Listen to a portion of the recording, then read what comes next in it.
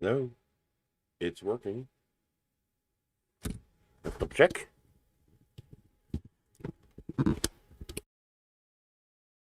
Yes, it is.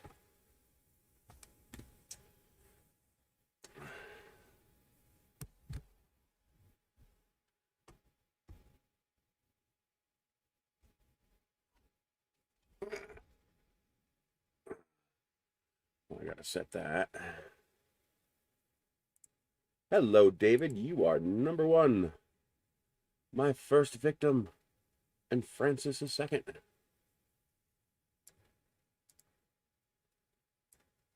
Just compressing down my window. I need to get me a hop out for this one. That's not what I wanted you to do. What the hell?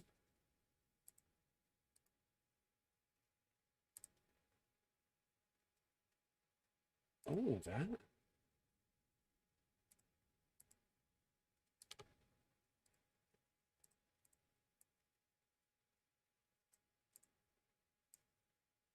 What is this?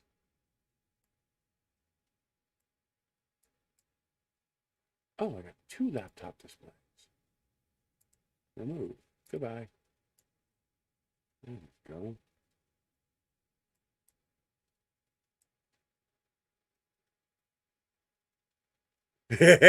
I don't miss it. Although we can get snow like that here, it's unlikely. Do I need to invert that? No.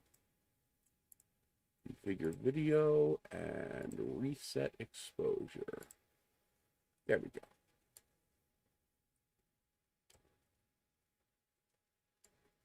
go. We still have snow on the ground. There's not that much. We've gotten snow like 3 times this year, but it's always been like 2 inches. And it goes away very quickly, but it stays in the shadows. So any parts of buildings that are in the lee of the sun, the snow stays. Although with yesterday and today at 60 degrees, it's all gone. Hello, Ian.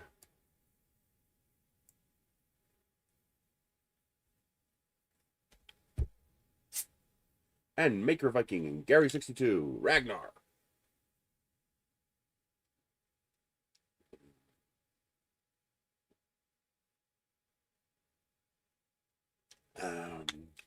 Yeah, I heard you guys got slaughtered.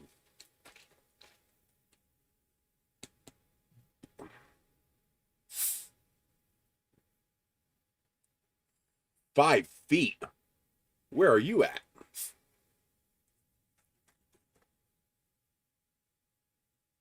Thank you, Ragnar. Yeah, I lost about 5 Patreons this past 2 weeks. You know, long-term Patreons too, so I hope I can earn their support back eventually. I know money is tough right now, so you know, I'm not going to say nothing to them.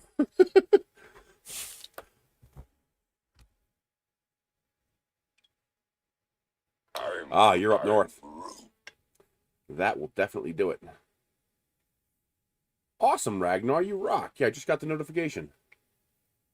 Thank you very much.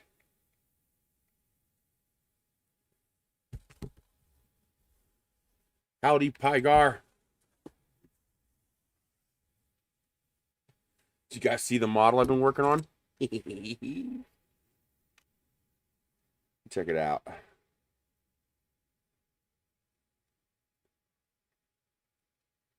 This needs to be glued on, but you get the idea.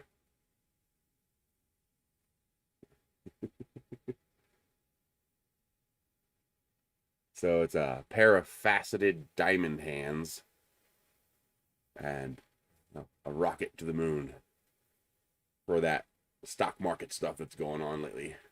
I thought that was pretty cool. I printed the rocket as a separate piece because otherwise this joint gets real weak and it tends to break off. What are you stuck in there? Too bad. Cat kept running into the other room, even though I told him no. I tried to print that last night, but I have the settings wrong for the resin I'm using, so I gotta reslice it. Got a nice puck attached to the FEP plate.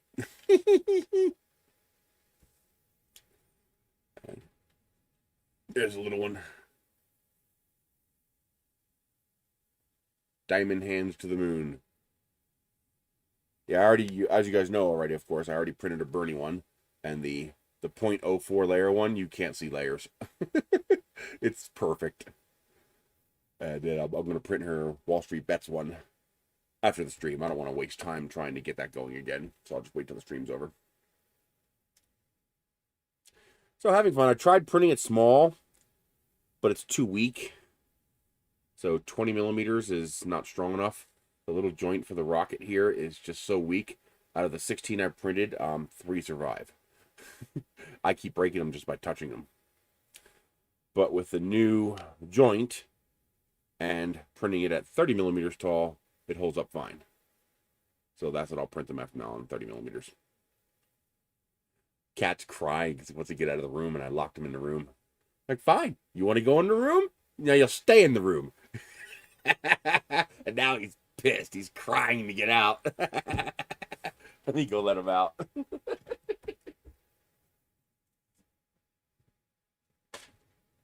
Hi, baby. What are you doing?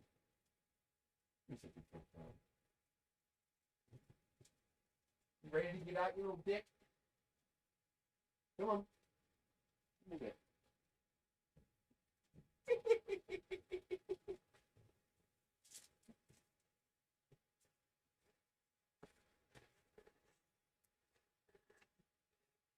Yeah. I even tried to boot him out of the room, and he wormed around me. And I was like, oh yeah? That's how you want to play it? Fine. Now you'll stay in the room. He doesn't like that.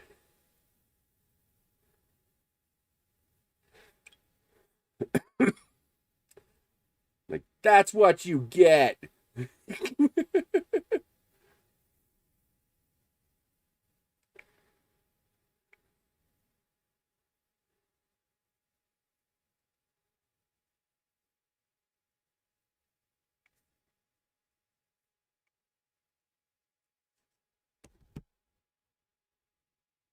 Yeah, this is a really large box. I mean, this thing's huge.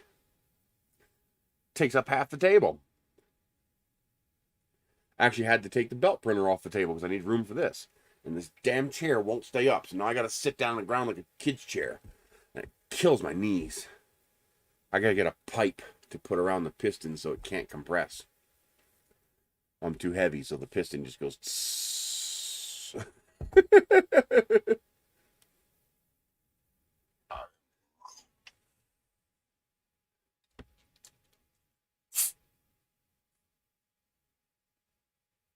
Hey, I got my GameStop stock. I got one single GameStop stock. That's like a what do you call that? Like a badge, like a collectible to me. I'll never sell that.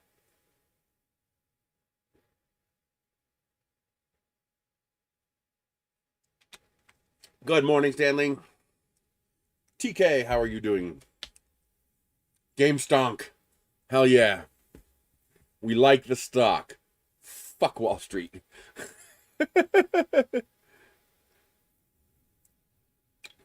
Even if it doesn't go up, the price is still currently what, 20 times higher than they shorted it at. They're still going to pay up the nose for it. I got AMC stock too, but I've always had that. My sister works for AMC, so I have a little bit of AMC stock. Only like 13 shares or something like that, 14 shares. I can't afford a lot of stock.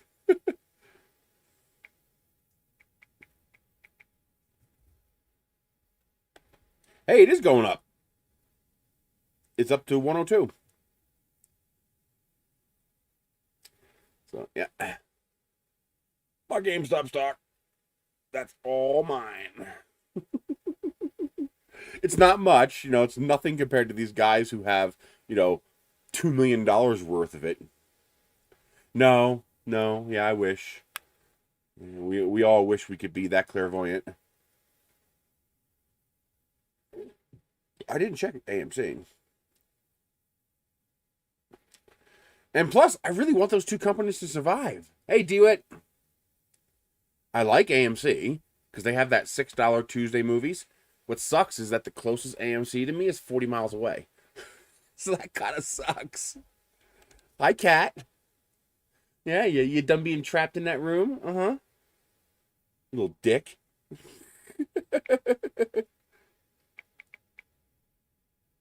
Hey, it is up. Good. Visa's down. I got one free Visa stock. It's worth $200. I was like, cool. You know, when you sign up for these apps, you get a couple of free stocks.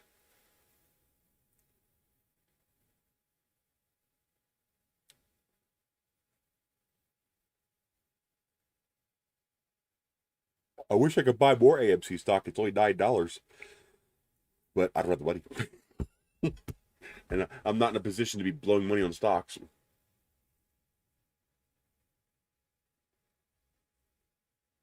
I love my kitties. You got that one over there, sitting on the door perch. So what I did is I screwed the perch into the door, and then the suction cups hold the top. We're doing pretty good. Today I gotta change the heating element in the hot water heater. It finally died. Yay! What did I do with that anyway? Uh-oh. I gotta find that. I don't know where I stuck it when I cleaned off this table. So, gotta change the hot water element. I think we left it on one day a little too long and it got hot and overheated. The calcium deposits really destroy the elements quick. We don't even leave our hot water on. I have a little hot water tank, a 7-gallon, underneath the kitchen sink, so we always have hot water there. And then we only turn on the big hot water tank when we need it. And I think one day we forgot to turn it off because I noticed when I got the shower, the water was unusually hot. That's probably the day it burned out.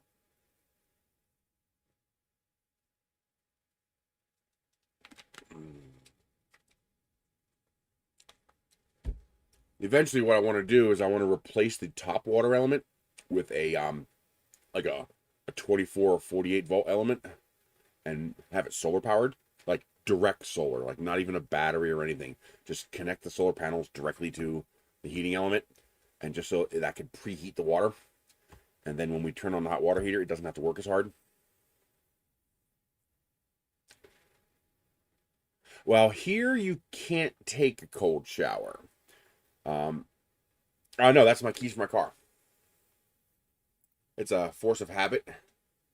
Well, I'm an absolute expert at locking myself out of my car.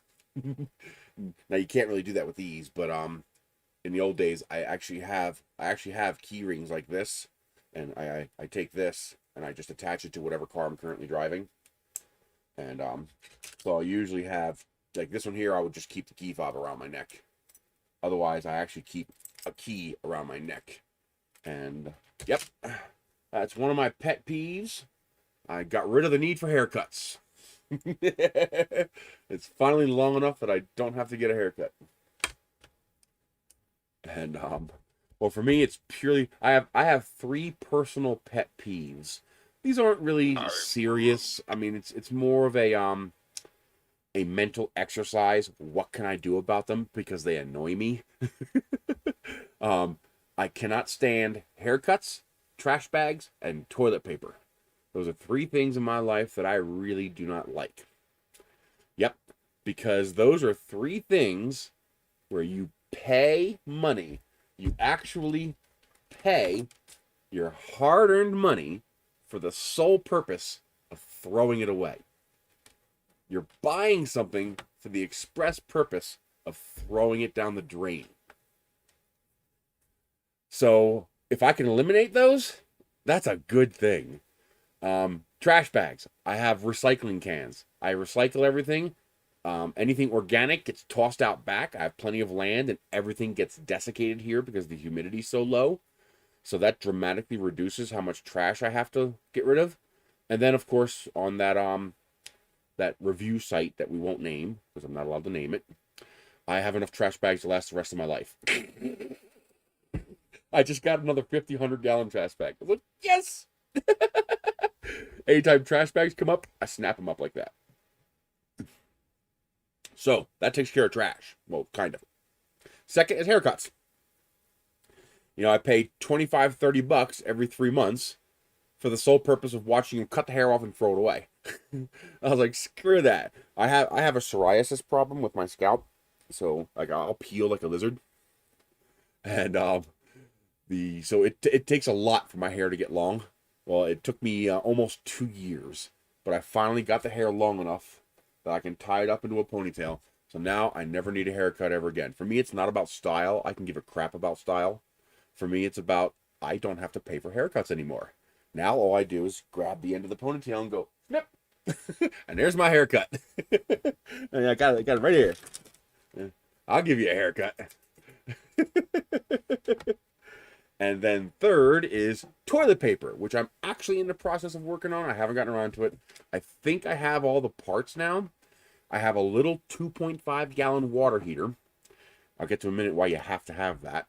And I got a bidet, a handheld bidet. I'm a big boy. I'm fat.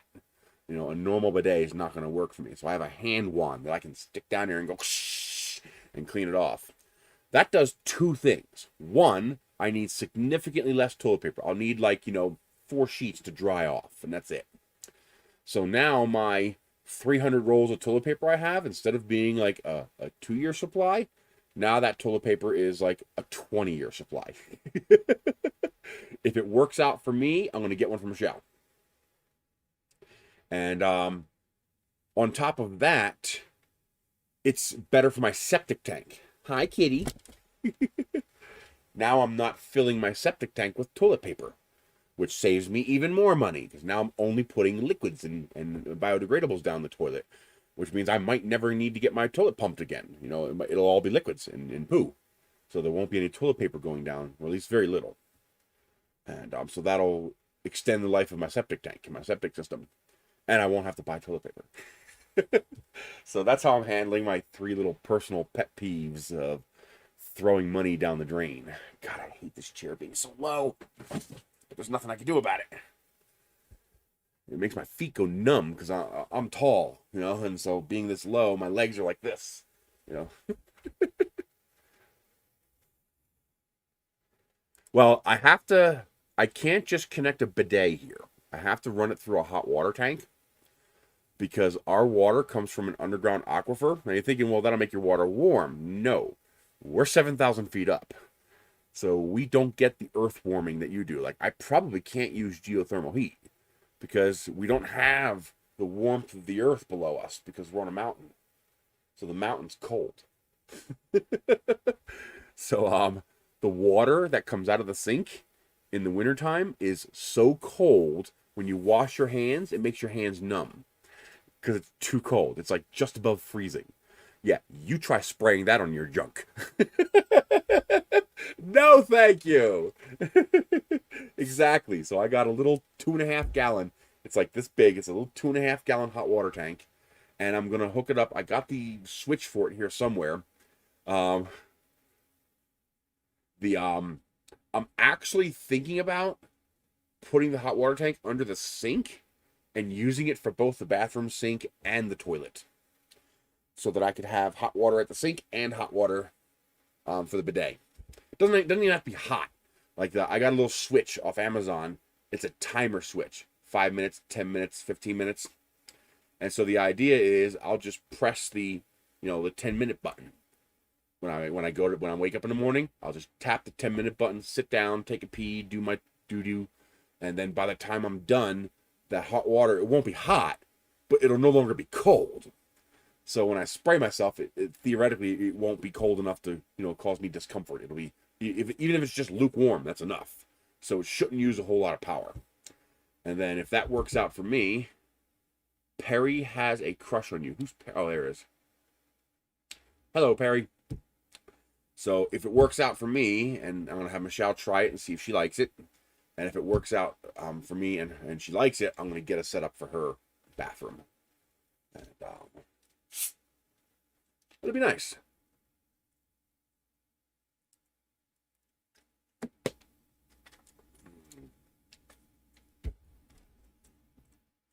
It's too bad. What I'd really like to do is to get a hot water tank with 2 element bungs at the bottom, and then put 2 hot water heater elements in there, and then run them at half power. So when it comes to hard water, power density is important. So the more power you pump into a small piece of metal, the more calcification you're going to get. So if I could take the ULPW elements, the ultra low power density elements that I have, use 2 of them, and they're 4,500 watt elements. So instead of running one of them at 4,500 watts, run 2 of them at 2 kilowatts each. That will have my power density while maintaining the same heating capacity. But I haven't figured out a way to do that. Water pressure in the whole house or just water pressure in your shower?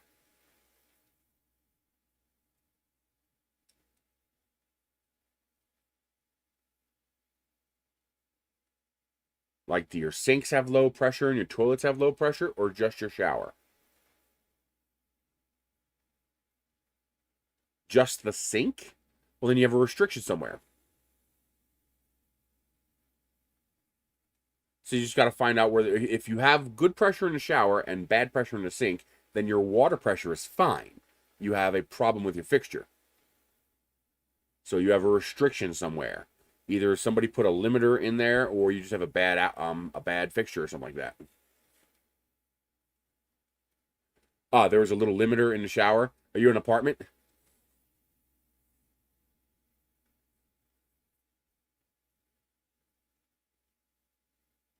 If you're in an apartment, sometimes landlords will put flow restrictors in there to limit water usage. Okay, then you probably just have a bad fixture. Well, see, I can't use a hot water bidet. Meaning, I can't use a bidet that heats the water, because those are relatively high power density heaters in order to heat the water as it goes through the bidet. And my hard water, yeah, it'll destroy the heater in the bidet. So I would buy a $400 bidet and destroy it literally in 2 weeks. If I turn on my hot water tank and leave it on, it destroys the element in 2 weeks. The water is just so hard here. It's just so hard. I need to get a softener, but they're expensive. And I gotta figure out where the heck I'm gonna put it. About the only place I can put it is in the closet inside the house.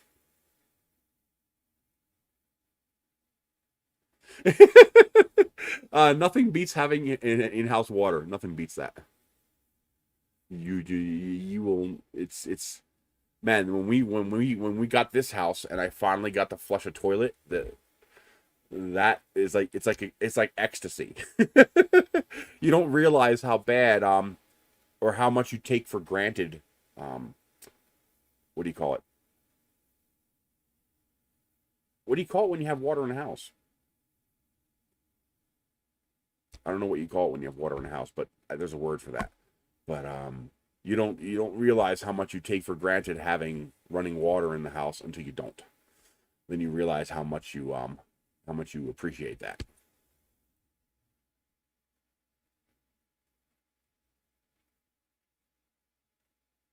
Well, there's a word. You can have plumbing, but there's a word for I guess it's running water. When you have running water in the house, there's a you don't realize how much you take that for granted. Just being able to flush the toilet, you don't realize how much you take that for granted until you don't have it. Because when I got here, we had no water. The pipes were all bad. Literally it leaked everywhere. Not inside, it didn't leak, but underneath the house, it was just leaking like crazy.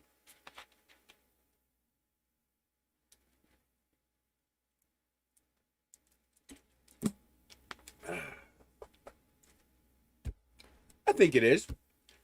After 2.5, almost 3 weeks, Michelle and I are finally over whatever the hell we had.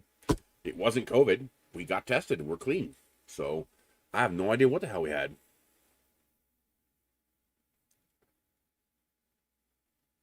And a little pro tip for you guys: if you want to help people out and subscribe to the channel, but you don't want to be getting notifications, hit the bell. You say, wait a minute. The bell goes both ways. You can tell the bell to give you more notifications. You can also tell it to give you less notifications. This way you can subscribe to people and help them out without changing your algorithm too much.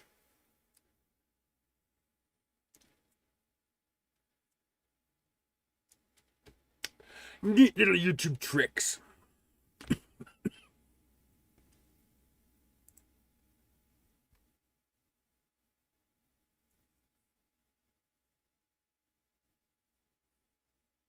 I got these off that review site. It's freeze-dried meat. So this is like actual meat, but it's freeze-dried, so which is great for shelf life. So this is turkey. Oh yeah, he got excited. They love this stuff.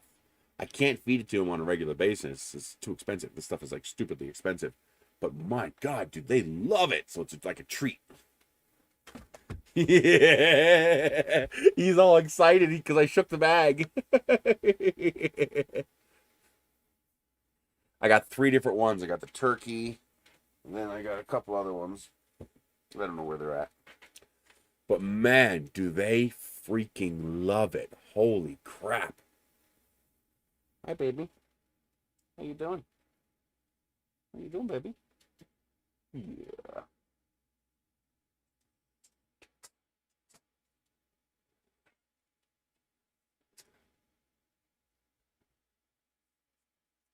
I know. It's the first time I gave it to them, they were like, eh. And then as soon as they tasted it, they wolfed it down. Like, incredible. Yeah, I get frozen pipes here too, but it's all PEX, so it thaws out and it's fine. The cat, the hungry, yummy cat. Hi, kitty. How you doing?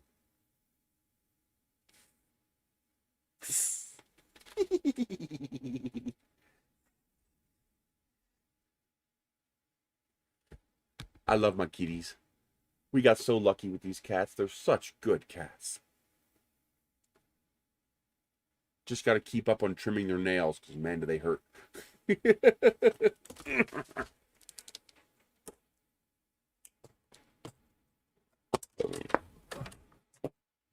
Yeah, you better run. I'll get you. And your doggy, too. Yeah, this thing is freaking huge, this box. Jeez.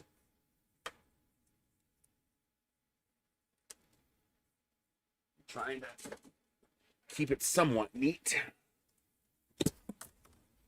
I finally got some dumbbells at a reasonable price. $20. Picking up 2 10-pounders tomorrow. That'll make it easier for me to balance my little trailer tractor. Hi, kitty. How you doing, kitty? You want to go after this little stangle, huh? You want to go after this little dangle? Huh? Yeah. Yeah, you want to go after that? You got bored quick, didn't you? With the Creality wash station? No.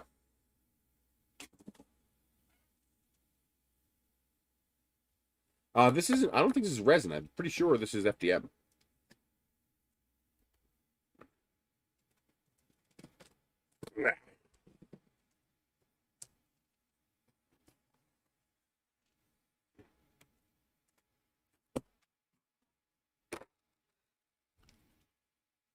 Should be neat.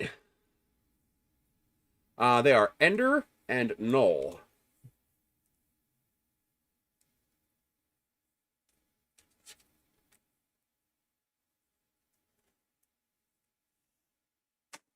And my cat acts like Ender Wiggins too. You should see what he does to mice. Yeah, he's the mouse destroyer.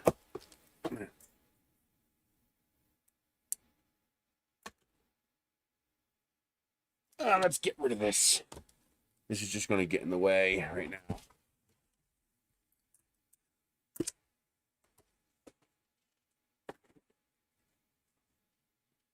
Because this is just too big. Well, it depends on what we have time for today. We'll at least do the 3D printing head, and then we'll see if we have time to do more.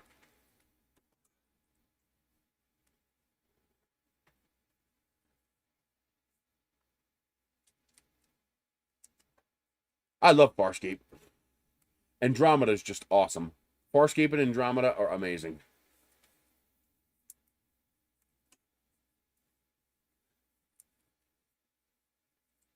I might have to re-download Babylon 5. Apparently Amazon remastered it, and supposedly they did a good job, so I might have to grab that again. Ooh, don't you dare. It tried to open. Oh, yeah. Jesus Christ. And I just smashed the camera. Oh, yeah. Just smashed it good.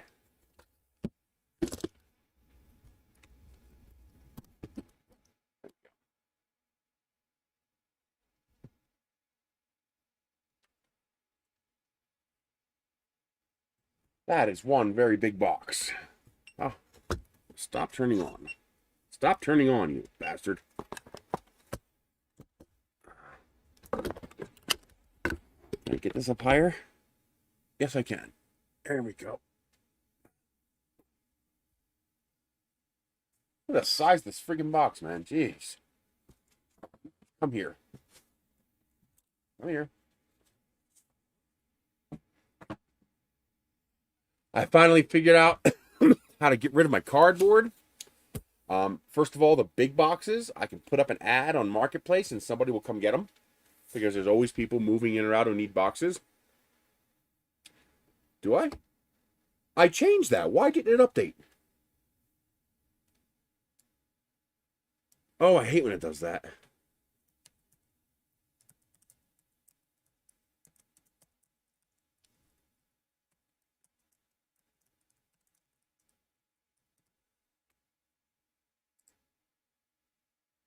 Boy, that's really annoying because I did change that.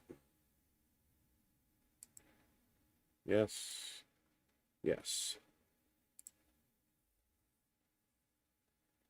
Blue is always sus.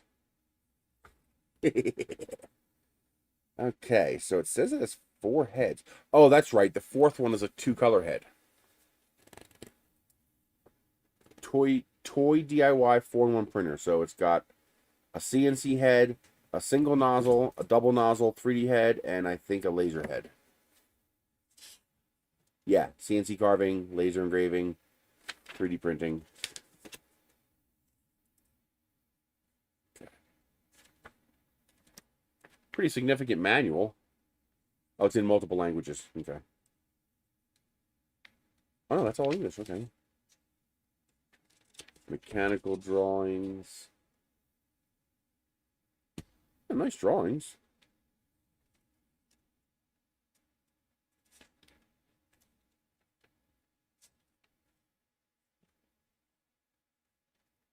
Pretty substantial manual, too. Do I have a Nintendo Switch? No.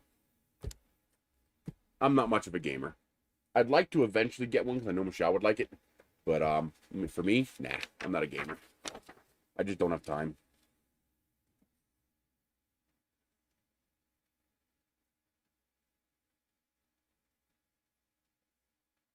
Cool.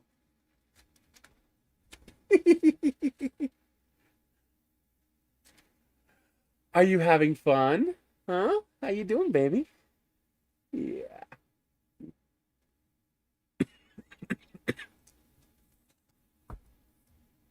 I want you to fall.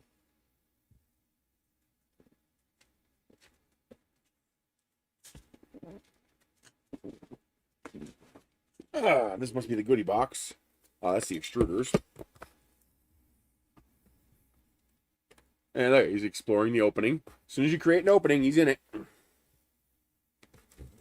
One of these days, those openings are going to have lava, and you're going to get a nasty surprise.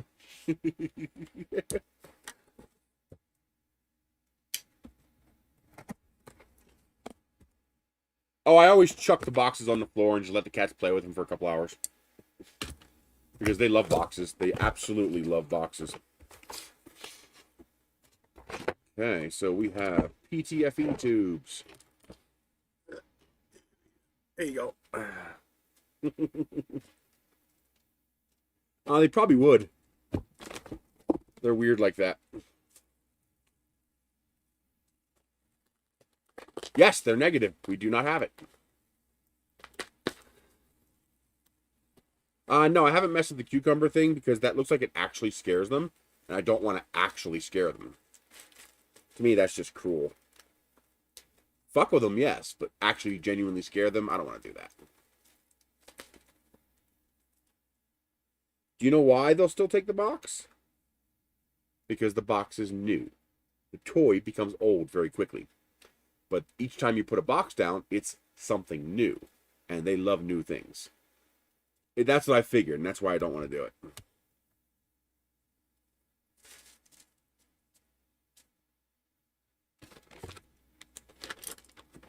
Alright, that's the filament purge tray. You got a filament purge tray. This looks like the second extruder.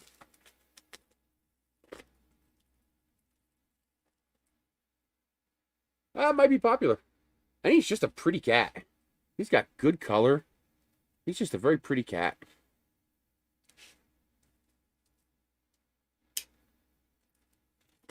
Spoiled little bastard. He's such a good boy. Oh, yeah, you can see the other one there, too. You can see Noel right there on the door perch. Right there.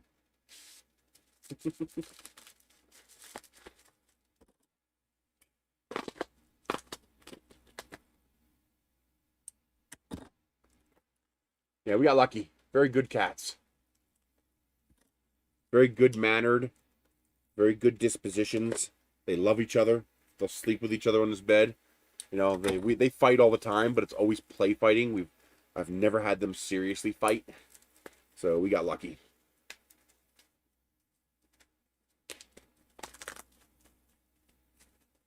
All right, there is the two spool holder feeder combos. So there's your feeder unit. Actually, that's the, yeah, that's the feeder. There it is. With filament run out.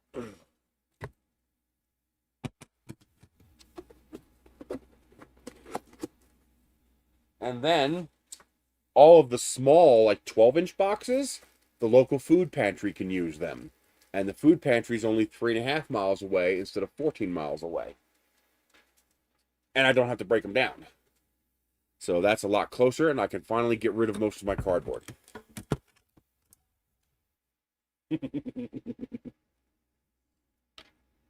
Two PTFE tubes. I'm guessing that's the distance the tubes have to go in to the units, because they're pre-marked.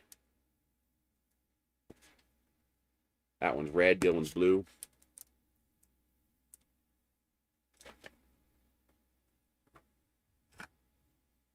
That's extruder 1, that's extruder 2, so we'll put aside extruder 2 for now. Satan. I fill a trailer sometimes twice a week. Yeah, I have a lot of cardboard. I mean, just a ridiculous amount of cardboard. It's because I do the review thing. So I get a lot of cardboard that I have to deal with.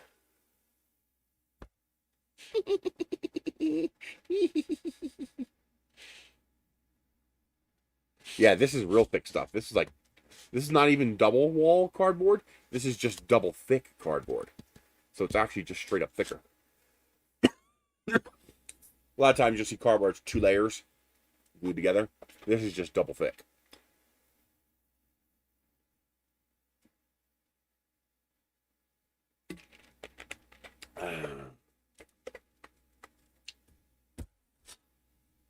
Cardboard probably wouldn't be very good insulation.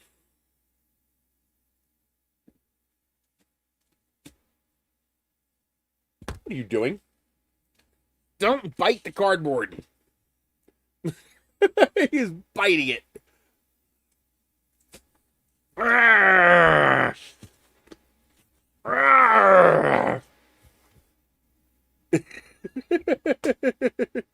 Hi. You like that? Huh? You're going to get your claws clipped later on today. Yeah, you're starting to get sharp again. Can't have that. How long did it take to print the cat? I don't know. What does it take to print a cat? 12 weeks or something like that?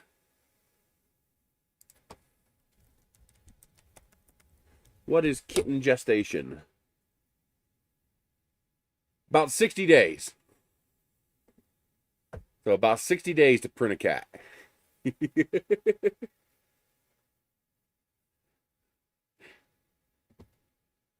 Huh? How you doing? Huh? You having fun? Yeah. No big deals lately. What did I get this last time? I got some mint jelly. It was on clearance, so I grabbed some mint jelly. Haven't tried it yet. Smells great, but I haven't tasted it yet. You good boy. Give me that tail. Give me that tail. You can make your own pellets. It's not cheap. The machine to make your own pellets is about $3,000 on the low side. Typically around $3,500 to $3,800 plus shipping. And it takes an extraordinary amount of power. It's a very high powered device. You need a dedicated 2 kilowatt connection. So not practical for here.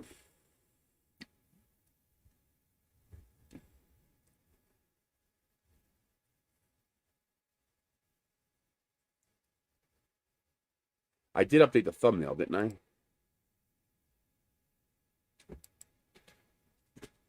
Stop biting it. Yes, I did. Good. I bought myself a single GameStop stock, and I am all for Wall Street bets. Destroy them sons of bitches. Make them squirm, cost them billions. Whatever it takes, destroy them. Oh, yeah, you need some clipping, buddy. Give me this paw. Yeah, you need some serious clipping here.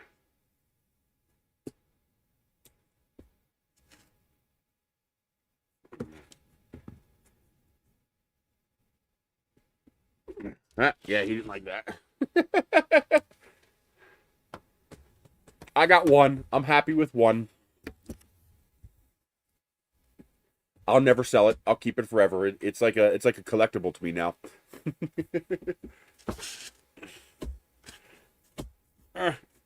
Stop fighting my cardboard! Why are you doing that, you weirdo? Well, if you're gonna do that, I'm gonna clip you while you're sitting here doing nothing. Come here.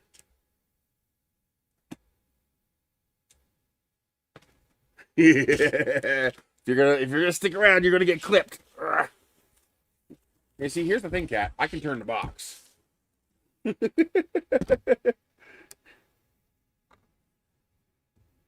I hope they destroy them. I hope everybody holds and they destroy them. Hi. Go ahead, lay down. I'm gonna get that paw again.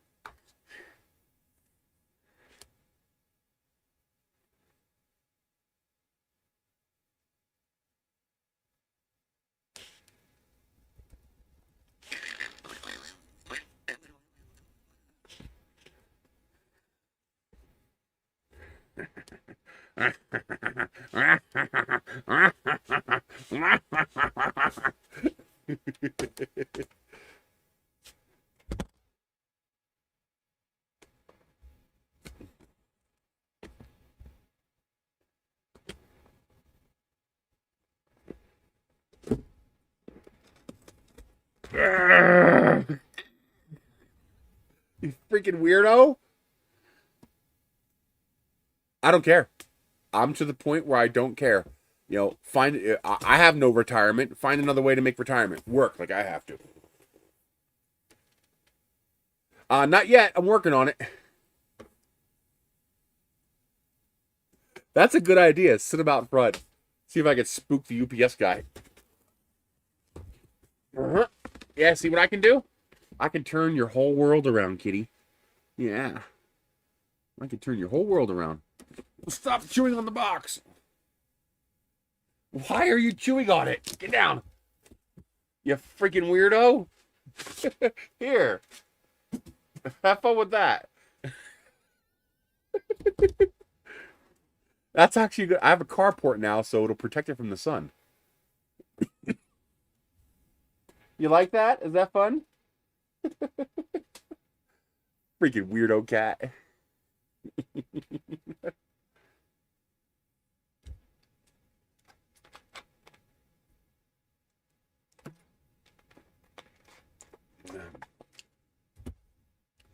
The way I explain it to people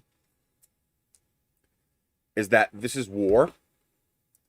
And when you have war, people get hurt. And most of the time, it's the innocent people that get hurt in order to take out the enemy. And these people are the enemy. The way I show this to people.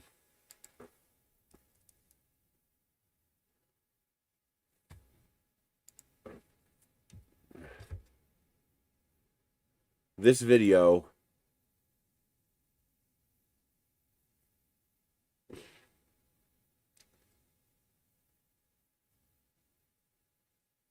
come on.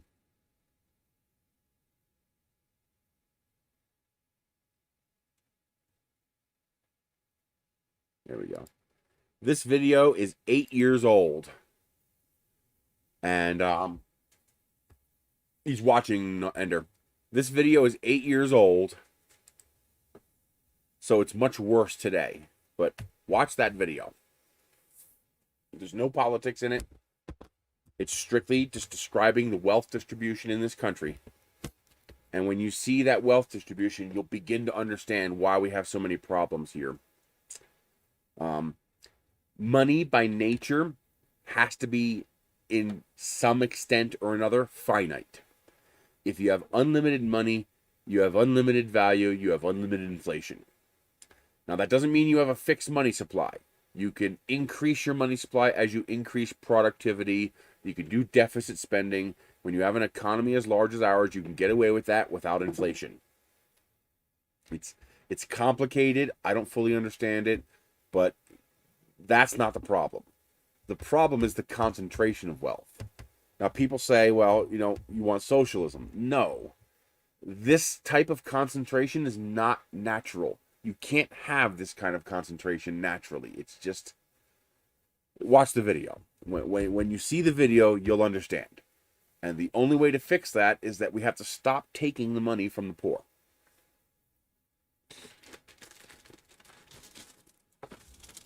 Let's see. Let's get this taken apart.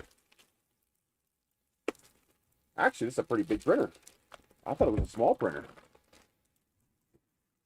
That's good. Because I don't like small printers. I like big printers.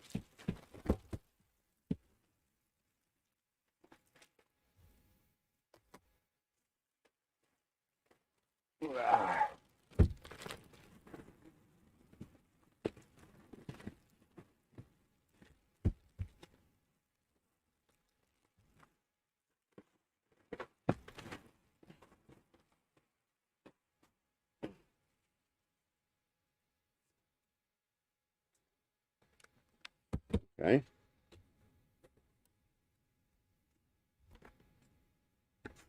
I should be able to just snip these off. That's some big friggin' zip ties.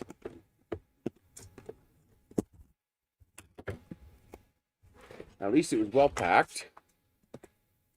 I agree, the packing looks pretty good.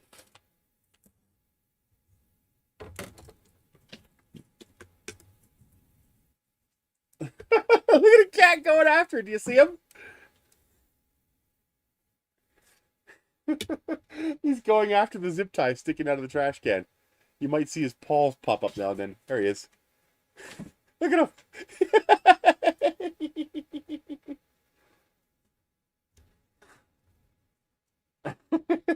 You see his paws sticking up as he's grabbing a zip tie?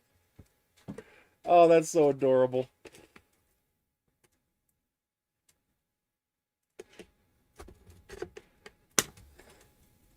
You are wonderful, kitty. You're my little demon. I'm going to toss this to him. Ooh, almost knocked over the resin.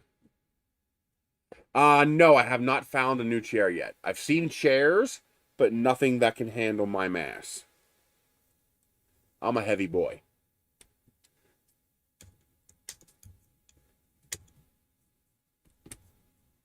I keep my eye open, though. Maybe one will pop up eventually. All right, there is the gantry. That's a big gantry.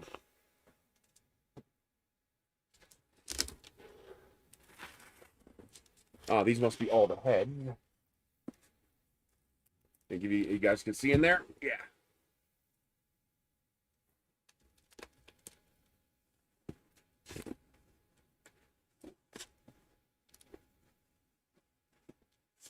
Ooh, is that filament? Yes, it is. Good. That's green. So it's not boring. Hi, baby.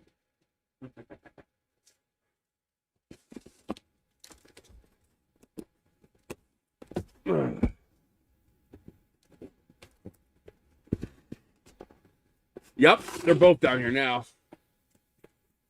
All right, let's get all the parts out of here so I can get this box off the table. This box is entirely too big.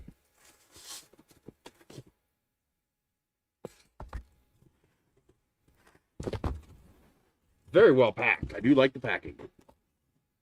It looks like a 200-gram spool.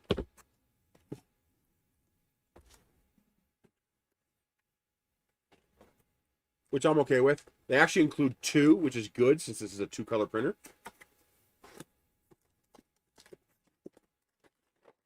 Yeah, that's plenty. That's not bad. I'm okay with that.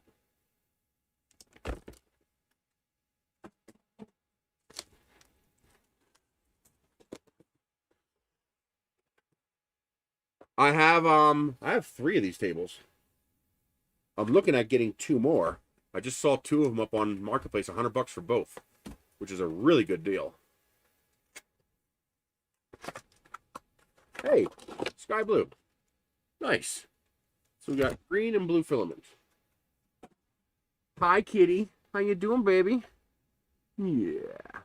You want to jump in here too, Nolsey? Huh? Yeah? You're such a good boy. Yeah. Yeah, you like that, don't you? You love when I scruff behind your ears. Why do you chew the cardboard? What is it with you? Come on. You want to come in? You want to come in?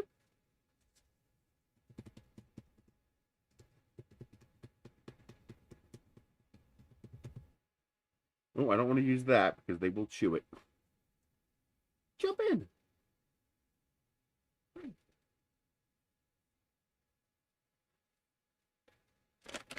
You want some of this? Ah, yeah, that got him excited. Look how excited he got. Here you go, baby. If you want some, you have to come in here. Come on.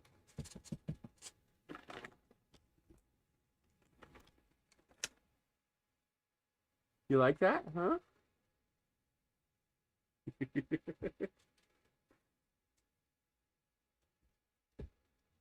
Come in here, Noel. Uh-oh. I heard something disconnect. You better hurry up before he eats it all.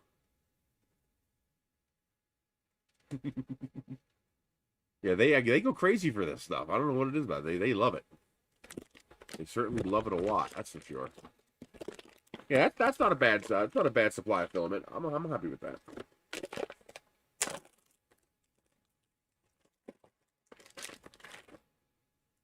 Looks like about 200 grams, if I had to guess. Right here. So we got a nice blue. We got green. Thank you for it not being white and black. Because white and black are so freaking boring. I'll give them a little more.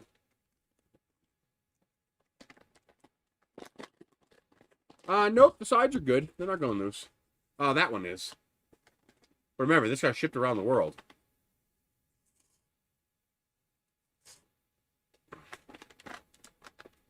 Exactly. It's enough to get you started. It's a generous supply. You know, you really couldn't fit 2 1-kilogram rolls in here. So they'd have to make the packaging bigger. So I'm okay with this.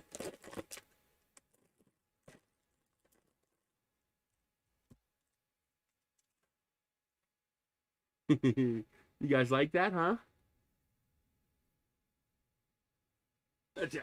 Let me get my hand in here. Get that over there. And you get that over there.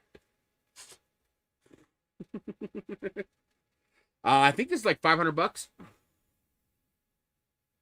I think that's the pricing that I saw.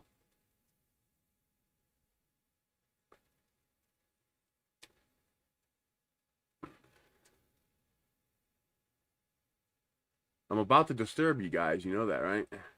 I gotta get that out of there. Yeah, it's not a bad price, actually. I was expecting more Ender 2 sized print volume, but this looks like it's got a pretty big print volume. What is the print volume on this? Does it tell me? Actually, it probably tells me on the GearBest link. Come on. Where's my mouse? Why don't I have a mouse?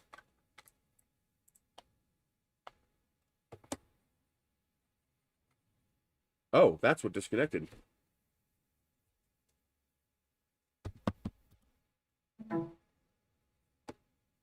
That's all it is? 180 cubed? There it is. I thought it was more than that. Then again, the heads have to have room to sit. You just drooled on me, cat. Yuck.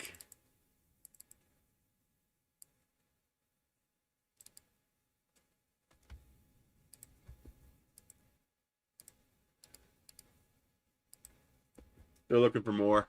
They're like, we want more. You greedy little bastards. Well, at least it's not 120. Looks like they sold out. Yeah, 180 cubed. Okay.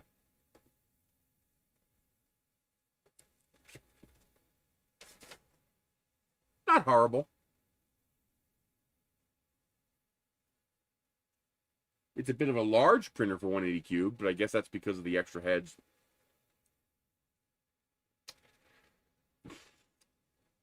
My little yin and yang. My little yin yang kitties. Hmm? Yeah. He's a good boy.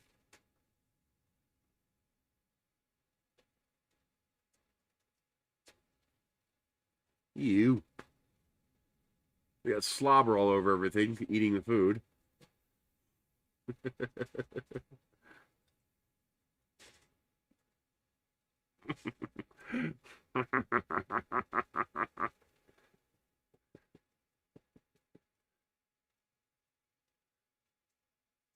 Good boys. All right, time to go. That's it. Yep, he got out quick enough, but this one's a little more persistent.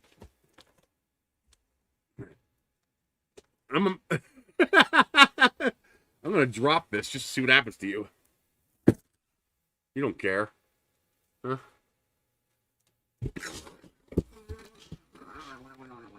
I'm gonna annoy you until you get out. Yeah, I'm gonna piss you off until you get out. They don't care.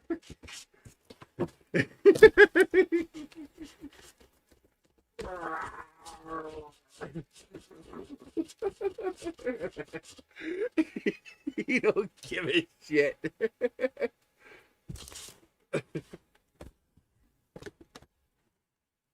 There he goes.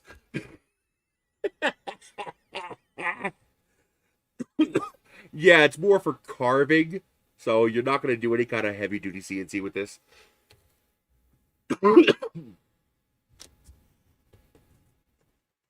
Because of exactly what you just said. It would never handle the force load. Oh my god, that's a heavy bottom. Holy crap. Yeah, that's a heavy bottom. Oh, that's why. There's a bunch of plates there. That's why it's so freaking heavy. Jesus.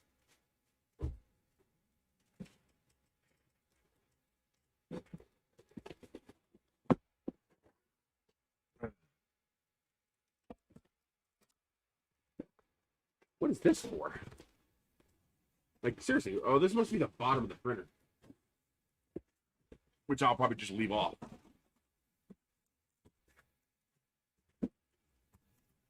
Uh-huh.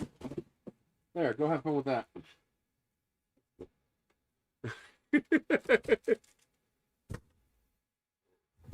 Yep, right in the box. That took about, what, 6 seconds?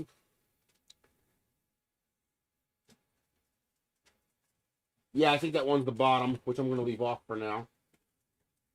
That is one heavy machine.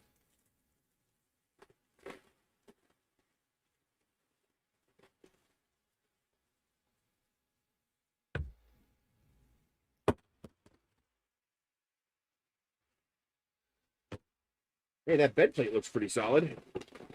Hello, drone shots.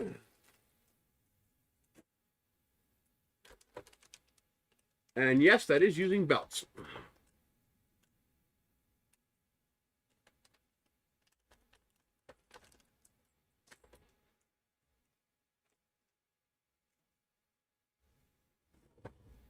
Well, that is a solid base. I'll give them that. Here's your control panel, SD card. Looks like that thing's a whole module that goes in there. Bring this down a bit.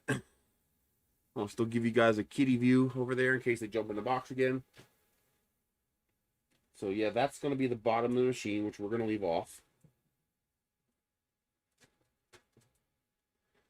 So it looks like a modular control panel thing that pops in the side there. That's kind of cool, actually. This is going to be where the gantry attaches. Is that metal or plastic? Oh, that's metal. Okay, good. Very good. Oh, linear rail. Okay, give them credit for that. The x-axis is a linear rail. Z-axis is, of course, lead screws with wheels. What is the y-axis? Can't move the y-axis. Why is that attached so well? Because it's a sticker on the cover. Here's some plastic porn for you. Hey, Rowan. Jesus.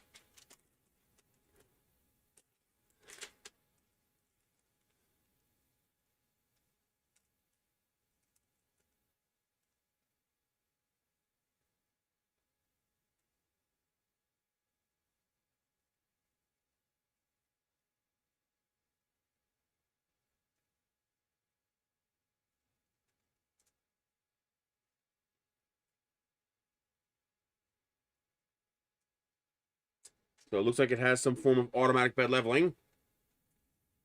Yeah, this is totally different. This one either a new model or something, because the one they were looking at, the one I saw online, was much smaller. Okay, it is just wheels for 2 split rails here.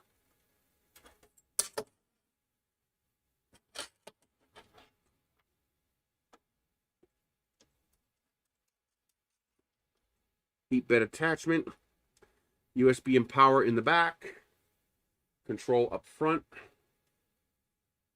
Oh wow, is that 3D printed? I think it is. Yeah, that's pretty cool actually. That is a little belt holder for transport. It fits right over the belts and locks it in place. That's actually pretty cool.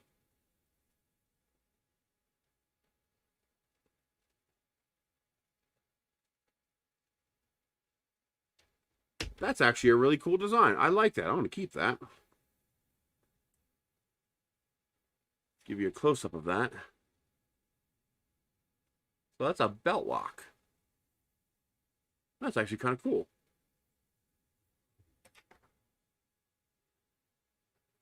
Hey, Dane Caro. Yeah, we're doing okay. We keep our victims happy. Happy, happy victims. So this says toolhead. So this is the dual filament toolhead. I'm going to keep these little boxes to store these heads in.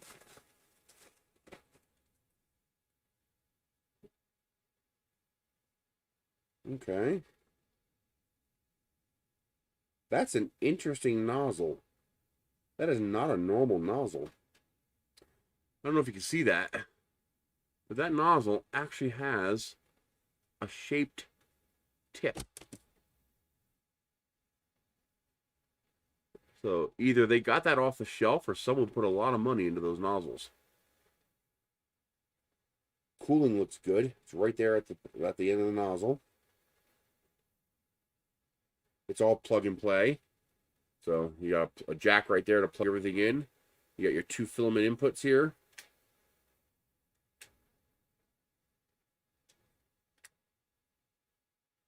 Is that the bed leveling?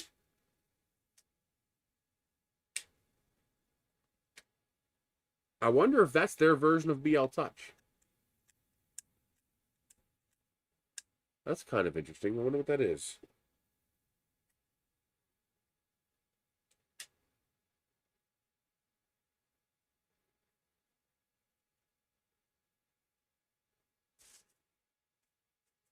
So that is your 2-color head.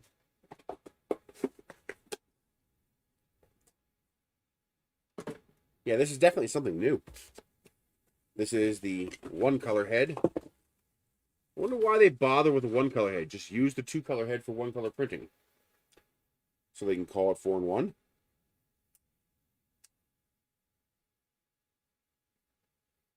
But seriously, I would just put the 2-color head on and then just stick 1 color in.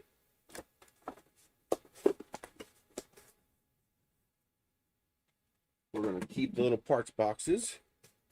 This is the CNC tool head. What was that? All the cameras are working, right? Yep.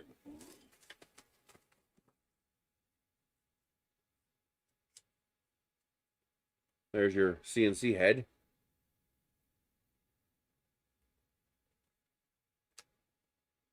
Well, that's certainly not going to do anything.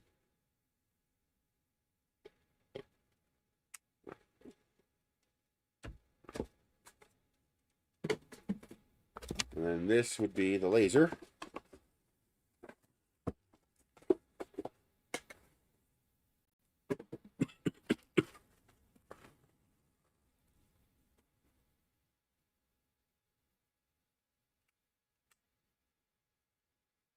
That's your...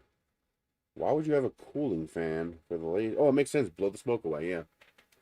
So there's your laser head.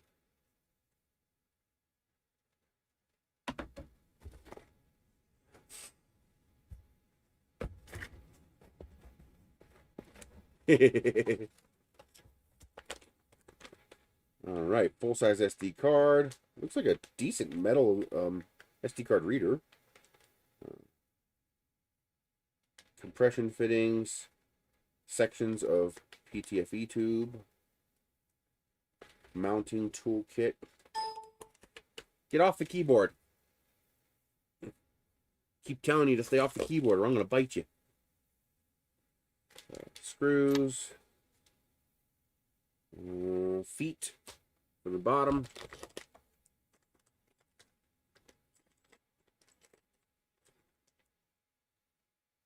These are CNC mounting bits. USB cable. Laser glasses. Power cable. Looks like it does come with some stuff.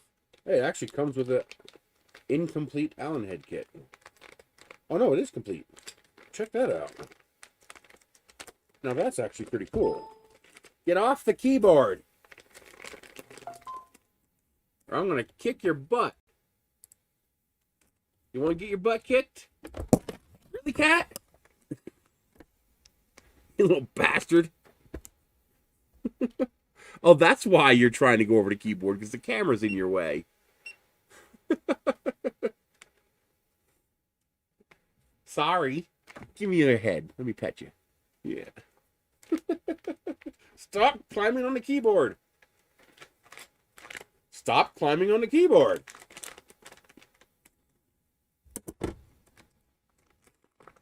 He wants to see what I'm dealing with, what I'm looking at.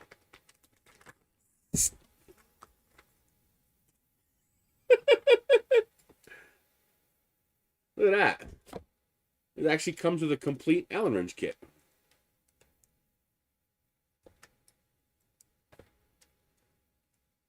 That's actually pretty nice. So So that is 1.5, 2, 2.5, 3, 4, 5, 6, 8, and 10. Very nice. Then it comes with this one. I guess you need an extra one because that kit doesn't include that size, I guess. And a Phillips, piece of styrofoam, piece of plexiglass, acrylic. Looks like 2 pieces of MDF. I guess that's to play around with carving.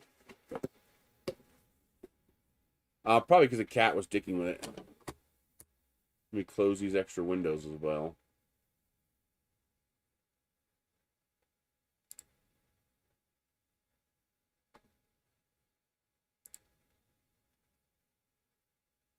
And our cooling is clear, so we don't have to worry about overheating. This needs to be turned that way. Okay. I'll keep that box too. I'll probably put all the print heads into one box. Okay. The feet we're going to put on. I don't need to mess with this right now. This plate is most likely for the CNC. We are going to mess with the dual head, so we can put those heads away for now. We will need this. We will not need the CNC parts right now. Maybe we'll get to it. We'll see. Yeah, it is a pretty solid bottom. It's a sheet metal, but it's heavy.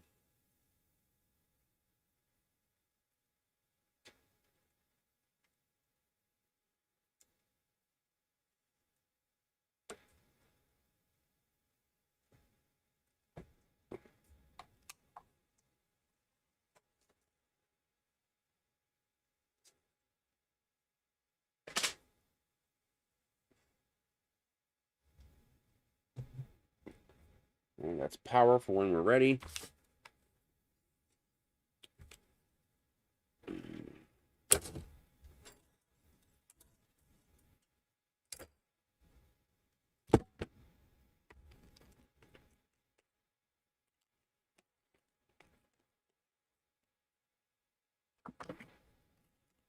Rosie's in the box. Oh, you bastard. You son of a bitch. Well, so much for putting the feet on. One of the screws stuck to the end of my finger, and when I went up to move the camera, flung the screw off the table. Like, seriously? So we won't be putting the feet on right now. Since I am now, and I just tossed the bag and I have no idea where it went. Figures. What? What? What do you want? What do you want? No. You can go that way.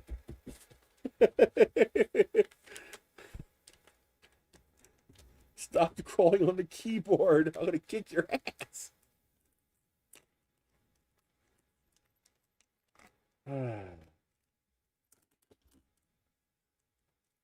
Keep messing with me. You want this?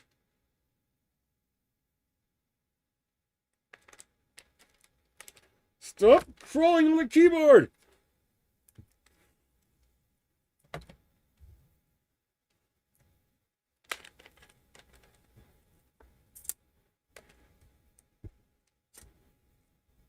So we can't do the feet for no. You're gonna mess up. You're gonna mess up the surface, and then it won't stick anymore. Get off. Your cat residue will mess up bed adhesion, and then I'll have to kick your ass. Crazy freaking cat. What? You think it's a bag of food? Now anytime I open a Ziploc bag, he wants to know what it is.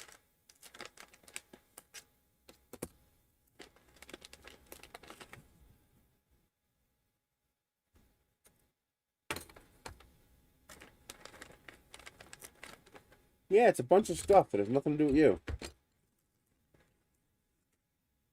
I wonder what this is.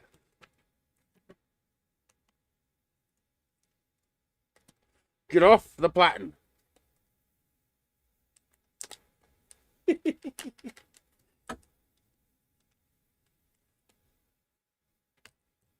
wonder what that is.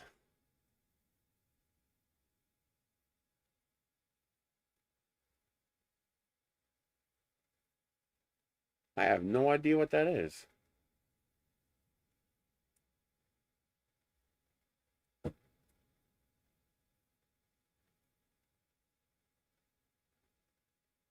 Could it be an optical end stop? Hi. Get off the platen! You little greasy bastard. He really wants to be on top of that.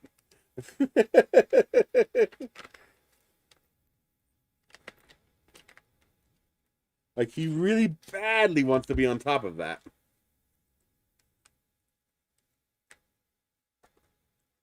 I'm going to put those parts in there with this part. Make sure I don't lose it.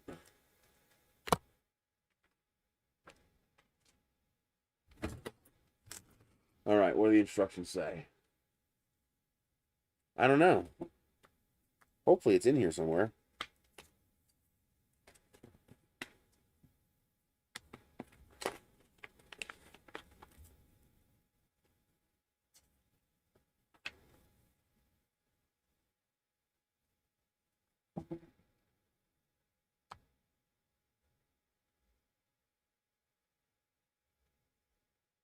All right, that does just bolt right on. So we need the M412s, which are already in there, and the 2.5. So we can pop out the two. I like that they tell you what size it is. That is a nice touch.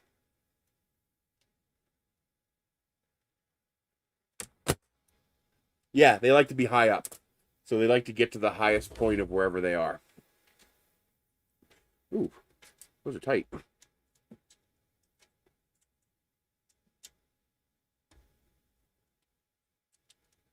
Oh shit, they move. Oh, that's annoying. That's going to be fun trying to get those to go in there. There's T-slot nuts in here, and they move. Which means getting the unit together is going to be interesting, that's for sure. Because they're all going to want to move. Oh, that's going to be fun.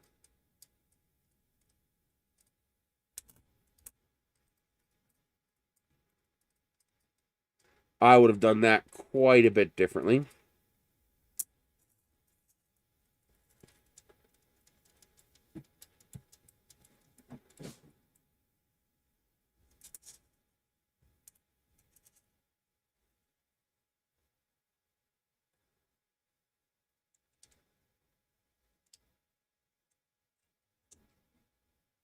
I think they like the warm bed more because it smells like you.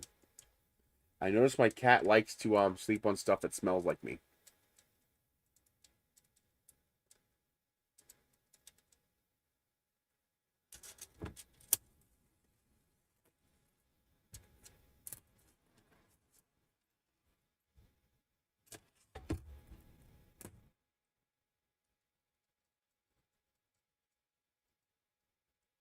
I'm not thrilled with this attachment method. I think this could have been done better.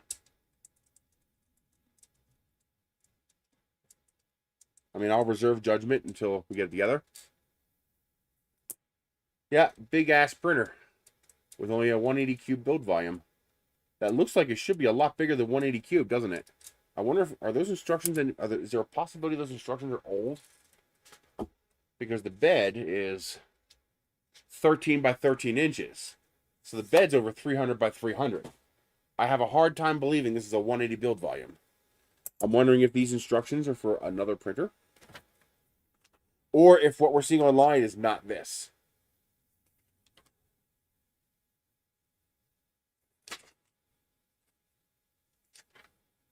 Let's see if there's specifications anywhere. Because I'm thinking this is bigger than 180 by 180.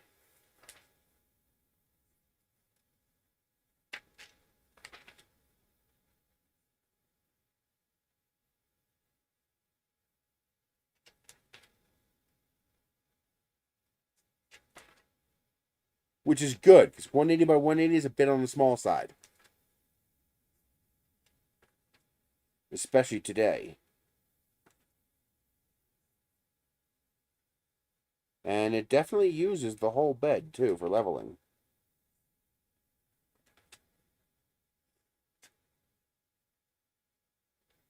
And that is an auto-leveling probe. Okay.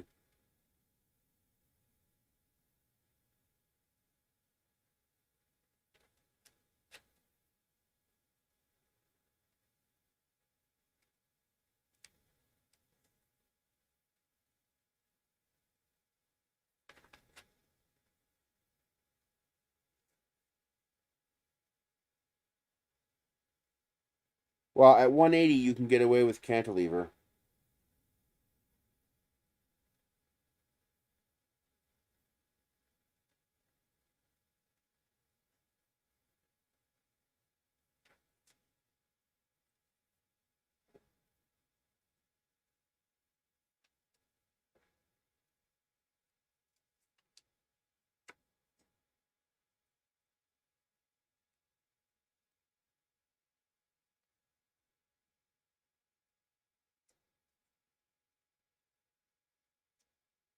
Yeah, that plate is for the CNC.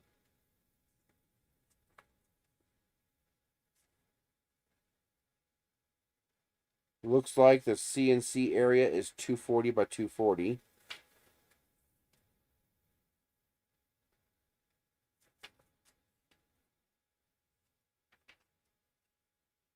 It does not say what the print volume is, though.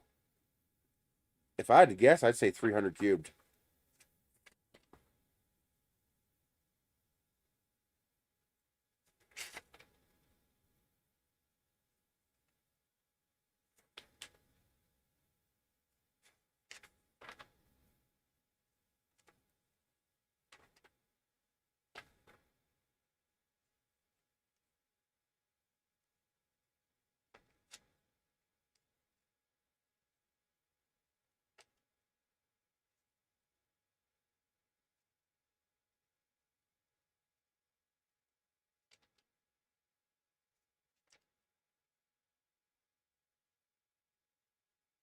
Let's see if their webpage has it. This might be pre-release, meaning this might be a new model coming out, which is kind of cool. Yeah, this says Toy DIY, but it says Toy DIY 2.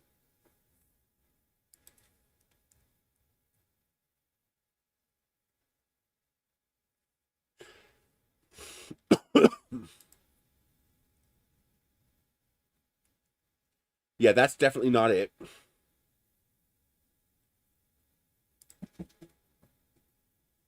Yeah, so this is new. Cool. I'll probably post another one today. I have a couple pre-made.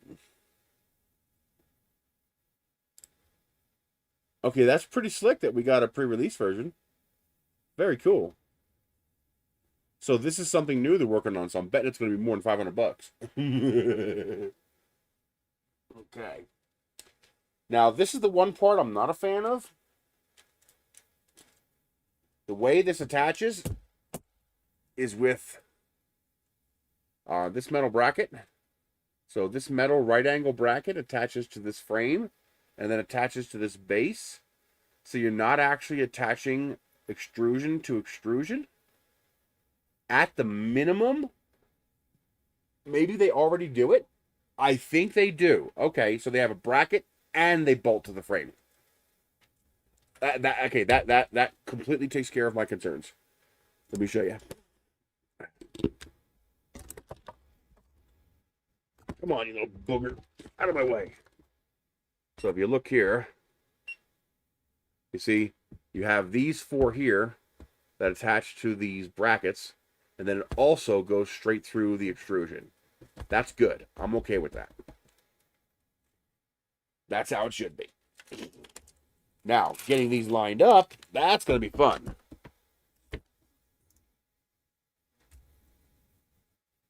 Uh-oh.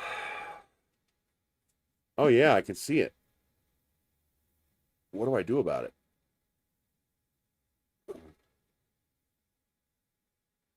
OBS isn't lagging. And it says excellent connection. Let me refresh this.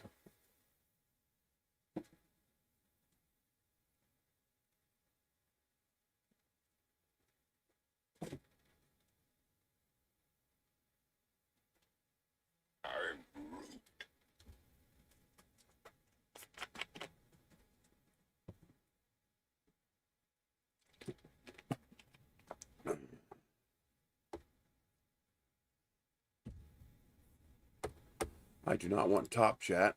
I want live chat. Jesus. I'm not running anything else. Why is this so choppy?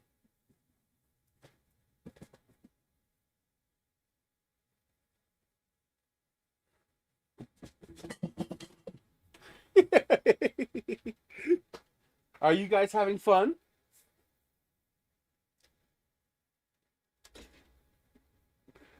And that needs to be tightened up.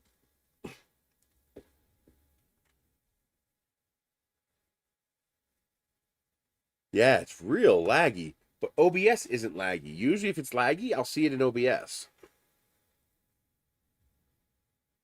But I can see it on the playback here. It's real choppy.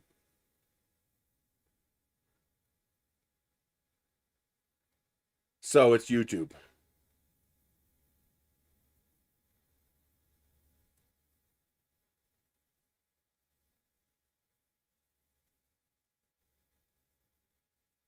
It is running at a high processor count. It's running at 76%. But it says no drop frames.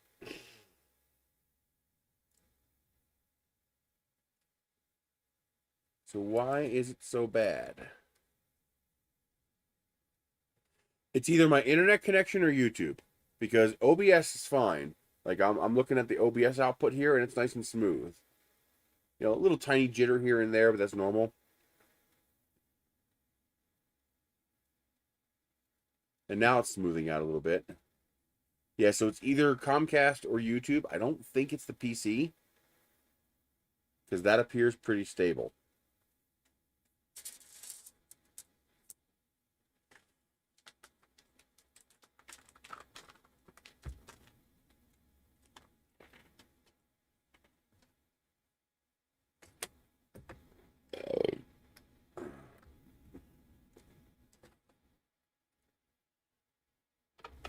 So the way they have this set up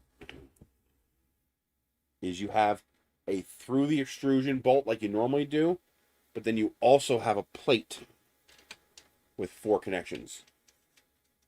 And it's using both. Which is good. That'll make this very strong. And I like strong.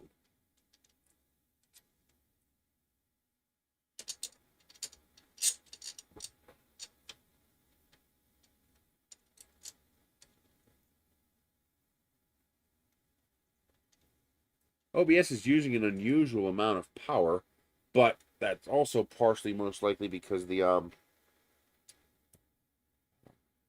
running 3 cameras.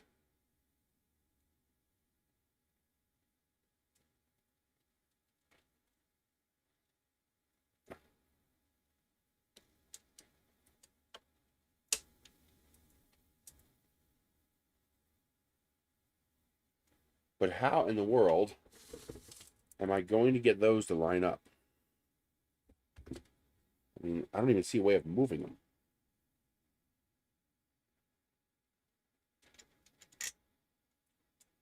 Well, I got lucky with that one.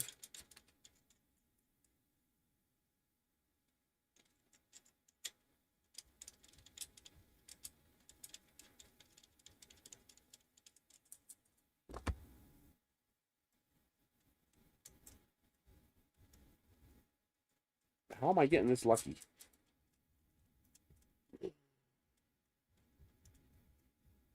Well, that one's not going in, is it? Yes, it is.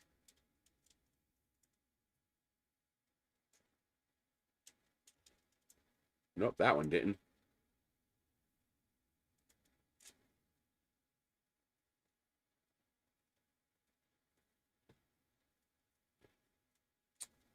So how do I move it?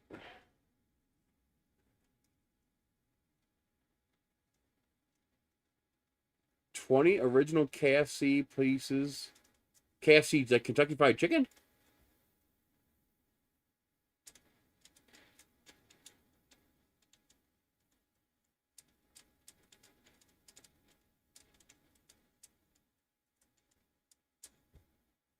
What are you ordering, like a DoorDash or Uber Eats or something like that?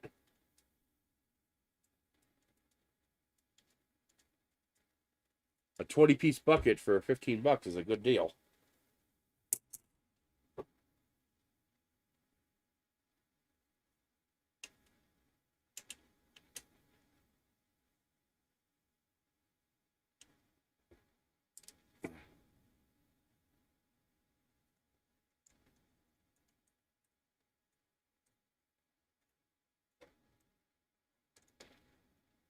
Yeah, we don't have any kind of food delivery around here.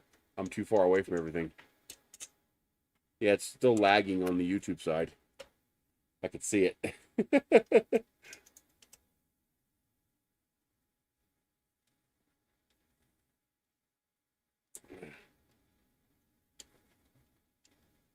Make sure you tip your driver good. Well, I don't know if you guys do tipping there. I don't know how that works where you are. Okay. Aha.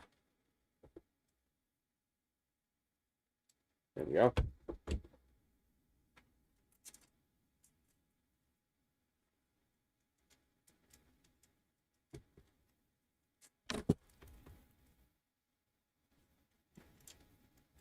Hi, kitty. Are you having fun? That was easier than I thought it was to get these to line up. You just gotta lift the end and line them up. Although I would not advise tightening them until you get the other side in.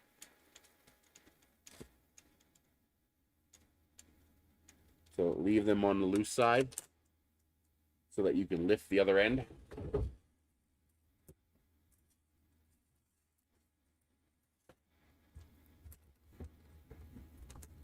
Machining seems good so far.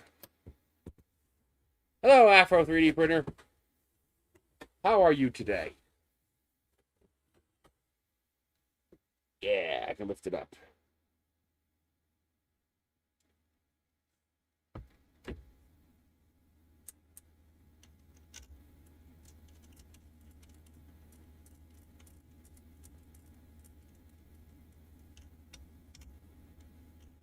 I'm back. Okay. That looks well lined up.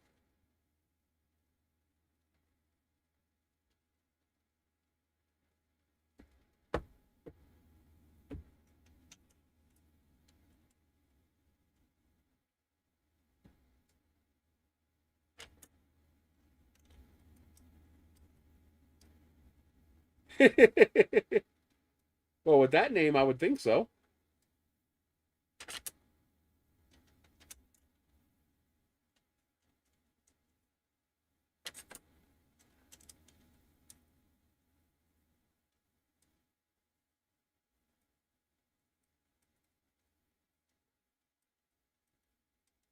There we go. They're all in. Although most black people aren't black. Most of them are brown.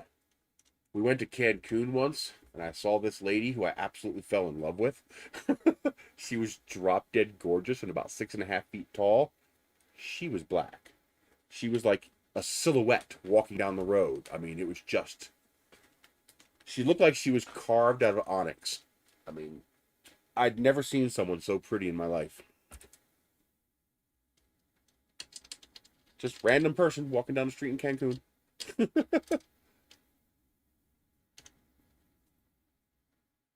But I think she might have been taller than I am. I'm 6'4", and I think she was taller than me. Although she had heels, but she was close. Oh my God, she was so pretty. I've still never seen anybody as like her. That was very unique. Okay.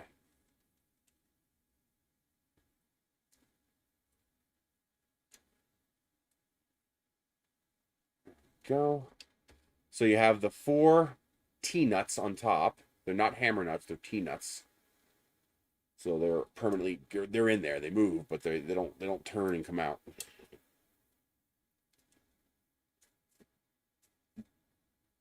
How far up are you? I think we can agree you all taste like chicken. Don't forget that. I don't care if you're black, brown, purple, blue, yellow, green, or polka dot. You all taste like chicken.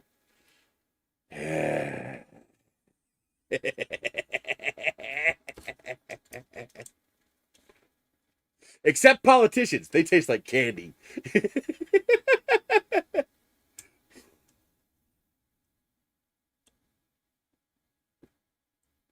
I got barbecues. I got smokers. I got barbecues. I got charcoal.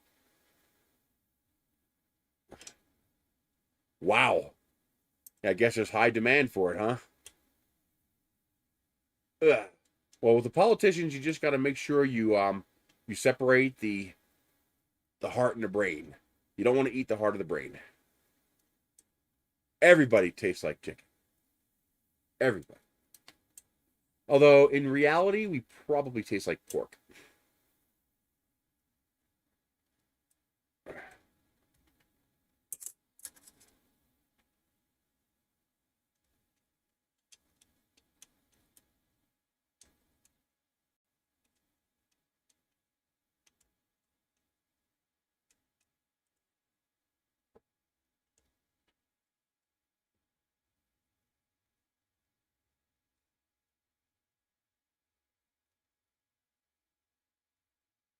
Soylent Green. What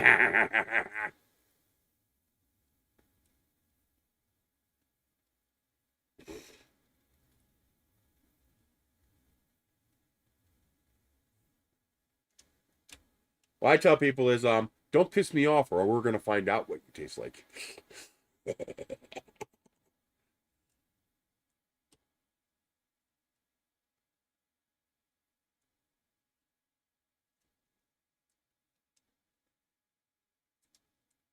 You don't want me angry because then I'll have to taste you.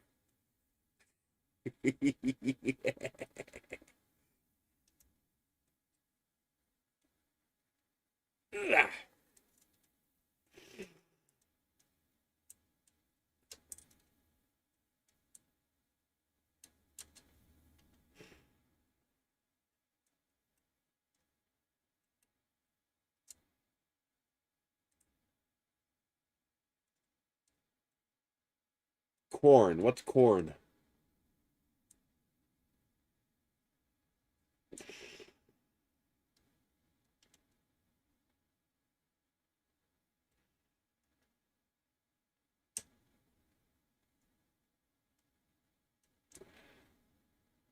What is that? I have no idea what that is. Vegan food? I just got some vegan flour. There's 5 pounds of something flour for free, so I grabbed it. Says it's good thickener.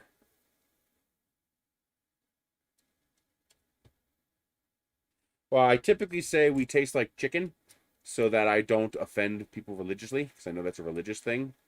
So I say chicken just to not be religiously offensive.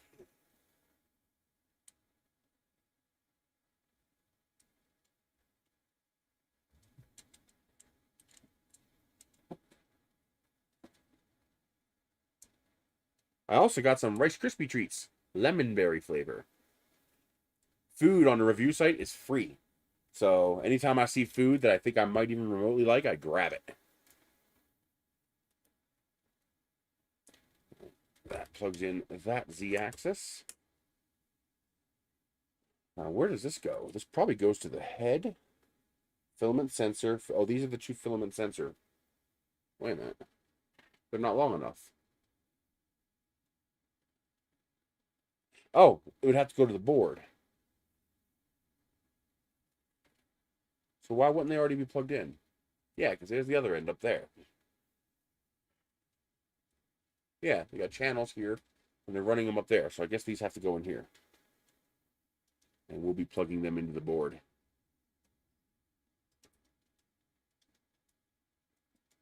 Cultured soil bacteria is what corn is made of. I do the best I can to keep my victims happy. Oh, that's why it's not plugged in, because the gantry is separate. Duh. Come on, Chris, get it together.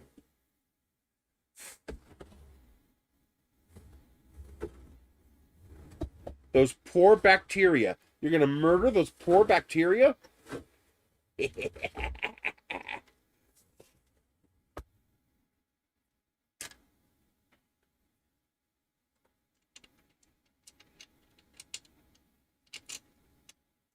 Boy, I wish I knew why this was glitching. I'm pretty sure it's not the although the CPU percentage is really high. I don't know why it's consuming so much.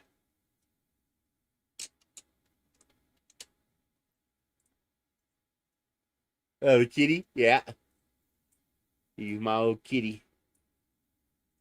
He's a good cat.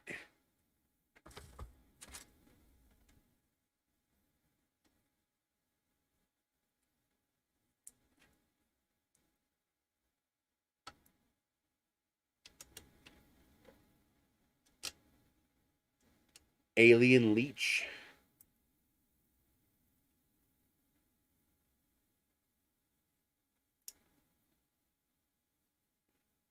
Well, plus plants are alive too. So you're okay with killing broccoli, but you're not okay with killing a chicken. And we already have proof that they can respond and react to pain.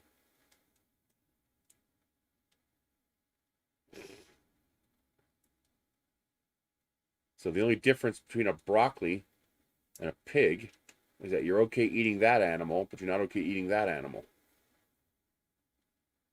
Although, I do agree there's a difference between plants and animals. I will eat both. I have no problem eating both. Although, the moment it is practical from both a financial and a aesthetic perspective for me to not have to eat animals, I'll switch. Like if these Impossible Burgers take off and they become affordable, I'll switch. Why kill something if you don't have to? You know what I mean? I'm okay with killing to eat, but if there's a viable alternative, I'll take it.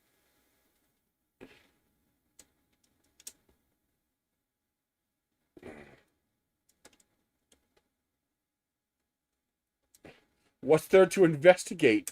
One of the engines blew up. They're going to have to figure out why that engine blew up.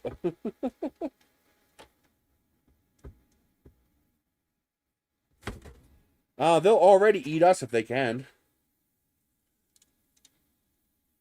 We're just usually more dangerous than they are.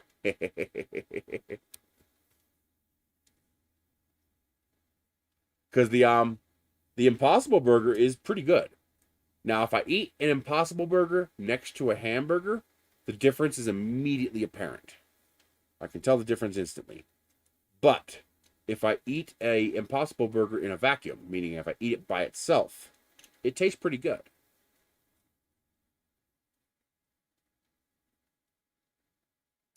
Well, right now it's probably production cost. I would imagine it'll eventually come down. I guess it all depends on if there's a patent. If there's no patent, we'll have alternatives pretty quickly. If there is a patent, eh. Hello, Splotchy. Yeah, you could see when they tried to reignite that one of the engines exploded. Like parts came out. So they definitely had a catastrophic failure there.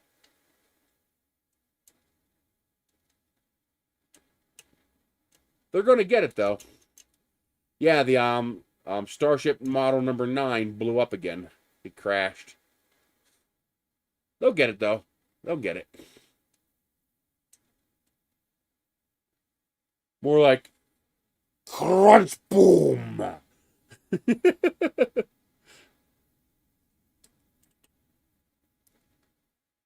I still think it's a bit ballsy to have SN10 sitting right next to where it's going to crash the other one. That's a bit ballsy because it could have easily taken out the other one.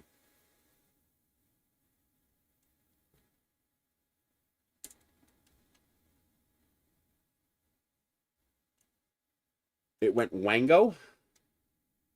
Well, I think that's why they did that. It was very close to empty. It was a minimum flight or minimum fuel flight.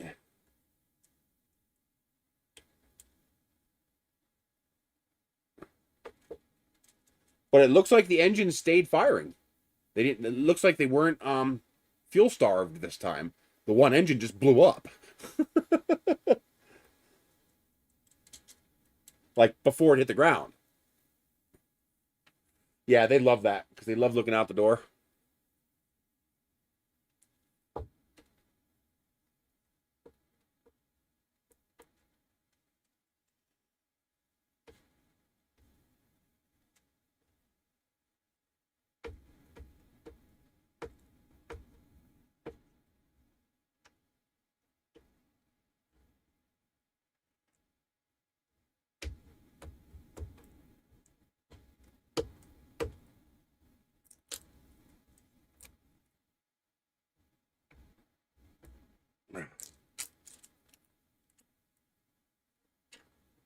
Well, the only problem with Starlink is it's expensive. I was hoping it was going to be cheaper, but $100 a month.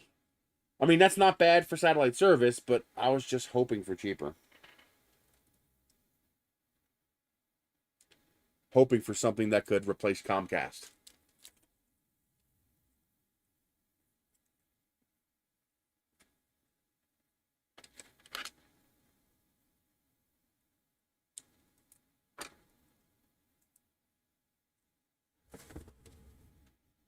Is it even possible to get all this to go through that hole?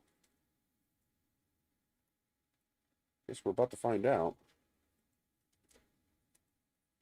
But see, I'm paying $100 to Comcast for gigabit internet service. So why would I pay $100 for Starlink for slower service? I mean, I get it. If you can't get Comcast, that's different. But I can. I was hoping for something to replace Comcast because I hate Comcast.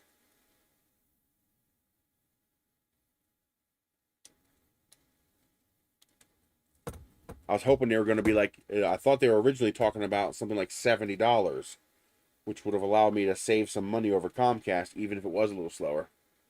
We are working on the Ecuber Toy DIY 2. It's a new printer that has not been released yet.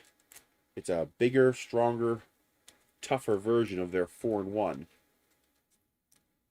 I don't want lower tier, I want cheaper. Just that simple. I mean, it's already lower tier by its very existence.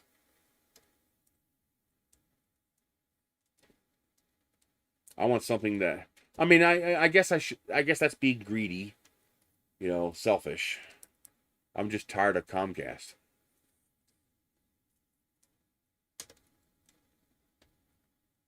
And I was hoping for somebody who could spank Comcast.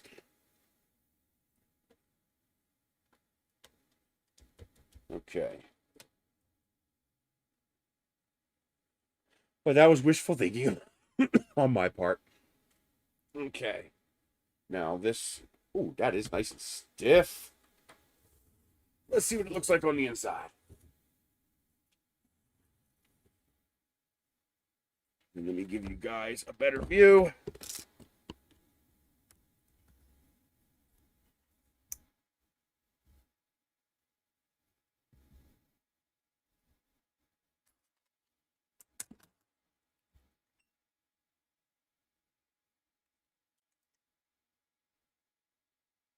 Well, that's the board on the inside.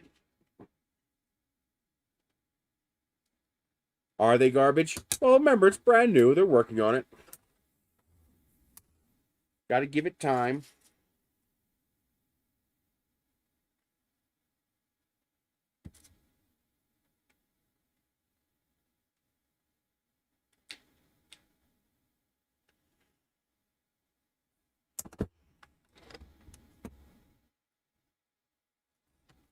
What is this? I don't know what this is for.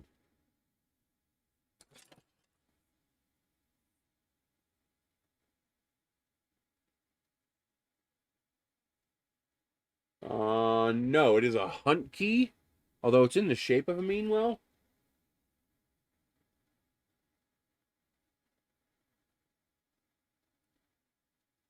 It is a switching power supply, 4.8 max, 24 volt, 15 amp.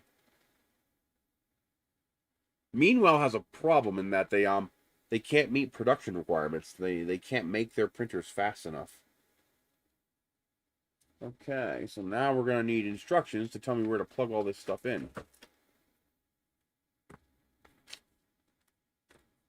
They meant well. I see what you did there.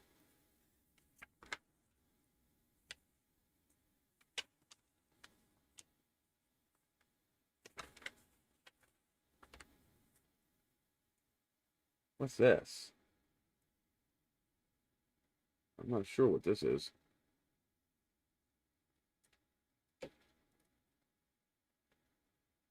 For the dual extruder? Or is that the Z axis?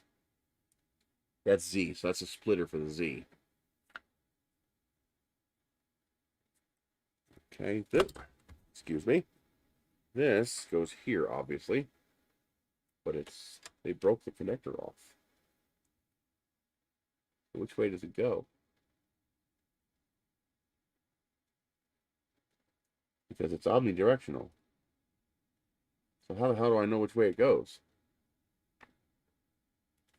Plug and pray? I guess it's plug and pray.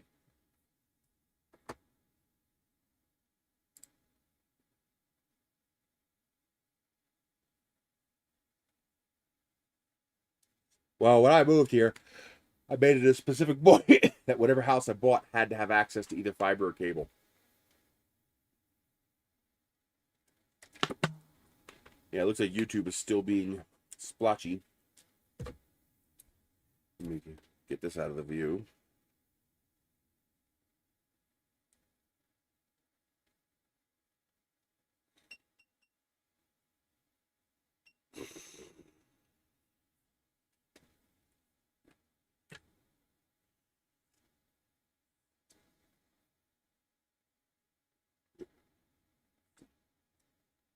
X motor. That is X motor. That goes there. There are 5 controllers, which makes sense. You're going to have X, Z. Actually, that says Y. That's Z. And then extruder 1, extruder 2.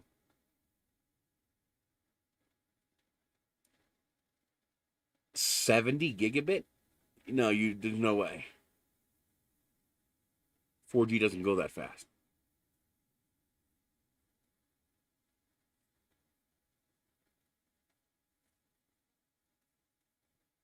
Unless I'm doing the conversion on those units wrong.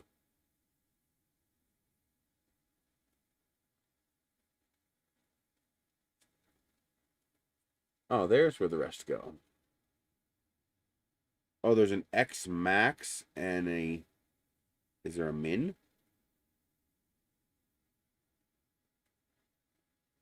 X limit switch.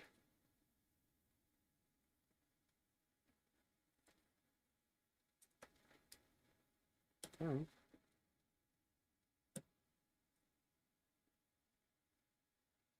Filament sensor. E2 filament sensor. E2.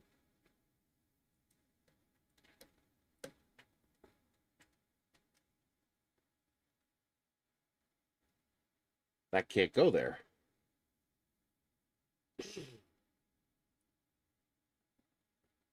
What the hell?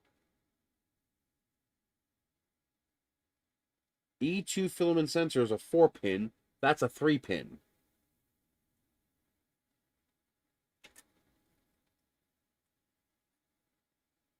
E1 filament sensor is a 3-pin.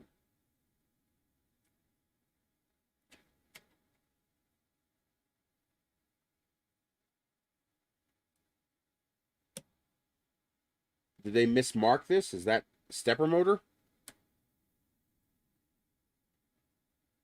Yeah, they mismarked it. Okay.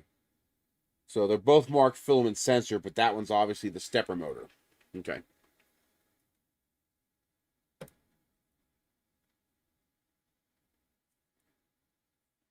So this is the extruder 2. Okay, that goes there. They just mismarked the label. E1 motor.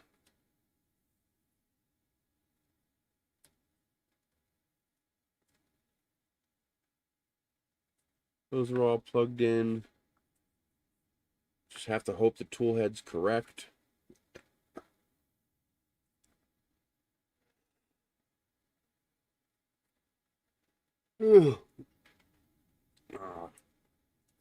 Fan.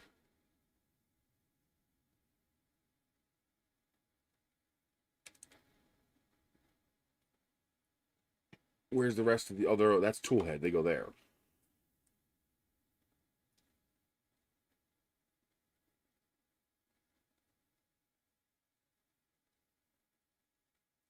There's no Z switch? I wonder what these are for. I still don't know what these are for. I have wires here that I'm assuming I have to plug in.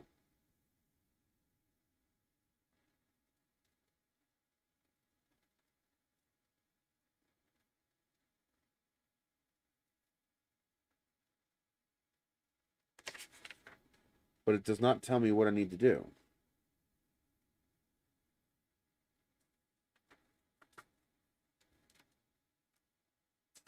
See you later, Splotchy. E1, E2. I don't know what to do with this.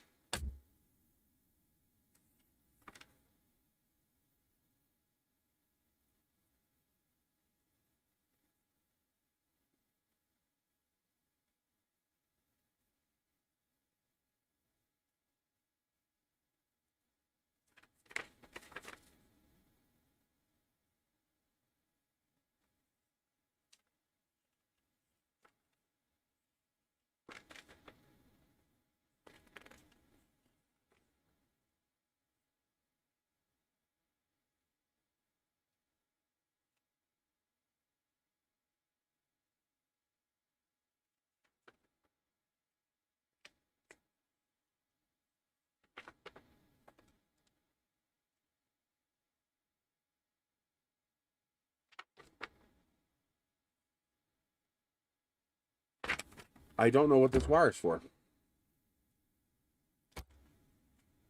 Did I miss a step somewhere that tells me what to do with those wires?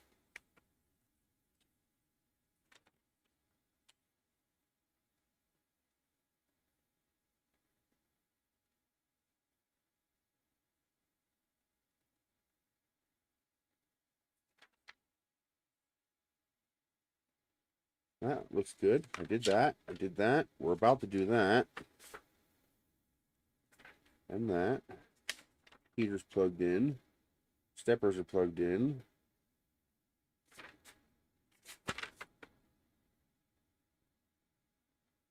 So this looks like it's just telling you what these are.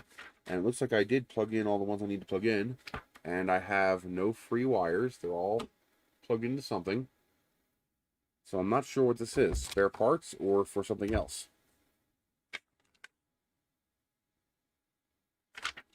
Okay, we'll keep going.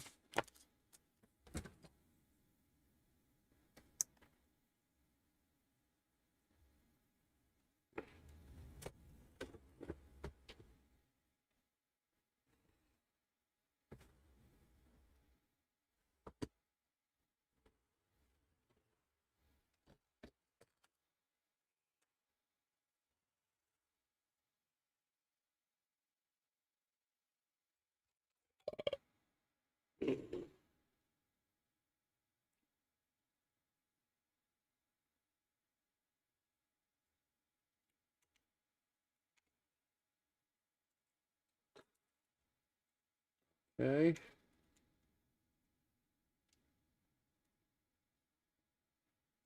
So it looks like they use the same T-nuts. That's going to be fun. Not. How are we going to keep them from sliding around? Because the moment I loosen these, they're going to slide.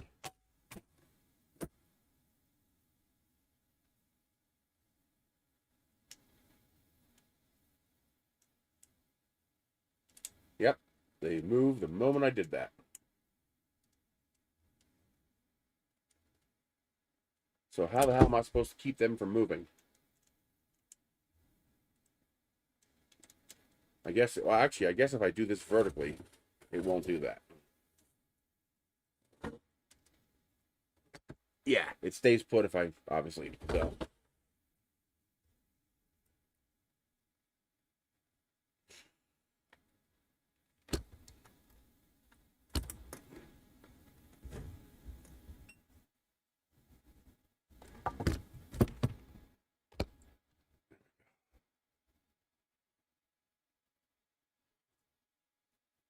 No, if I keep it vertical, it stays put.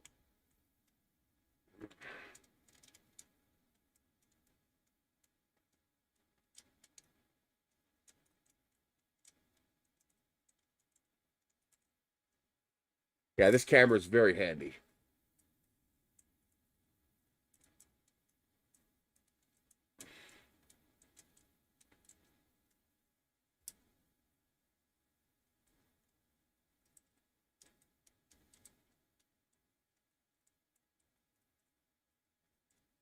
No, that's the whole point of the tool head.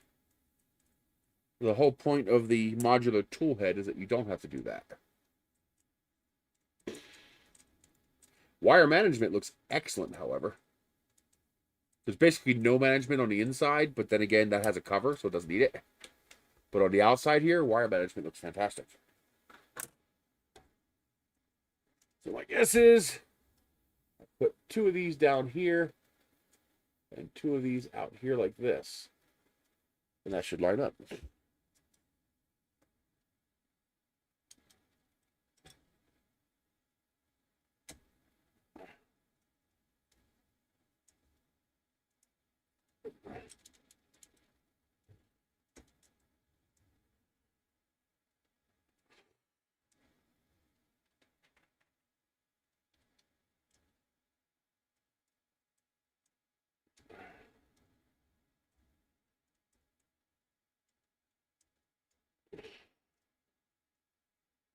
All right.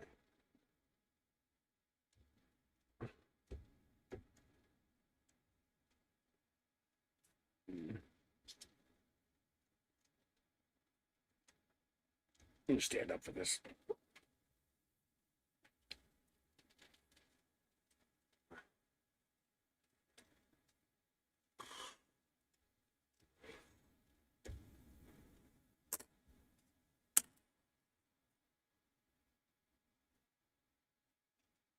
Seriously? Come on.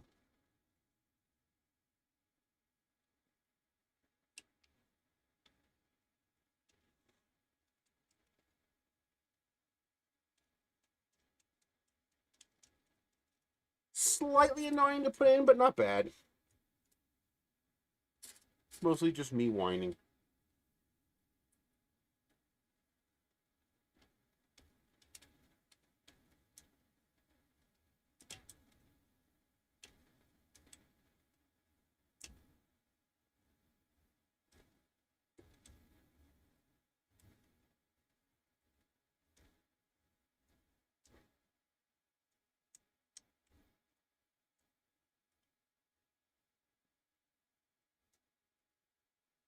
Not recently. I've been busy with the other printers.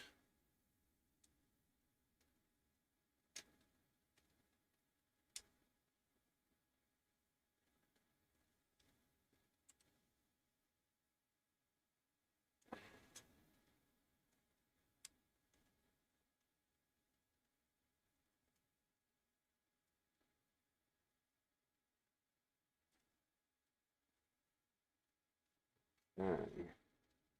So that is the extruder motor and extruder sensor.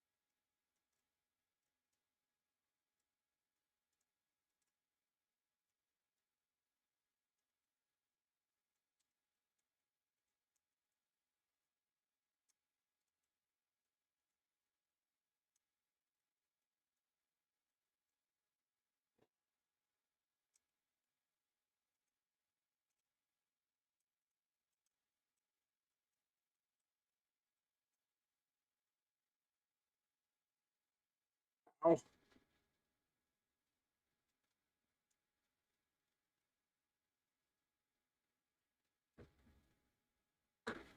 Looks like Kitty's tired himself out. He's sleeping.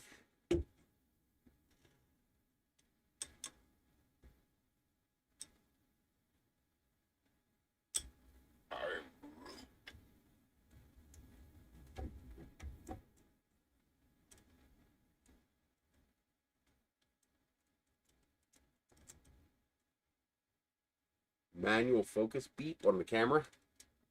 I do it in the in OBS.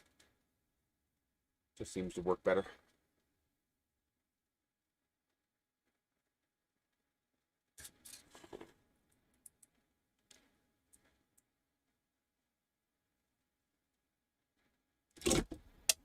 Bastard.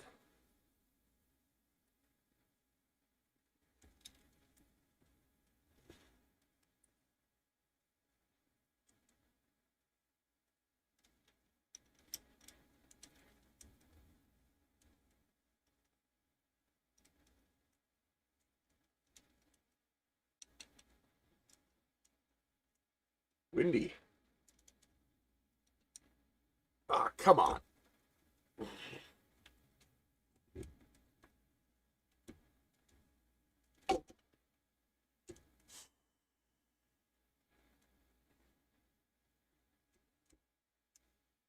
This one is really hard to get in because it's in a corner where you don't have good access.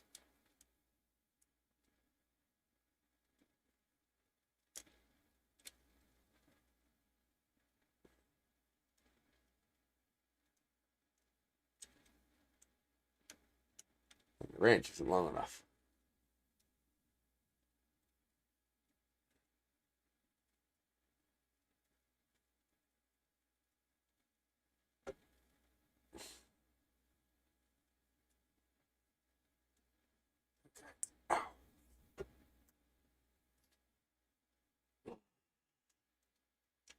Oh, wonderful.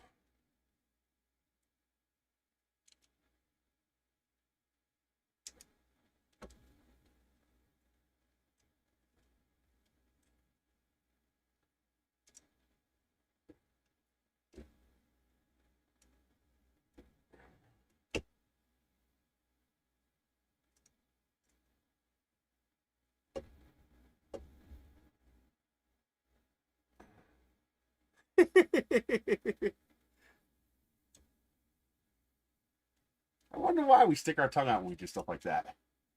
Is it a form of concentration, or I wonder what the biological reason for it is.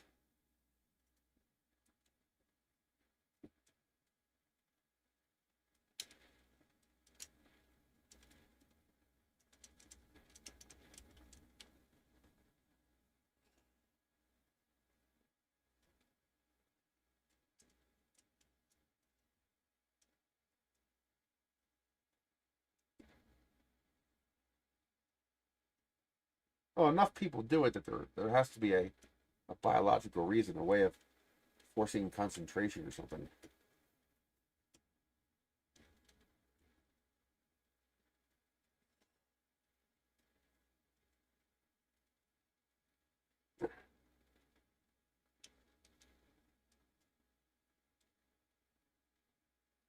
These bolts are a little bit of a pain, but they're okay. Not a big deal.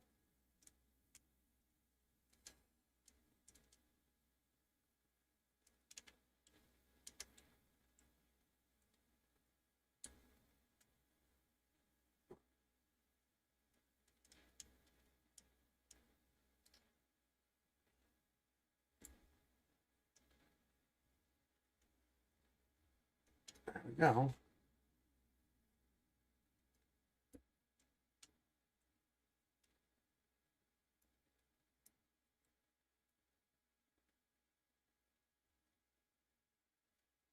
Well, that just barely fits. There we go.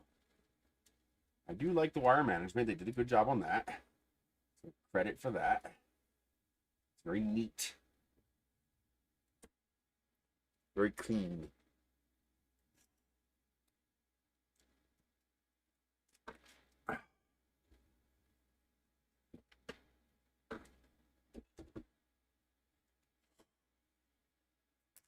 I know it's just going to go down again, but I'll get a couple of minutes of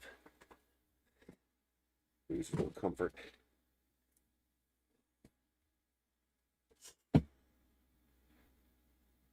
Yes, they're mounted up here, which is good. I'm okay with that.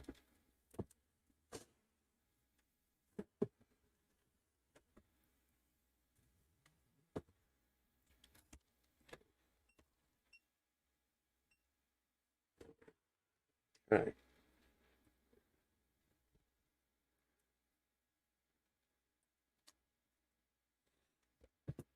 This should slot right on there.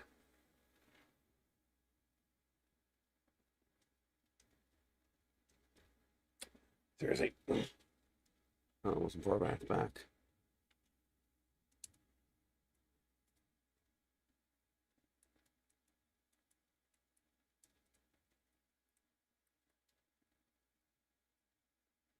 Yeah, I agree.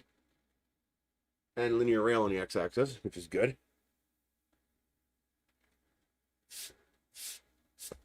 Okay.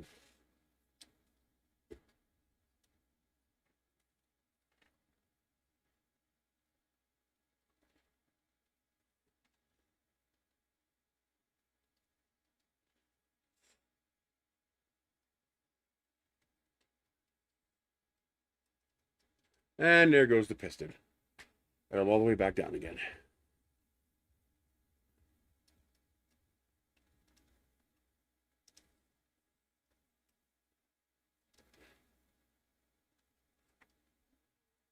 Okay. Yeah, I'm guessing that's like kind of like a BL touch. Yeah.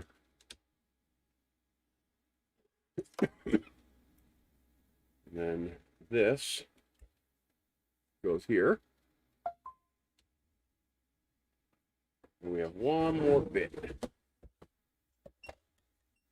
God, stop turning on. Jesus Christ. Pain in my ass. The camera, not the printer.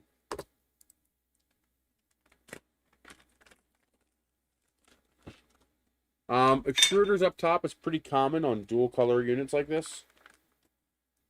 That's actually pretty common. Hi. Want the bag?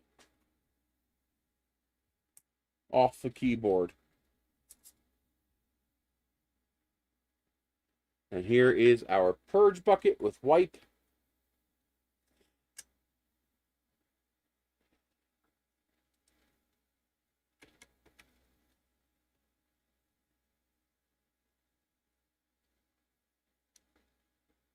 Well, purge ramp, I guess would be a more correct term.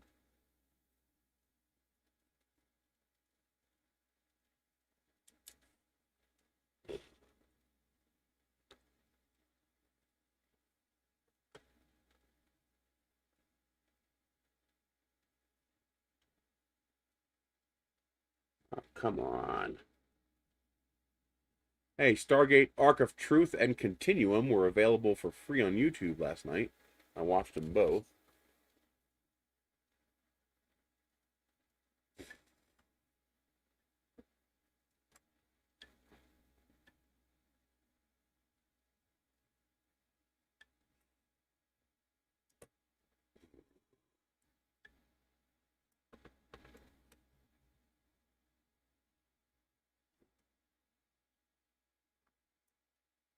That is not working. Oh, it is.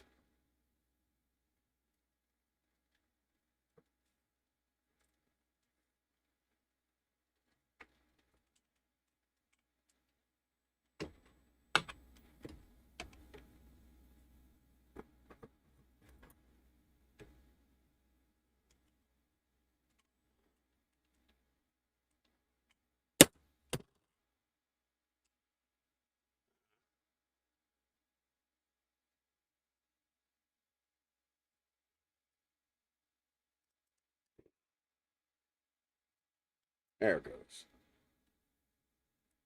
At least it felt like one in.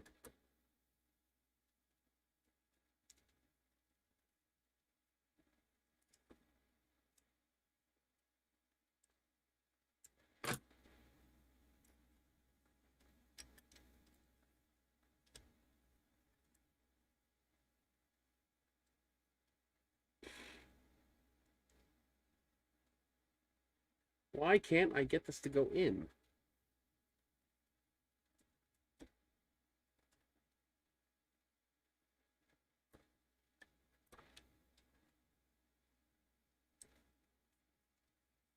This is starting to piss me off.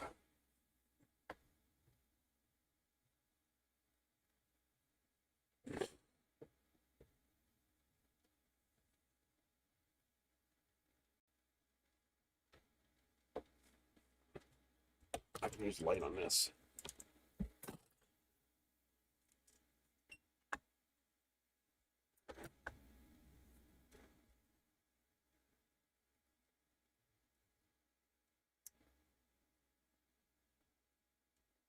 That looks okay. Mm.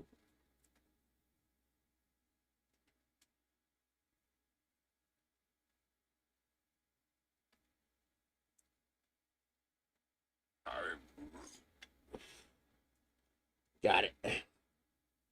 I feel it threading now. Well, it might be cross threading, but that's all right. Ain't gonna hurt it.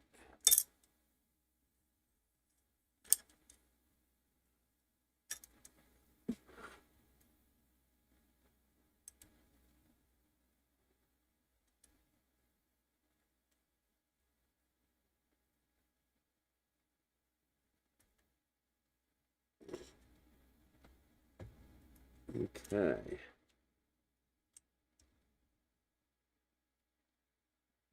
There. So now we have the purge for when you're doing dual color. Okay.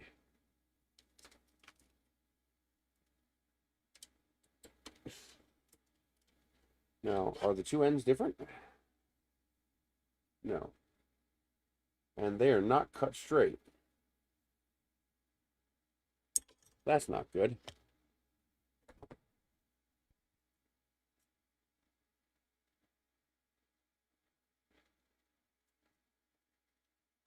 There we go. That does need to be cut straight, or it ain't going to work right.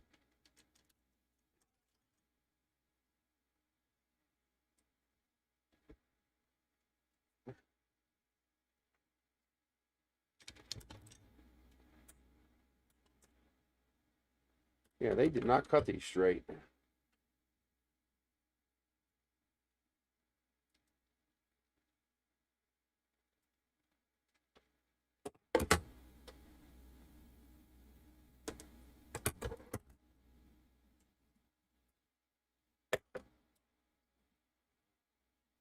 Why are you chewing on the box?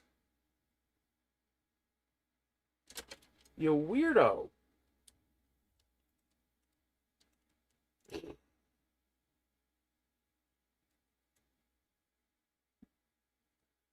Okay.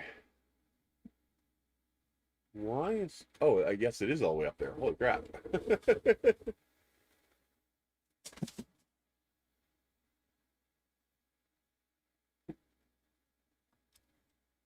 Okay. Let's give it power.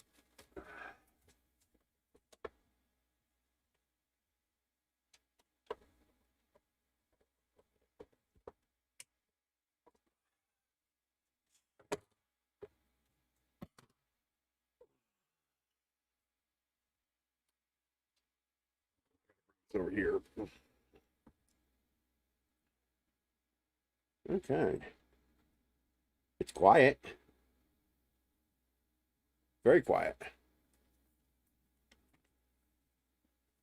I wish I knew why this was jittering. Let me switch to a simplified view and see if that smooths things out. It should use less processor.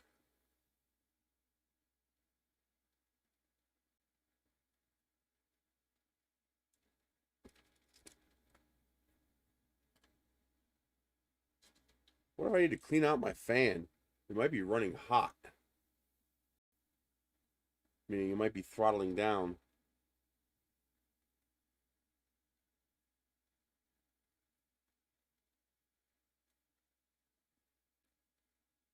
Hello, Phil Johnson.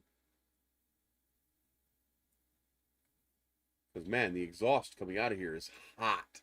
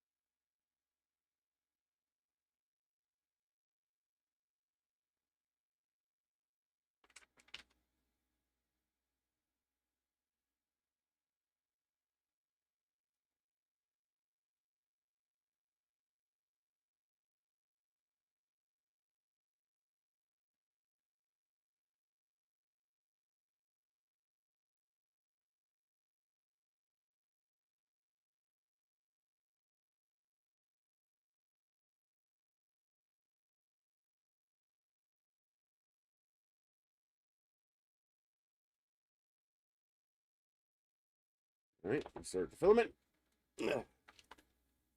Got an SSD. Yeah, it's an SSD. It's all SSD. 32 gigs of RAM. It's a Core i7. It should be plenty. But it's running at 78% CPU utilization. Jesus. That is unusually high. It's usually at around 50%.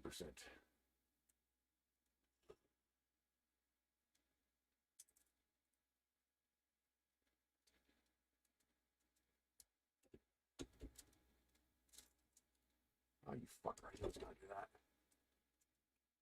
Let's always do that.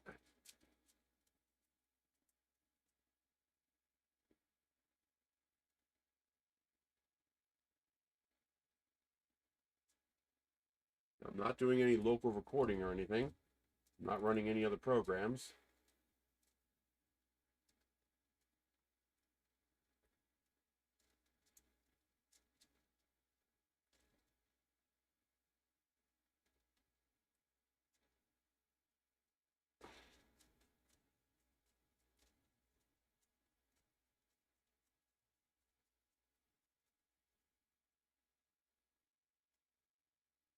Loaded.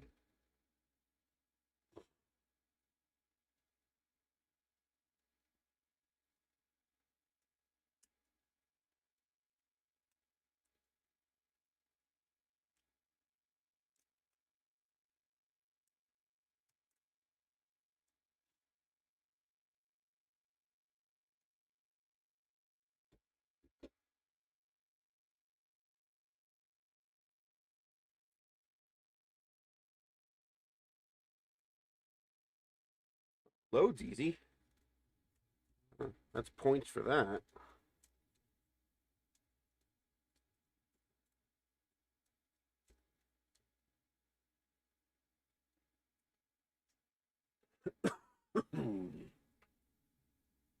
Yeah, ABS is not running fluidly either.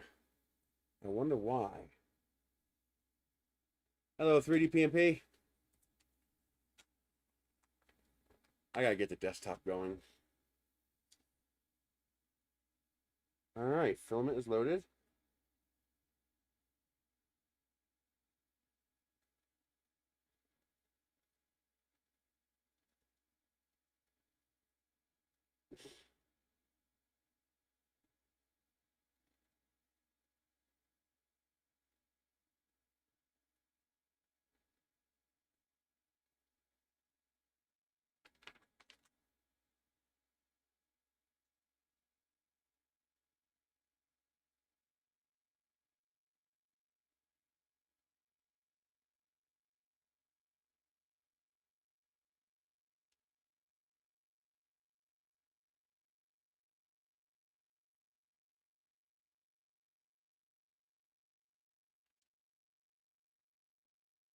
It says, check that the Z offset is set to the default value.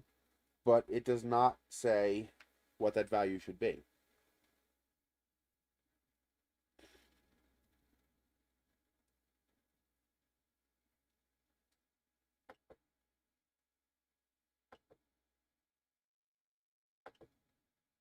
Says minus 1.56.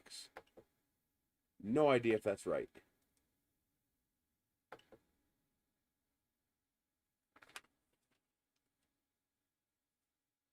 Where's the SD card? Let's see what's on this SD card first.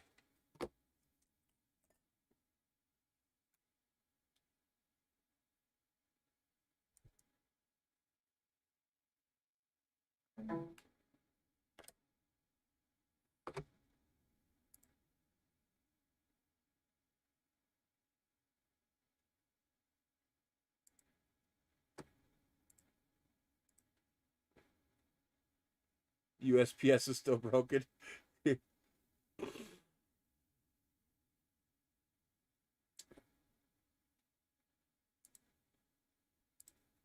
Let's see here. What is this one?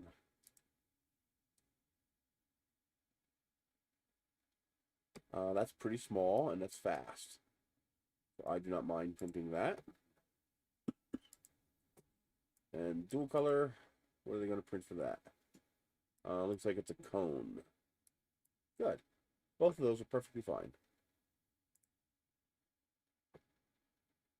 So we will go with their test models.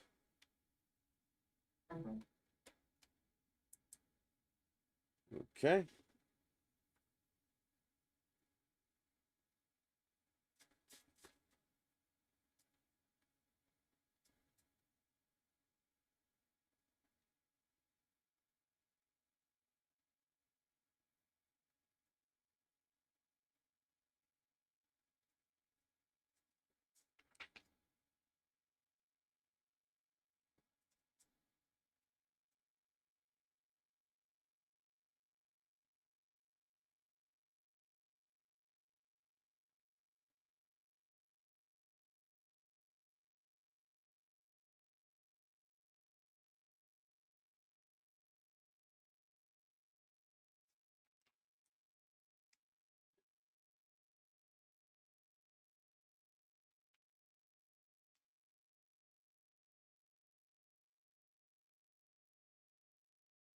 Let's see what happens if I just try to print. Let's home it. Auto home.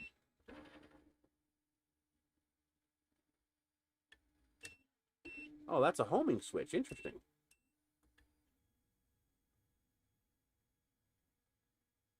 Wait a minute. Is this a Z Max homing?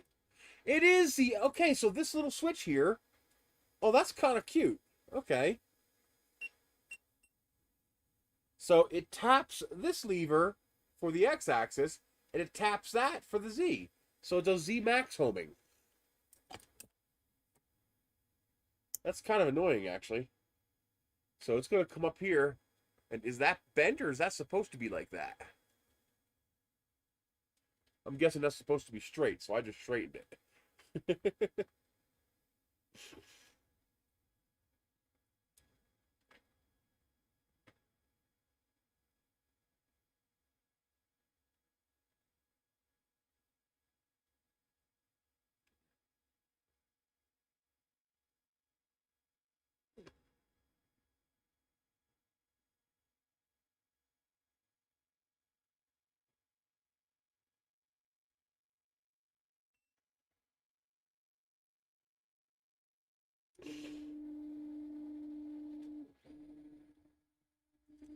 That's not good. It almost grabbed a hold of that. Although I think I'm supposed to have those joined together. The filament tubes are supposed to be inside of this sleeve, but I'm not going to do that right now. But for now, I'll attach them. That'll help keep them up a little bit. Let's see what it does. I'm going to trust you. I'm pretty sure it's going to touch that probe.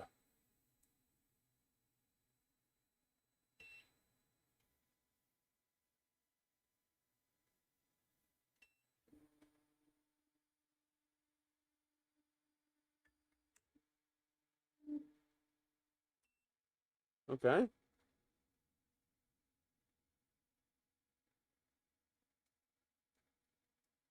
Z offset. Auto set Z offset.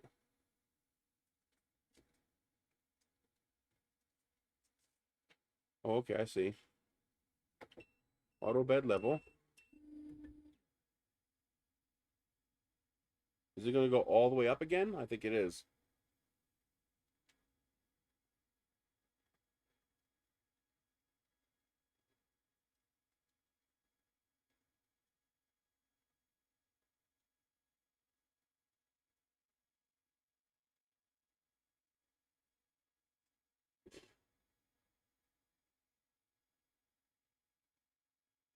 That takes an annoyingly long time.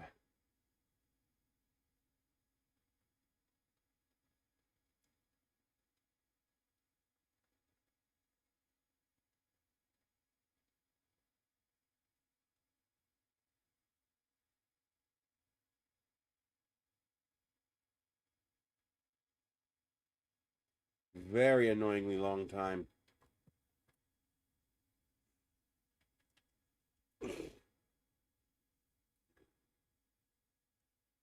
In my opinion, that's kind of a silly way to do it.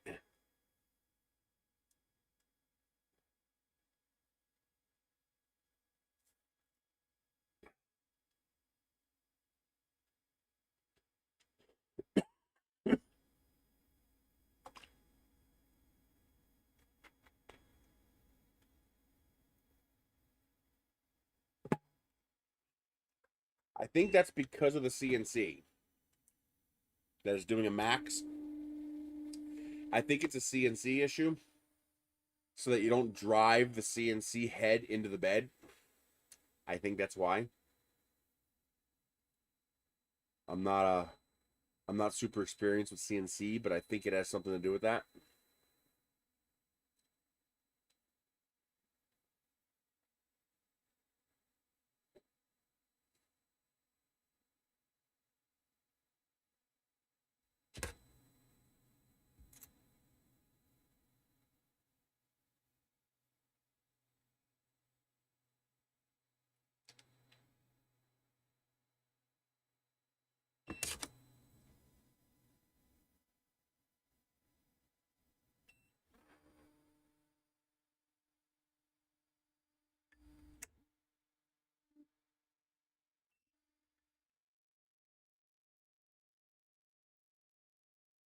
Oh, it's not going to do it again, is it?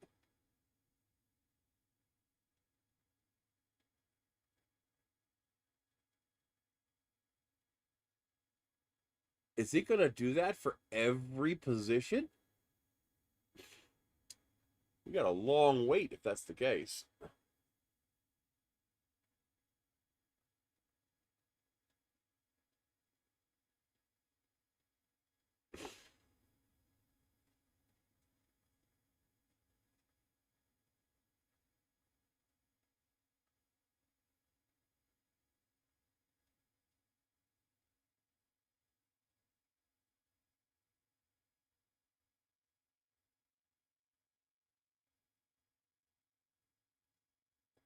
Yeah, no kidding.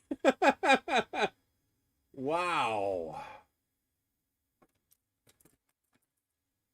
That's just slightly annoying.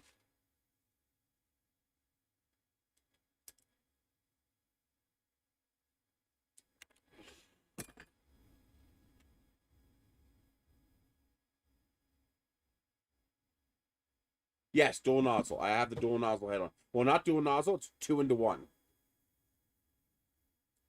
So 1 nozzle, 2 inputs. Hi, kitty.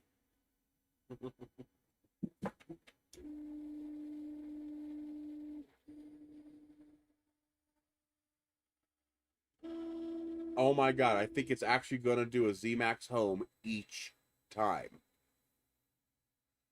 Oh boy.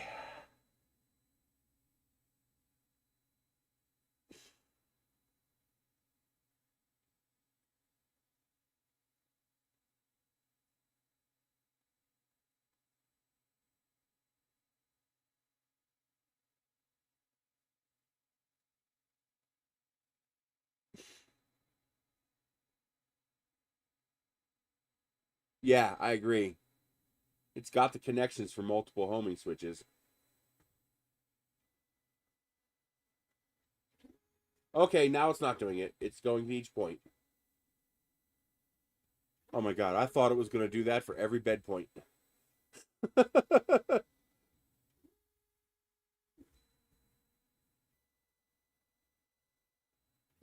So now it's creating the mesh.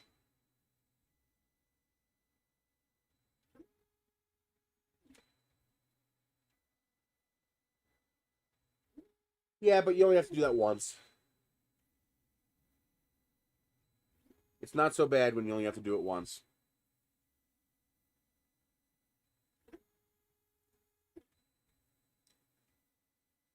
It has its own form of like equivalent to a BL Touch. It's similar. It's not a BL Touch, but it's similar. It works on the same principle.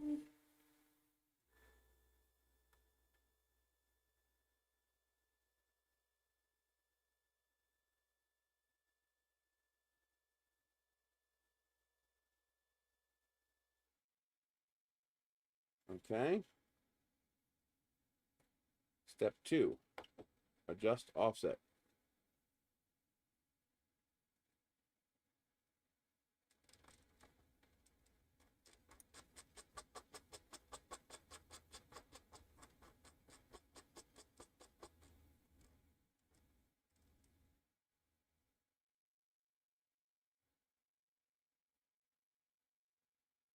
I went 0.41.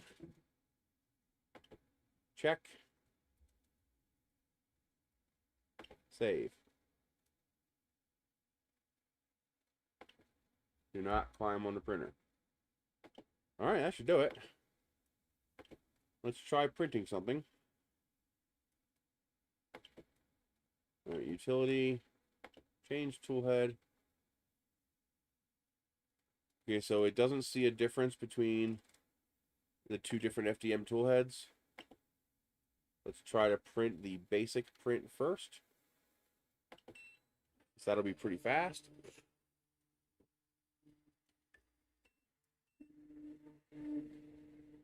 What did you buy?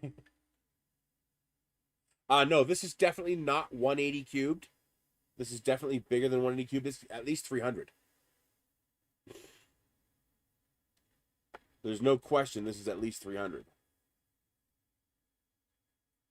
Now you see, it should be heating up the bed and the nozzles while it's doing this lift.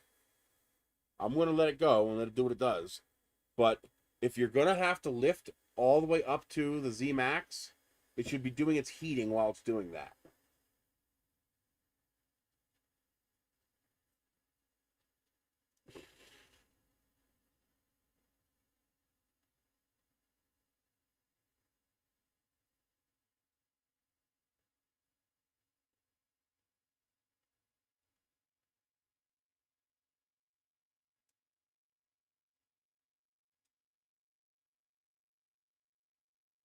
Tomato passata machine.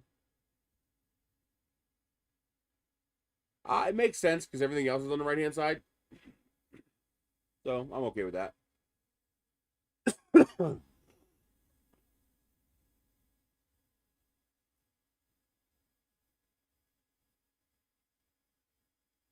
fun part will be coming up with a simplified 3D profile for it. The single head's easy, the dual head's a little more complicated.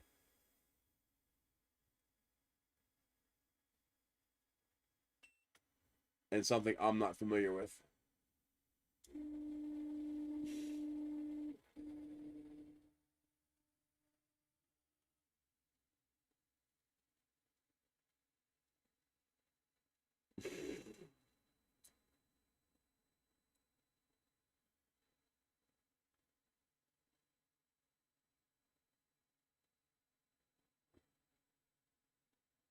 Just straight. Yep.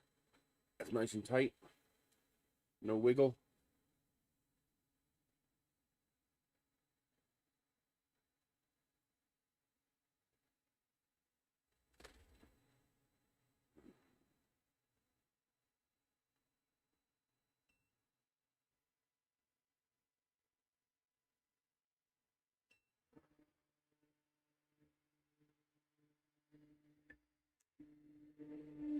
Huh.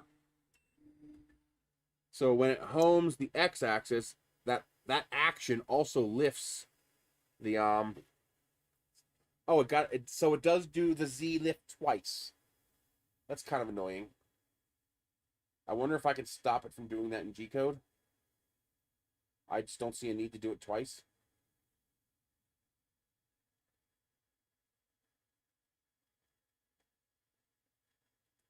Although there has to be a reason they wouldn't do that. They would not intentionally do it twice unless they found out they had to. So there's got to be a reason they do that.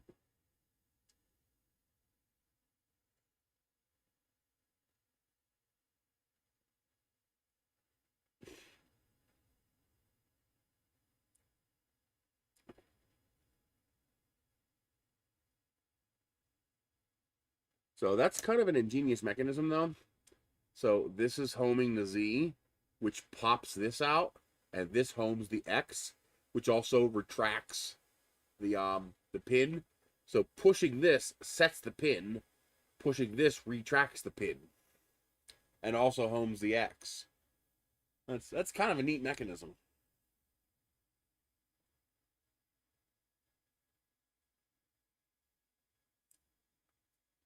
It is heating up. Okay, so it does heat up, but it's not heating up the bed. Maybe it doesn't heat up the bed until after it pops the mechanism.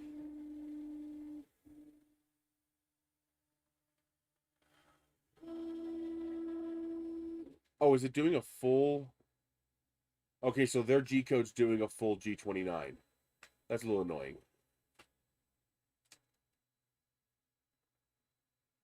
Well, it would home at the top, because that's the only home there is.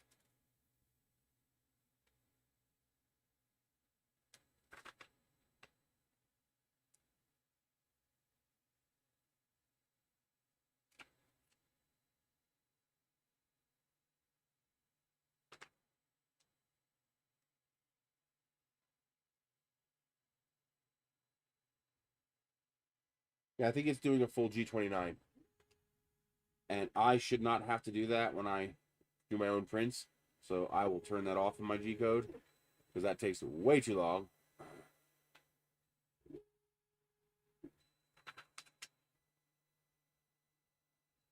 They even properly recognize the potential jam nature of a 2-into-1 hot end, and they have a full set of diagram and pictorial instructions on how to change filament and clear that jam if it happens. That's pretty good.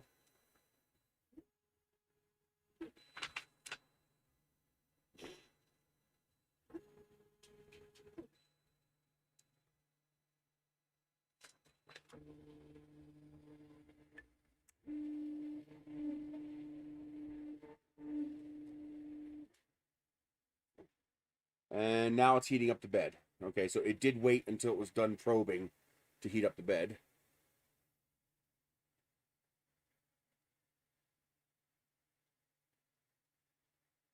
I don't know, and I still have no idea what that little tool is.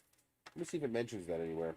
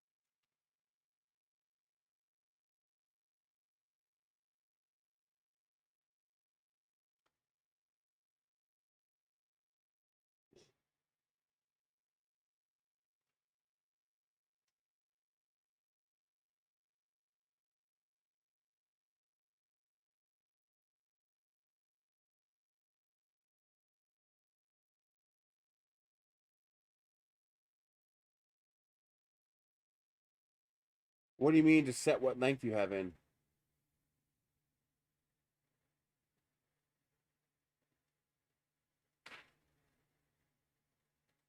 It does not mention that little piece anywhere.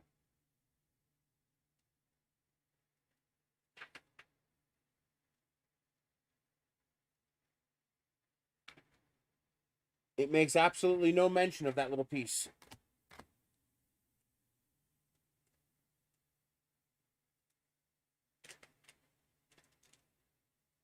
The instructions make no mention of this whatsoever.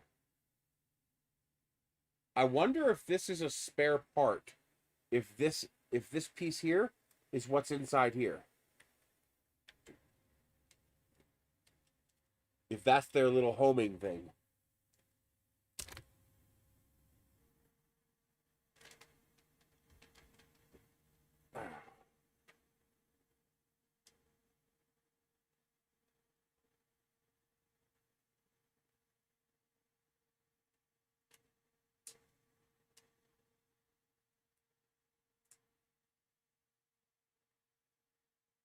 I'll have to take one of these apart.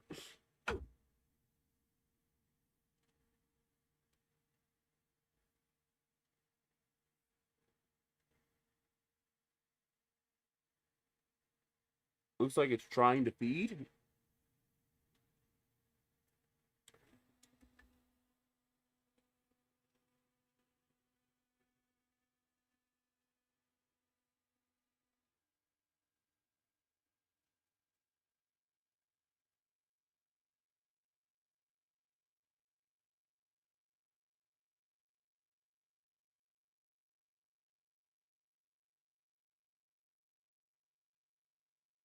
All right, it's finally feeding.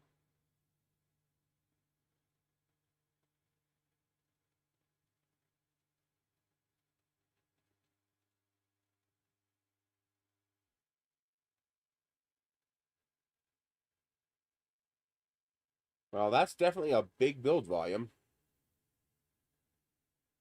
Assuming that's close to its maximum.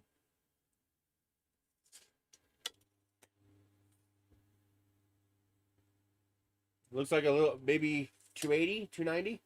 It's close to 300 millimeters build volume.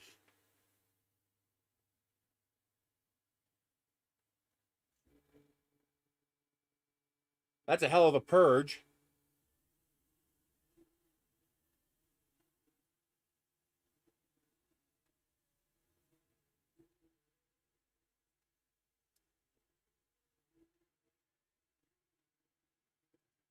I think I need to bring my Z offset down a tiny bit.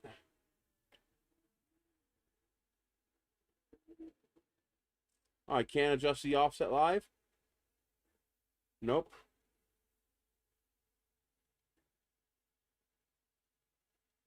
Oh, it's printing a raft.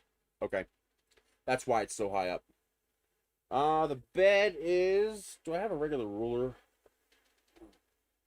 No, I don't. Looks like a 3mm aluminum plate and a 6mm glass plate. Roughly. You can see the thickness here. So there's your aluminum plate and your glass plate.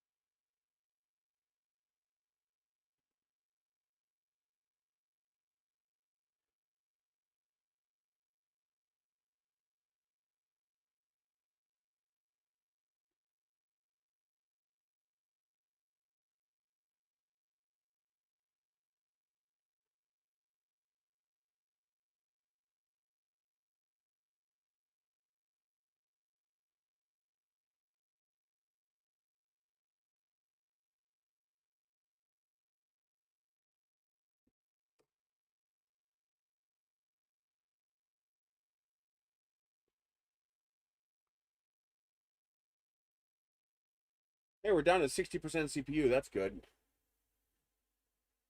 Does the stream look a little smoother?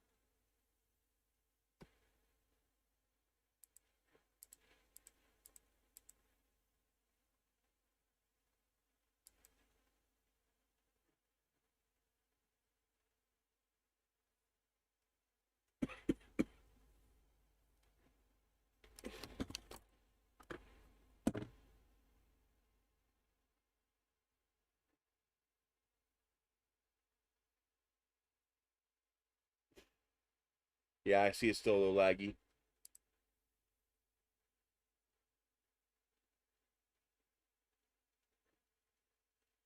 I hope it's not my computer. I hope that's just YouTube or something.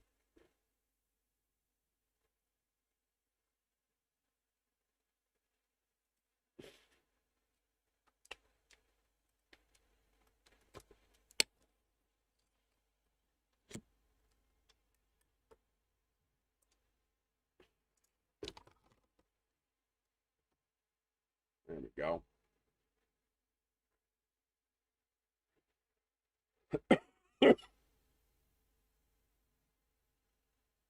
Yeah, it's laying down a raft.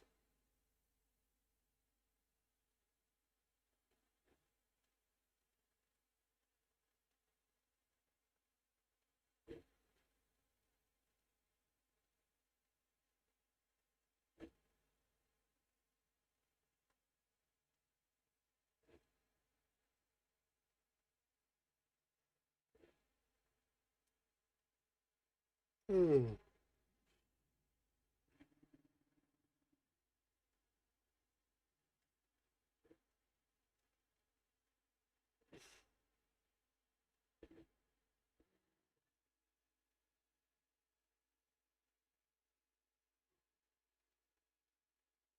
Can I increase the speed?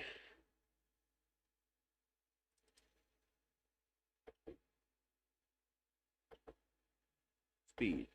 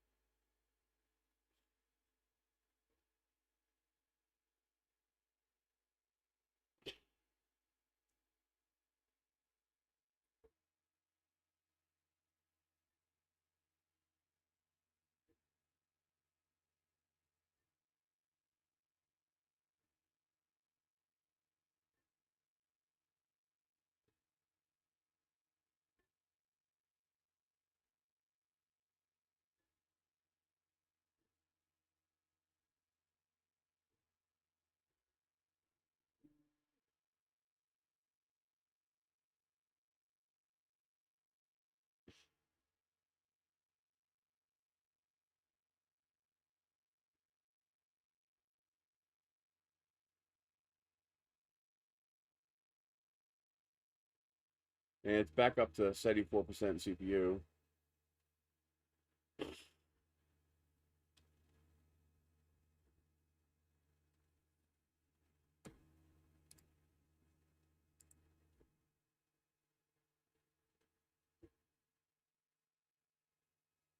Well, OBS is accurate.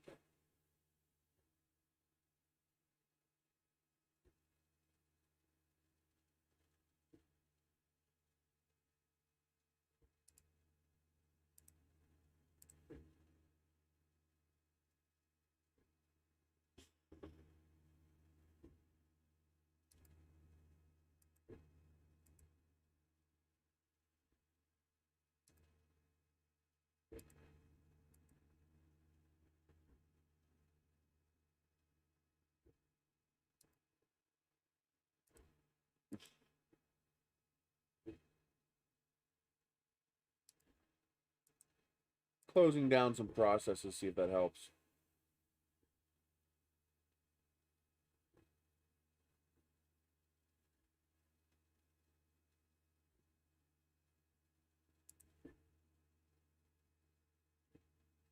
See if that frees up a little horsepower.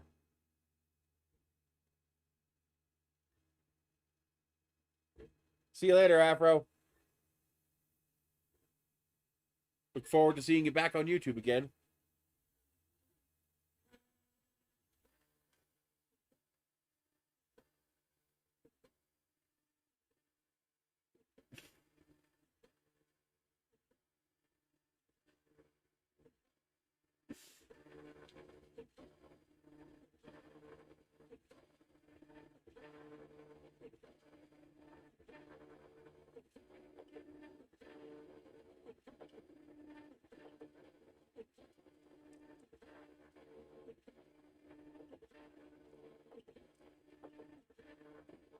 Screen's pretty responsive.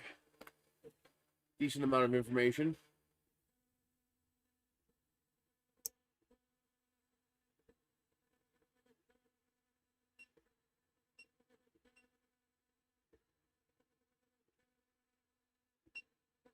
Oh, stop it.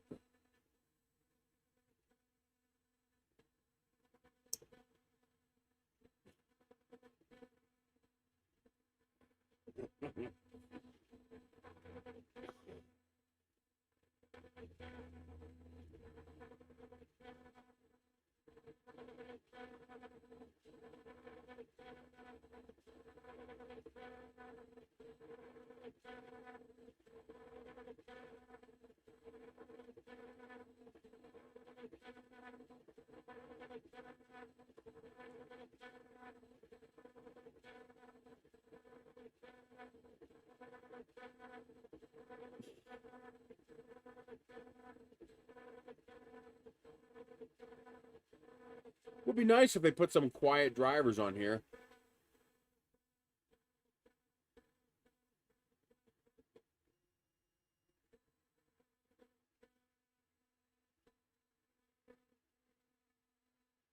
Wow, some of that noise is actually the plastic. Oh, yeah. There we go. Yeah. Right there. Hi, kiddos!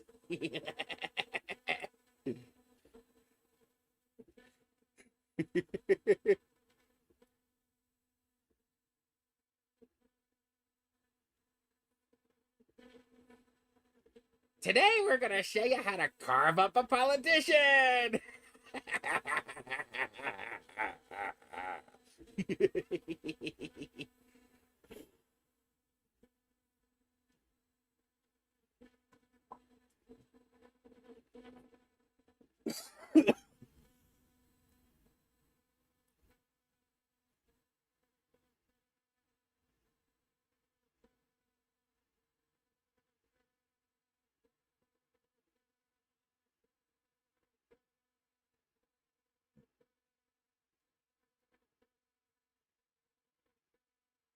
No, no, no, no, no, no, no. You got to eat them.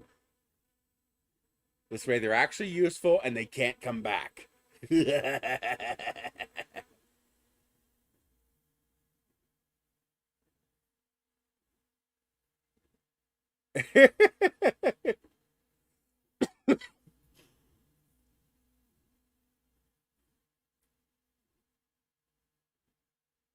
Oh, look how these cats sleep together. This is so adorable.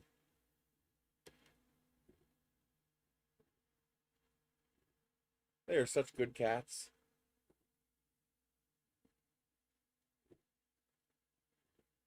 They're my babies.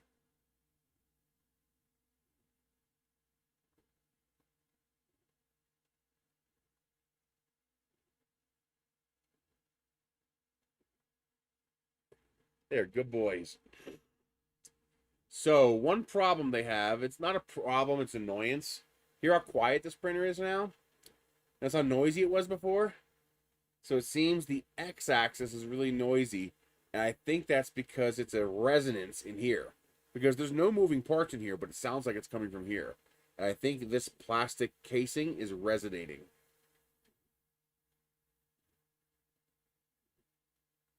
Fabulous Furry Freak Brothers version of Mickey Mouse. I'm going to have to look that up.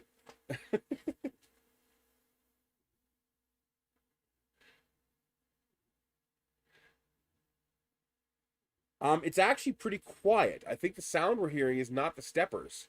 The sound we're hearing is the freaking, this plastic shell resonating like a speaker. That's what we're hearing.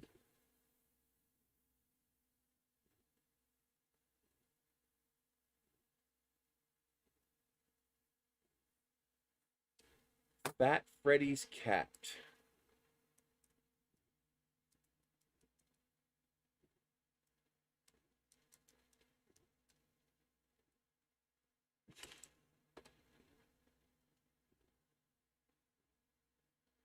Okay.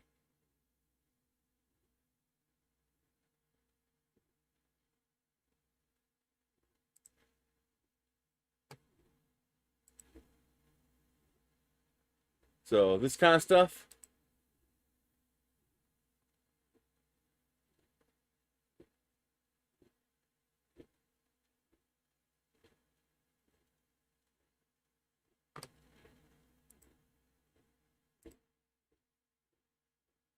I'll save that for later.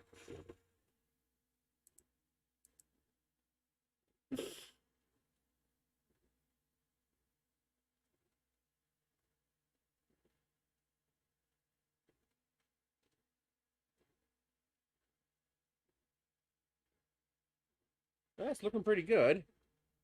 It's pretty smooth.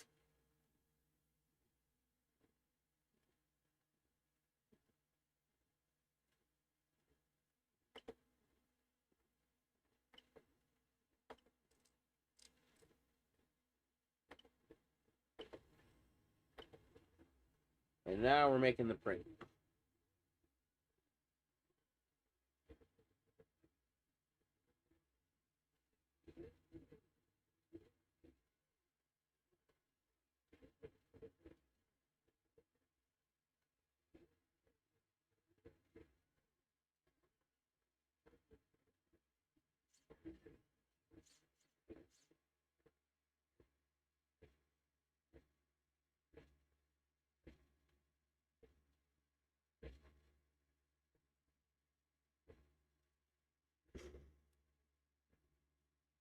It's not looking too bad.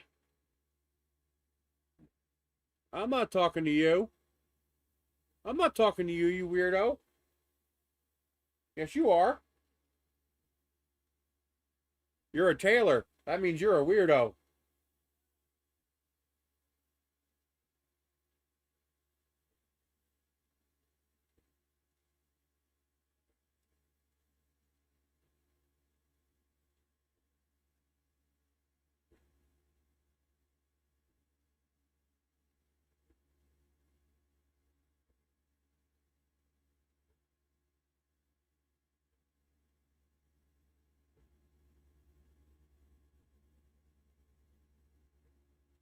Huh. Yeah, if people form a mental image of how something is and then you break that, it could really turn you off from it.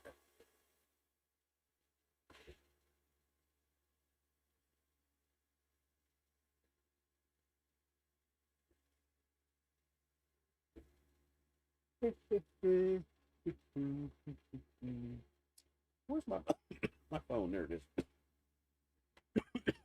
Don't worry, baby. You're fine. Yeah. You're such a good boy. Yeah. Does that feel good? You like that? Yeah. I'd do anything for you, baby. I'll skin someone alive for you. I'll bite their head off for you. Whatever you want.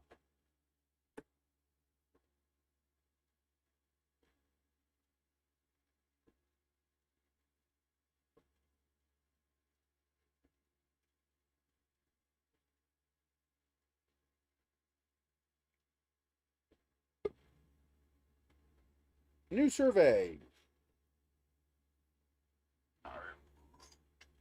Which of the following places have you visited? None of the above.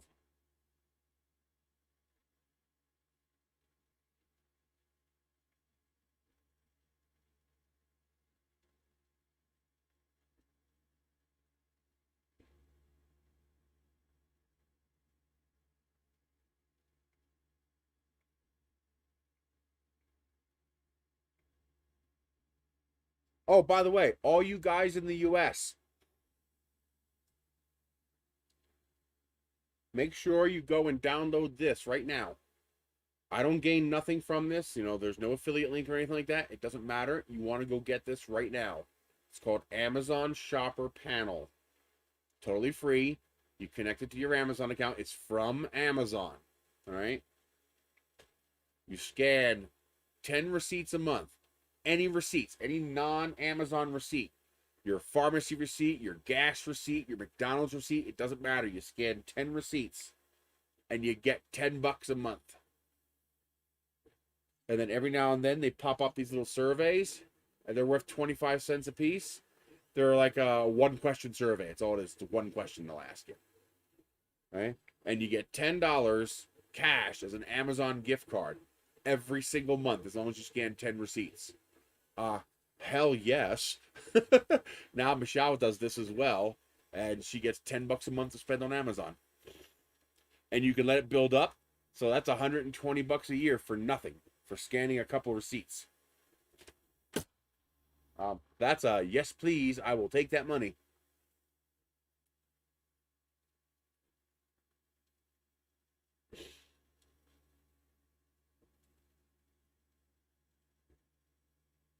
UPS is here. And UPS is leaving.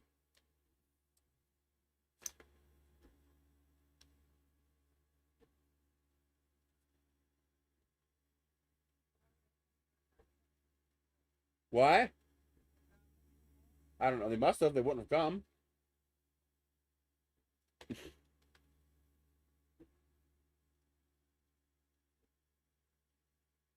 You have to be invited, but just go ahead and put yourself on a waiting list, and within a week, you'll get in. Michelle took, I think, 5 days, and she got in. So it's technically a waiting list, but they're accepting everybody. So just go ahead and click add to wait list and check it every day until you're in. It's literally free money. I'm almost making enough money now from Ibotta, Fetch, and now Amazon to completely pay for cat food. So if I can get another $10 from some other app or from these apps or whatever, I'll be able to totally pay for cat food without having to spend money out of my pocket. This is whatever sample print came on the print bed on the SD card. It looks like a vase, heart-shaped vase.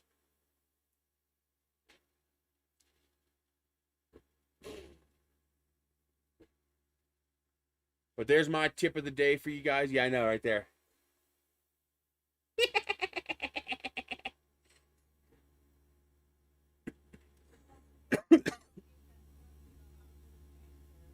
What's that? Yeah, I know.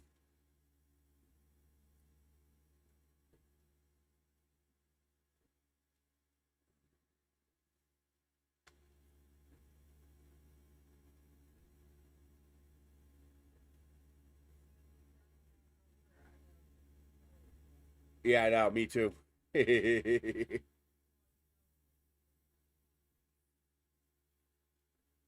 Hello, Jason.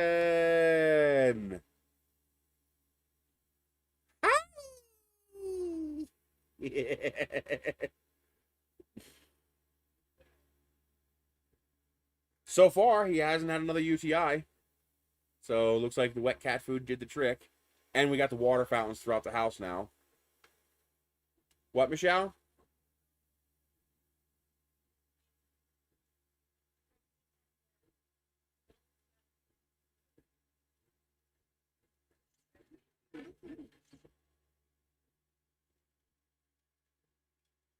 Looks like my point metal detector was delivered. The tapioca flour was delivered. Yeah.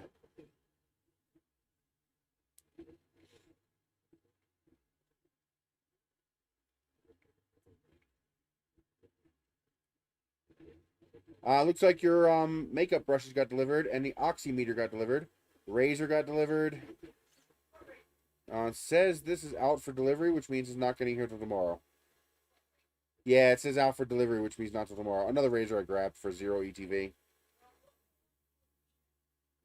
Yeah, that's never going to happen. It's name brand.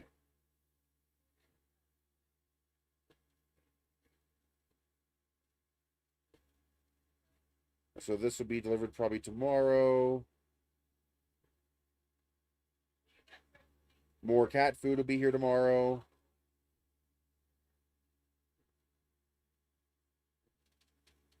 Oh, I got you a big, thick headband, too. That'll be here Friday. You could order cat food on AliExpress? Yeah, I would not order no-name Chinese cat food. You have no way of knowing what's in it.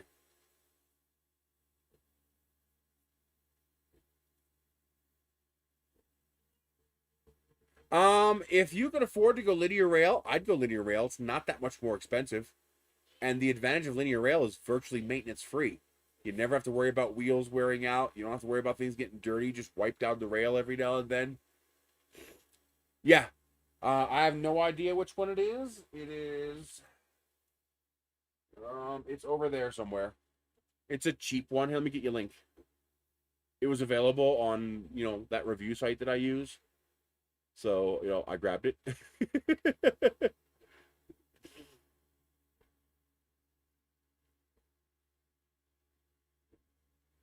Let me see if it's under Amazon first.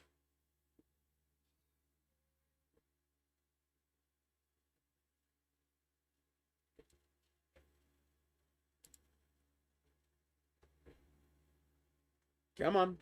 Come on. Boy, this really is dogging.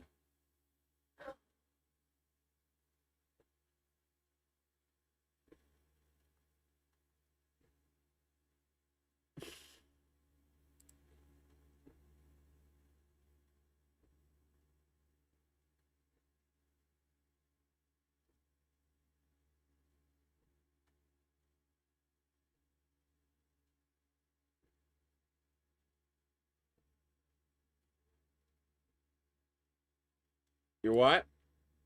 Yeah, I bet. At least you're passing stuff now. That's the important part.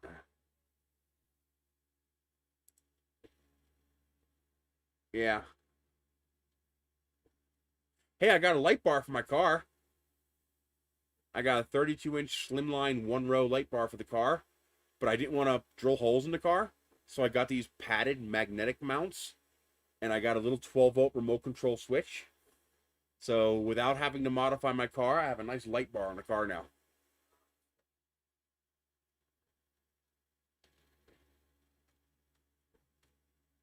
Okay, so it's not there, so I got to find it in here.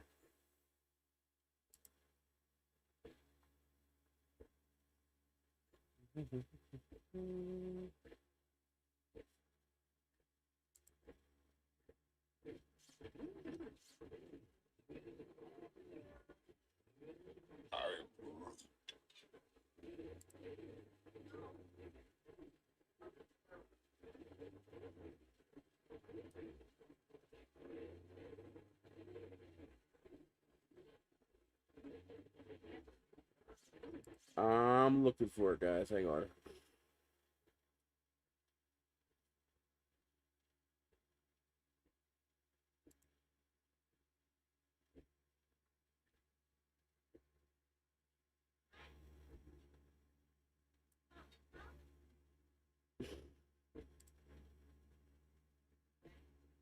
Maybe it was longer ago.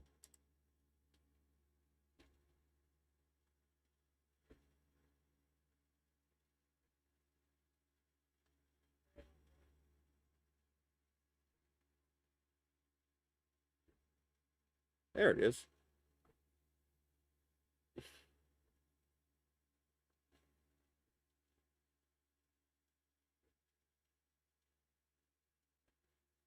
No, it's a cheap one. It's not expensive. So I got this. It's a 296 watt hour battery.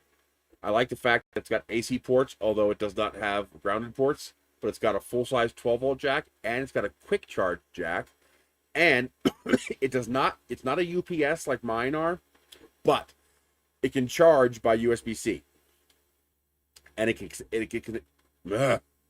can accept the charge at 45 watt hours. I've got plenty of 100 watt hour USB-C chargers, so that's good. Then I got this from Michelle. It is a USB-C rechargeable curling iron. How freaking cool is that? And then I got this for my sister. She's having a baby. She just found out she's pregnant. Not Michelle, Sarah in Tennessee. So I got her this. I also got her a stroller, and I got her a bassinet, a foldable bassinet. Real nice stuff. But this is a diaper bag backpack that also forms a little mini crib for doing changes. That's pretty slick. Here's a metal detector. It's a cheap one. $140 retail value, but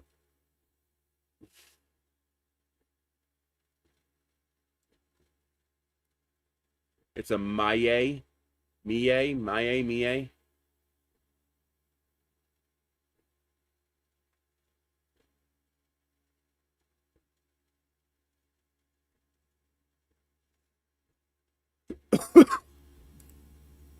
I got this 180 color pencil set, which is freaking cool.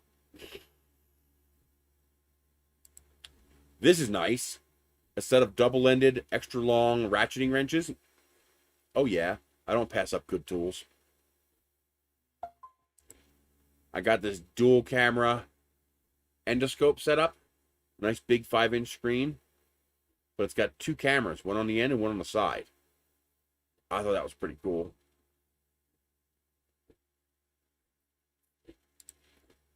Here's the pinpointer metal detector I got to go with it.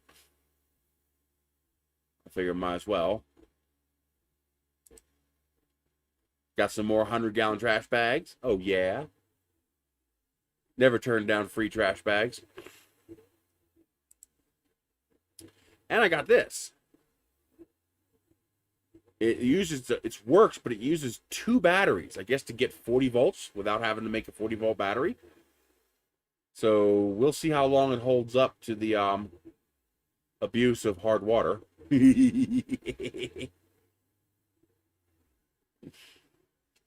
Just some of the goodies I grabbed. This is a big printer.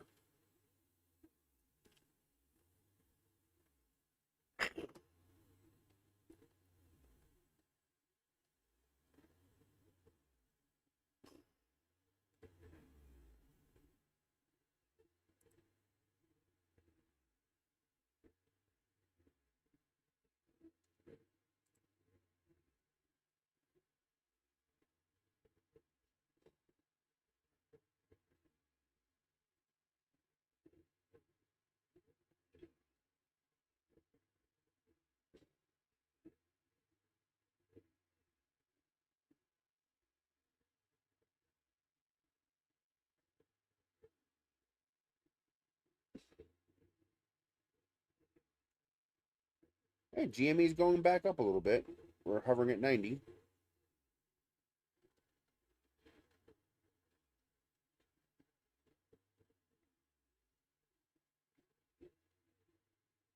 How's AMC doing? AMC's hovering around $9.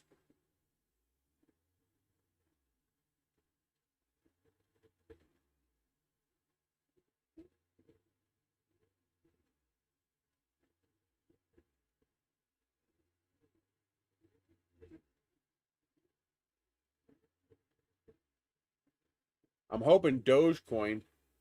No, it looks good. Print looks good. I'm hoping Dogecoin goes up to, like, 10 cents. Then I can sell it all. And then when it goes back down to 0.3 cents, buy it all again.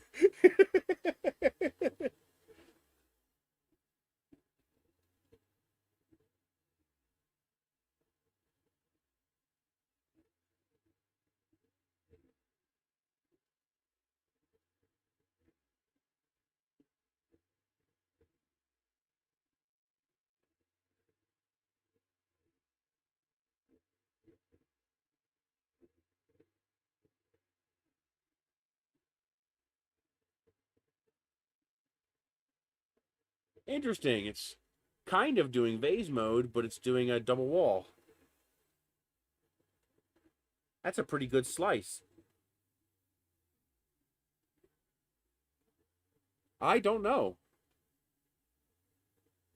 We're 43 minutes in, 5% done. But the long part was the beginning where you're doing the bottom layers. So now it's hollow all the way up. So it should only be, I don't know, maybe half an hour.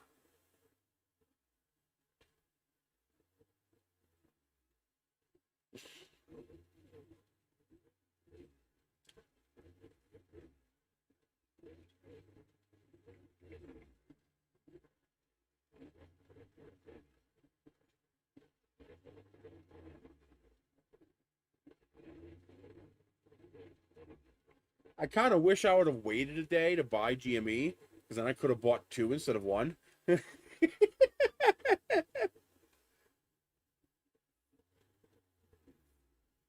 Although I think I'm not allowed to buy more than one. I think I'm only allowed to buy one. All the platforms are still limiting people to buying one or two. They're helping the hedge funds to keep the value low, which is really pissing me off. Intentionally or not, they're helping them. I heard the one hedge fund's already lost like $53 billion. Yeah. Plus, shorting is immoral. Shorting a stock shouldn't even be allowed. It kills companies. Shorting stock can destroy a company.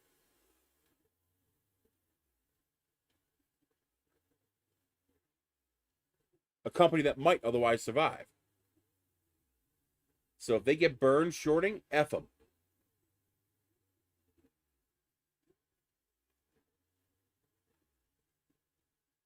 If you're going to bet on my company's failure, screw you.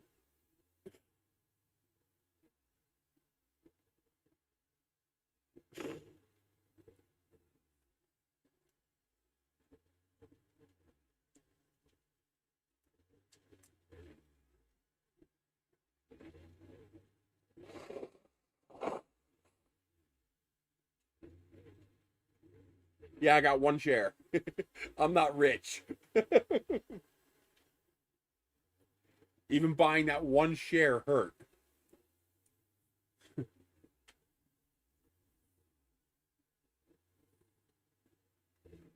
Stock market. I own one share of GameStop.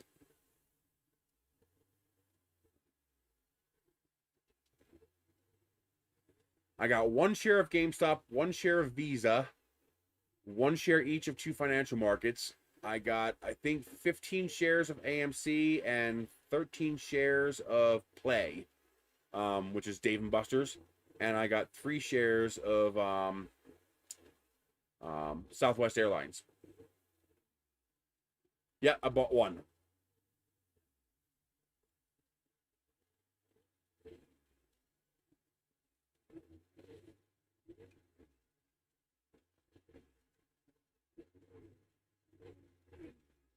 So those are the stocks I have.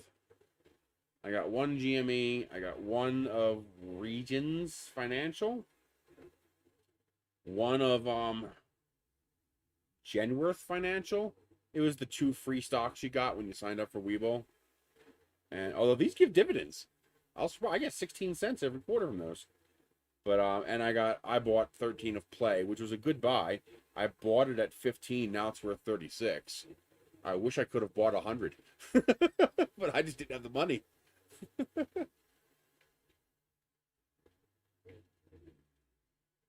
But it's more than doubled. And then over here, the Visa was a free one when you signed up. So I got the Visa for free, so that's $200 for nothing. And then I bought 3 shares of Love, which is Southwest Airlines. And I got 15 shares of AMC, and I got $20 in Doge. Good for him.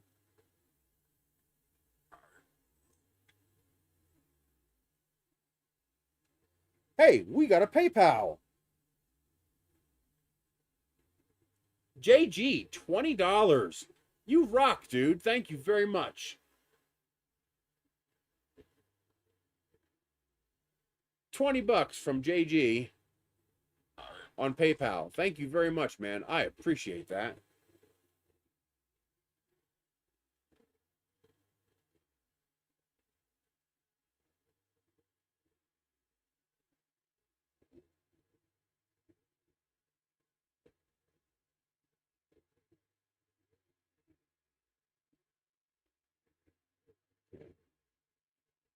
Thank you very much. Let me get this back over here. Yeah, it's going much faster now. That's all right. I appreciate whatever I get. You don't hurt yourself to send me anything. Now we're living off about 250 on Patreon. I lost about $50 a month on Patreon, but you know, that's the way it works. Let's see. I get about 300 from Amazon and about 100 from YouTube. So that's $650 a month we're living on. But we have no debt. We have no mortgage. So we're okay. We'll make it. Just means we can't eat out and we can't splurge and buy crap, and you know, we just got to be careful. That's all. All right.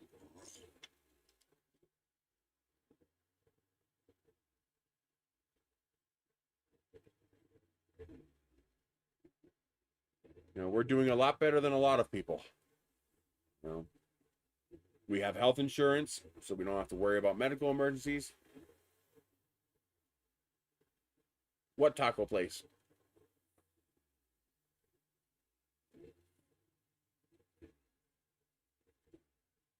I wish there were more taco places around here. I like tacos. I thought there'd be more taco places around here. Maybe there are. Maybe there's in Albuquerque.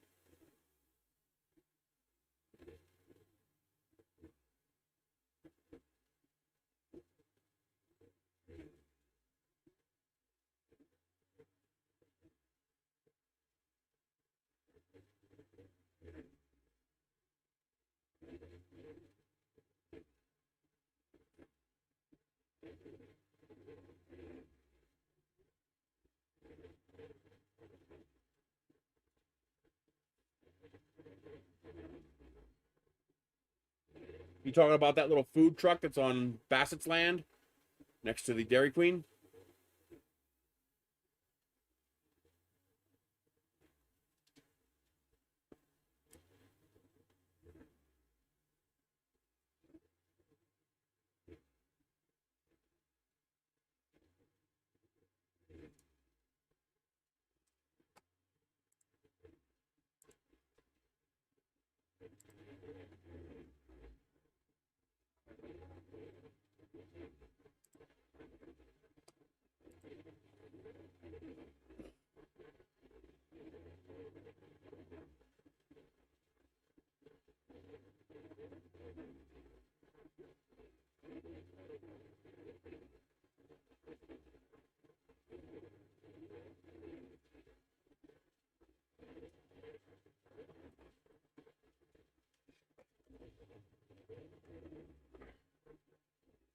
That's better.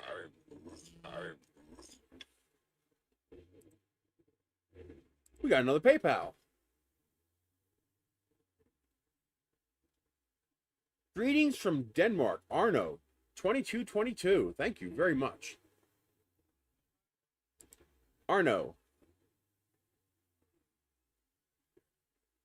Thank you very much, Arno. I appreciate that.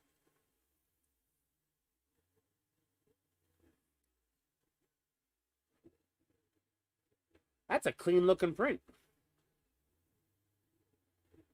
I would expect a vase print to be pretty smooth, but that is pretty smooth.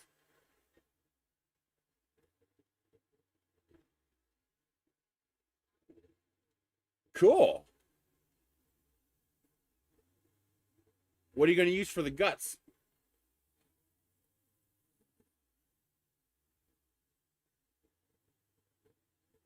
Man, is it windy today? Something I want to try to do, I want to see if I can find some big pieces of glass. And instead of putting two little sheds to close off this carport, I'd like to put a glass wall up. Because I get a beautiful view from the couch out the side of the shed, you know, because the sun sets in that direction. And it's a beautiful view, and it would be a shame to cover it up. So I'm thinking, you know, see if I can find some big pieces of glass and put up a glass wall there. And then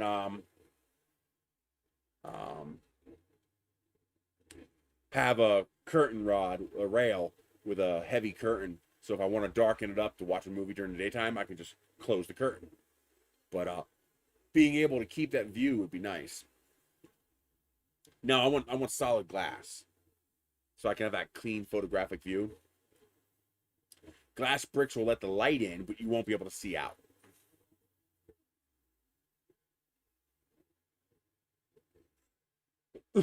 Which too bad. At home, I had a solid glass shower door, and a shower door would be perfect because it, you know, you wouldn't have a frame, so you wouldn't obstruct the view so much.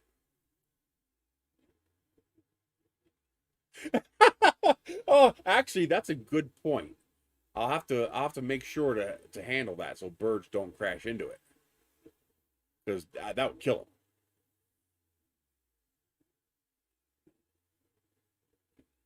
Because you could see through to the other side, they'll come in at full speed. Well, that's the thing though. It's got to be like, you know, 9 feet tall. We're talking big pieces of glass here.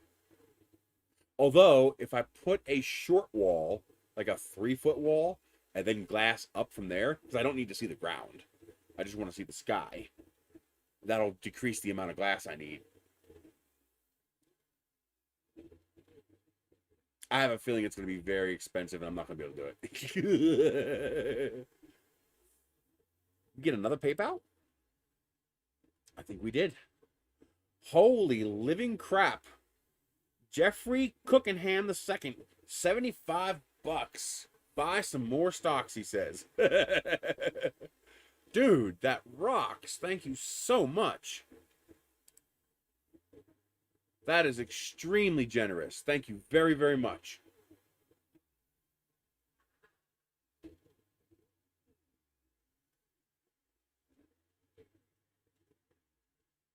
Now that's pretty cool.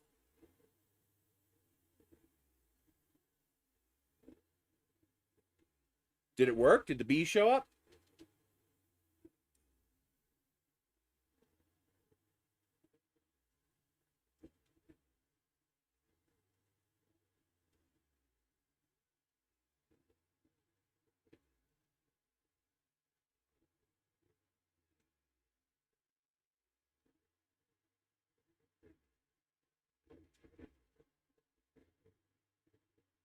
Yeah, exactly.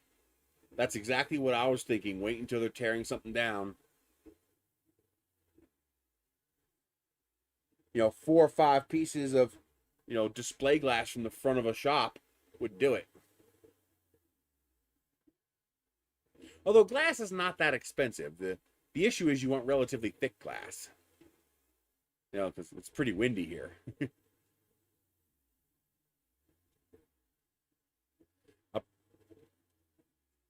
I have no idea. I don't know anything about stocks. I bought Dave and Buster's because Meet Kevin said to buy. Kevin Pathrath, he said buy it, that they're gonna come back, and it logically made sense, and he was right. The stock's more than doubled. Um, the Southwest Airlines, I just like the airline. You know, they're a good airline. They don't screw you over. The prices are fair. They don't charge for luggage. You know, they're always friendly. I've never had a mean person on Southwest Airlines. So I just like the airline. And a pandemic where the airlines are basically almost destroyed seems like a good time to buy airline stock, even though I can only buy 3. So I bought some of that. I bought AMC because my sister works for AMC and I like AMC. So that's why I did that. And I don't think AMC is going to go out of business. I just don't see that happening. I just don't see them going out of business. And I bought GameStop just because fuck you hedge funds.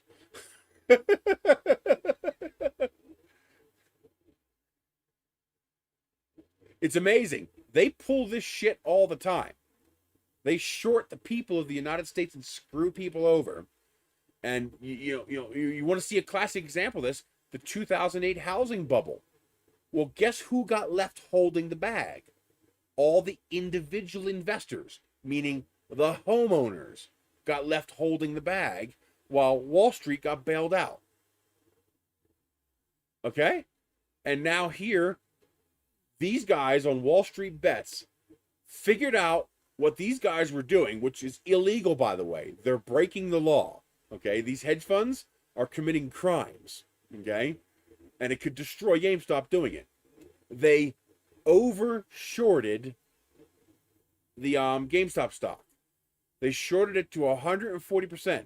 The current theory is that there are more shares in circulation than actually exist, which means they broke the law. Very illegal because they're that greedy. And now they're manipulating the market to try to scare people into getting rid of their GameStop stock so they can finish their short. What they're doing is you have these two big hedge funds that have a whole bunch of shares of GameStop, and they're sharing it back and forth. So it's like, okay, I'm going to sell you 1,100 shares. I'm going to sell you the 1,100 shares back. I'm going to sell you the 1,100 shares back. They're selling the shares back and forth between each other. And by doing that, they're suppressing the price of the stock. And so far, the retail investors are holding. They're not selling. Good. People say they're going to lose their shirts. No, they're not. I paid $220 for my GameStop stock. That's a goddamn Ender 3, okay? That's a freaking, a cheap resin printer. I can afford to lose $200.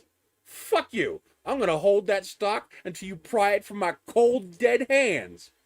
Now, if I had 1,000 shares of GameStop, okay, that would hurt.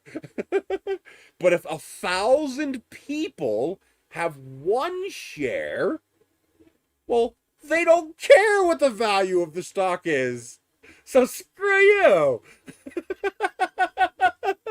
That's the whole idea. We distribute our losses over thousands of people, and we don't care. We just like the stock.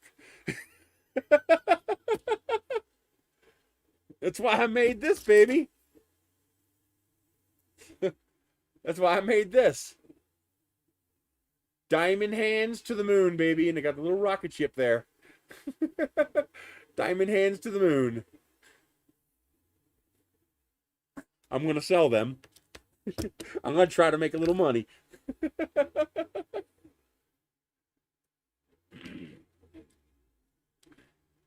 These guys are such greedy bastards. When you overshort a stock like that, it destroys the company. It literally bankrupts them because now you have more stock in the market than exists and they can't monetize. Well, it is about the money. The only way you send a message, it's not about our money. It's about their money. And how much they're about to lose because they got caught with their dirty, greasy hands in the cookie jar and they're losing their shit. Because after 21 days, the records get exposed to the SEC if we can keep holding. And when those records get exposed, if those records show that they cloned stocks, people are going to jail.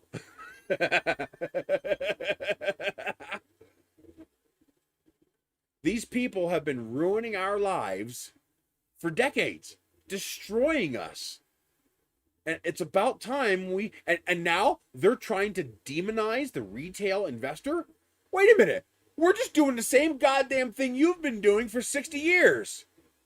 Because we're doing it, it's bad? But it's okay when you do it? Screw that shit.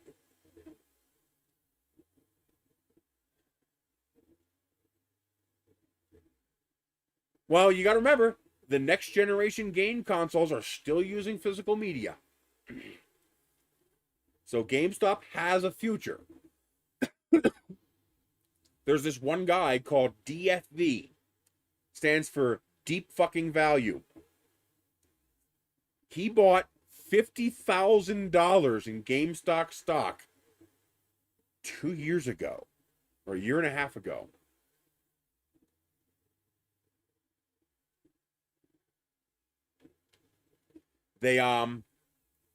He bought 50. He actually bought enough stocks that he has a seat at the board for GameStop because he actually believes the company. Exactly. We support the company. They wreck them to make a profit. And he actually thinks the company has a future and he's trying to push for that. And he early on before this whole Wall Street bets yeah. Before this whole Wall Street bets thing took off, before that happened, he pulled out $3 million in stock when it went up. And so he's got his money. So the rest of the stocks he's holding, about $35 million worth, he's keeping it. He's holding. He's why we say diamond hands, because he's losing millions in stock value, and he's saying, hold. I'm holding. You can hold. You're damn right I'd rather have a hard copy of the game. Hey, G-Force Racing. And this is fantastic that people are finally figuring some of this stuff out, because it's all public knowledge. None of this is secret. It's just difficult to understand. You know, you have to know what you're looking at, because this is very complicated stuff that they're doing. And a lot of it illegal. All right? How many companies have these hedge funds wiped out with their illegal activities and no one knows? How many companies have they destroyed?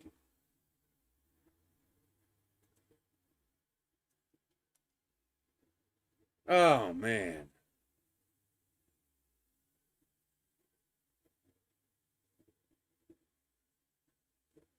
But the thing is, retail traders like us, and I very loosely count myself as part of that because I'm not really involved with it. I'd like to be, but I'm not. You know, I'm a what do you call me? I'm borderline a poser because I'm not really into it. You know, I'm not. Don't think that I'm part of some group, and the thought, yeah, it should be cheaper. Yeah, look at ebooks and the price fixing going on with ebooks, where a digital textbook is 5 times the price of the hardback. And now they're attaching digital codes to the textbook so you can't sell your book used. Yeah, that shit needs to stop.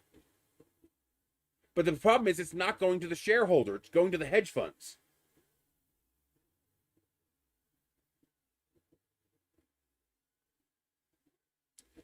Well, see, the thing is, digital media allows them to steal your personal property rights. It allows them to void your right to ownership, which is why I don't support digital media as much as possible. If I can get it physical, I will.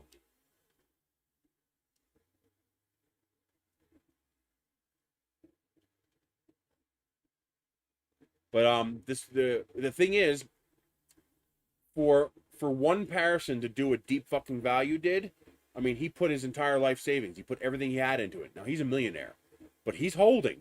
He's not selling because he believes in the company. He wants to see GameStop succeed, and he wants to see these hedge funds burn. And I am 100% behind that. Burn the whole damn system down. Destroy everything. Start over. It's very windy here. Oh yeah, you're the one who's in Edgewood, right? I can hear it blowing my doors out back.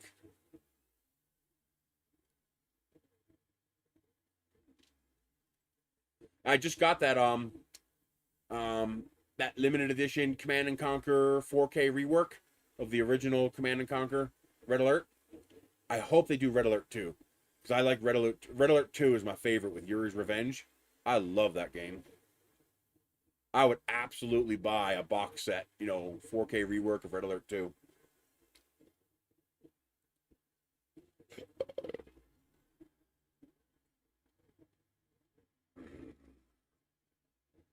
I do see some extrusion inconsistencies.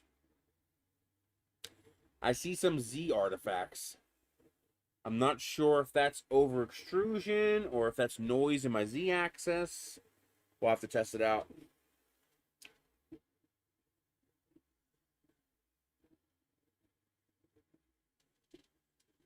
So the thing is though, there's only so many people like Deep Fucking Value who can buy, you know, $50,000 in GameStop stock.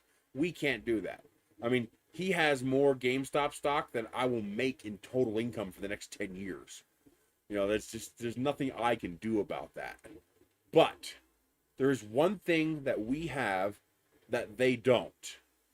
And there's one thing that we have that even their billions of dollars can't touch. We have bodies. Okay? You know, if thousands of us buy one single stock, and just one of it, the risk to each of us individually is nothing. I mean, even me, the stock's gone down $90, so I've lost $90 from what I paid for it. That's nothing. For me to be part of a group that's, you know, sticking it to the man for $90, I'll take that all day long. $90 isn't going to bankrupt me. $90 isn't going to put me in the poorhouse. $90 isn't going to destroy me. But $53 billion is going to fuck you hardcore. Yeah. That's just, it's about damn time. Now you watch. They're going to try to figure out a way to make what we're doing illegal. Not the action we're performing, but it coming from individuals. They're going to try to push individuals out of the stock market. You watch. That's what they're going to try to do. Because they can't make what we're doing illegal, because that would make what they're doing illegal. Because they're doing the same thing. Companies short other companies all the time. This thing, okay, what's happening is this. When you short a stock, it's very weird. I'm going to use Bernie to describe it, but he's a bad example because he actually exists. But this is a pretty good example because this is a 3D print, so I can make more of him. I could just go click, click, click, click, click, and I can copy him, okay? So when you short a stock, here's how that works. The stock is currently, say $10, okay? Let's say stock in today's 3D print is $10. And I think today's 3D print is going to lose value. I think they're going to lose a lot of value. I think Chris Taylor is a pain in the ass. He's a prick. I think he's going to lose following, and his channel's going to suffer, and his stock value is going to go down because he's an asshole. So what I do is, instead of buying your stock at $10, I borrow it. Okay? I borrow, 100 shares of today's 3D print stock. It's currently worth $10. I then immediately sell it for $10 a share. Okay? So I just got 100 shares. What's 100 times 100? It's not 1,000. It's $100,000, right? No. It's $10,000, right? My brain is fried today. I gotta do the math. 100 times 10. Yeah, it's $1,000, okay? So I buy 100 shares of today's 3D print, and that's only if you have actual gold and not gold stock. There's a difference. You could buy gold the stock, or you could buy gold the money, the metal. Now, if I take and I borrow 100 shares of today's 3D print at $10 and sell it. Okay? Now I've got $1,000, and I wait. And next week, I was right. Today's 3D print is tanking. The stock's only worth $5 now. So I buy back 100 shares of stock at $5 a share. Because remember, I don't owe you $1,000. I owe you 100 shares. That's the important trick here, okay? I didn't borrow $1,000. I borrowed 1,000 share or 100 shares. So I have to give back 100 shares, not $1,000. So I borrow 100 shares, sell it for $1,000, wait for the value to drop. I then buy back the cheaper shares and give you your shares back. Now, there's a fee for that, of course. Let's call it 1 share's worth, okay? But the point is, let's ignore the fees for a second. I borrowed 100 shares, sold it for $1,000, betting that the share value would go down. It does. It goes down to $5. I then buy the shares back at $5, and I give you your 100 shares back. Now, because I sold your shares for $1,000, but I bought them back for $500, I make $500 in profit. Because remember, I sold those shares for $1,000, waited until the price went down to $5, which means they're now worth 500, bought them back. So I spent $500 to buy them back. And then I give you your shares back that I borrowed, and I make a $500. That's shorting. Okay? Now, there's something really interesting that you can do. It's called a short squeeze. Okay? So, well, yeah, it's sneaky because, you know, there's nothing being transferred. I'm borrowing the shares. Okay? It's like if I borrowed your car, sold it. Okay? And then a week later, your car's value went down. I buy your car back, give it back to you. I keep the difference between what I sold it for and what I bought it back for. Okay? You could do that with stocks because they don't exist. Stocks don't exist as a thing. Stocks are a computer entry. So you can copy them, borrow them, trade them, clone them. You can do all that because they don't exist as physical things. So this shorting is possible. You can't really short with physical things. That's much harder to do. But you can short with digital things, with ethereal, non-corporeal things like stocks. Now, a squeeze is a little different. So these guys sometimes work on tiny margins, you know, borrow at $10, sell at $9. And they just do that with thousands and thousands and thousands of stocks. They can, but it's currently legal. It's currently totally legal. Whether or not it should be legal, I will admit that I am not knowledgeable enough in the subject to know whether it should be illegal. My gut instinct says it shouldn't be legal. My gut instinct says something's wrong. Now, if you exist in a vacuum and there's no manipulation, there's nothing wrong with shorting a stock. You're gambling. You're basically gambling that the stock's going to go down. The problem becomes when you have the power to manipulate the stock and make it go down. That's when shorting becomes a moral issue for me. Now, what should be illegal is what they probably did do. They shorted more stocks than exist, meaning they created stocks out of thin air. They cloned the stock. We don't know if they've done this yet. The numbers seem to indicate a very good chance they did, but we don't know for sure. So, you now know what shorting a stock means. What's a squeeze? Well, here's the thing. You borrowed the stock, which means you have to pay me interest for borrowing that stock. It's like you borrow money from me, I charge you interest until the money is paid back. So your credit card charges you, 16% interest until you pay the balance down to zero. Okay? Same thing happens when you short a stock. When you borrow a stock, it's kind of like borrowing money. You got to pay interest on that. You got to pay fees. Okay? That's how we're burning them, by holding. They don't want to buy back the stock and return the borrowed stock, because they would have to buy it back at a higher price than they paid for it, which means they would lose money. This would be like me borrowing 100 shares of today's 3D print. And then, I do such a great job on the next stream that my stock value doubles. Everybody thinks Chris Taylor's a hero. Fuck yeah! My stock's worth $20 a share now. Well, now you're in deep shit, because you just sold my stock for $10 a share, and you have to buy it back in order to return the 100 shares you borrowed. Yeah, it says encoding overloaded. Consider turning down video. Interesting. So I am hitting a CPU bottleneck somewhere. Let me make sure this program is high. Oh, wait a minute. There's something I can do. Isn't there a way I can change the priority of the program?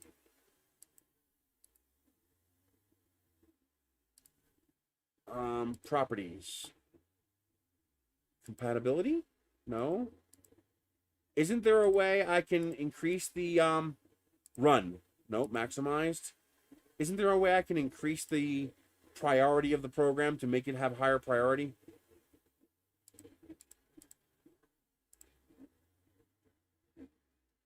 I thought there was a way I could do that.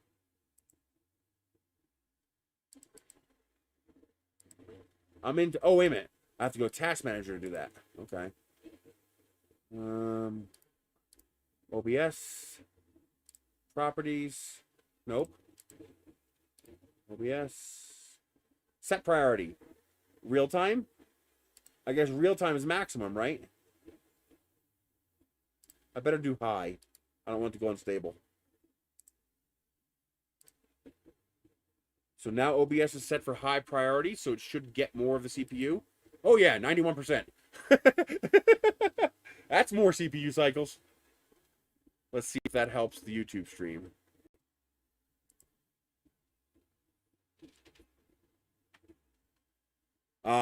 So now I borrowed 100 shares from you, and I was wrong. The stock doubled in price instead of halving in price. So now the stock that I just sold for $1,000 is now worth $2,000. Now I could wait. I could pay you your interest and wait and hope the stock comes back down. But if the stock doesn't come down, it still says overloaded. It's going on and off though. Encoding overloaded, consider turning down video. 60 dropped frames. And we're running at 89% CPU. Let me close this tab. I think I closed Firefox. I don't think I need to leave this Firefox open. I think it'll continue streaming right from OBS. But I can open up chat in here. Hang on. If I open up chat in here, can I open up the stream in here? Videos, live.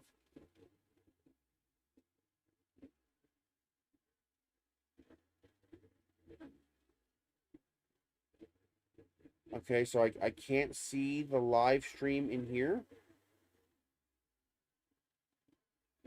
Dashboard. No, but I should be able to become one of you guys and look at it in here.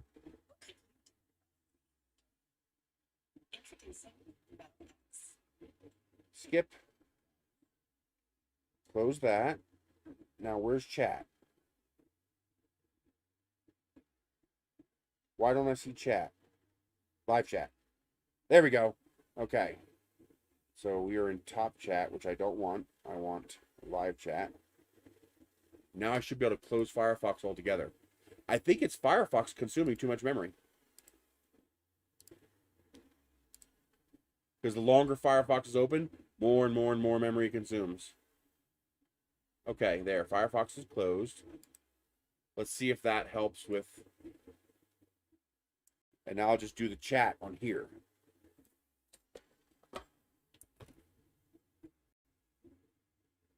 Let's see if that improves things. And now we're getting 92% CPU. Now that the Firefox is taking less, more is available for OBS. So guys, let me know. It's going to take a minute or two for things to change, but let me know if that improves things. Go. You can see there is a bit of Z that might be in the model. I'll have to check to see if those are facets in the model. That might be part of the model. Hey, don't go to sleep on me. I gotta turn that off. Display. Where's my timeout? Screen timeout. I can't change it to never. I can set it for 10 minutes. I can't disable screen timeout. That's annoying.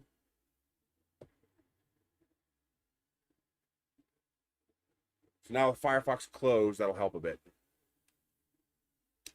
So, now I'm in trouble. I borrowed $1,000 worth of stock, and now it's worth $2,000. I don't owe you $1,000. I owe you 100 shares. Okay? Whether that's worth $500 or $2 million, that's what I owe you. Because the stock went up, I now have to hold.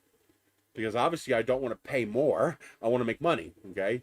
But I have to pay interest on that.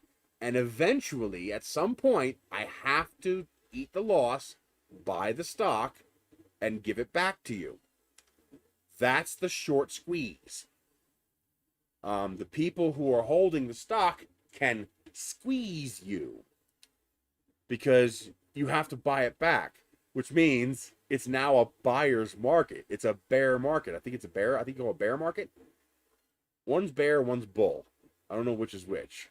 Maybe bull is when you have to buy back. I don't know. But anyway, the point is, I now have a say because I can dictate the price because you need my stock if I have enough of it. Okay? Normally, this is not an issue. You just buy the stock from someone else. But what happens when there is no stock available from someone else? What happens when all the available stock is shorted?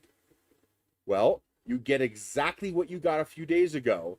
GameStop selling at $400. Bull is up. Okay, so bull is up. And, well, what they're trying to do now is, first of all, they're exposing the collusion in our media. You can clearly see the collusion in our media as the media is blaming retail investors. The media is saying they've covered their shorts when they haven't. The media is saying what the retail investors are doing is wrong. So the media is bought and paid for, and that's becoming very obvious now. Because if you go online and look at the stocks, you can clearly see what they're saying is a lie. What they're trying to do is they're trying to scare people.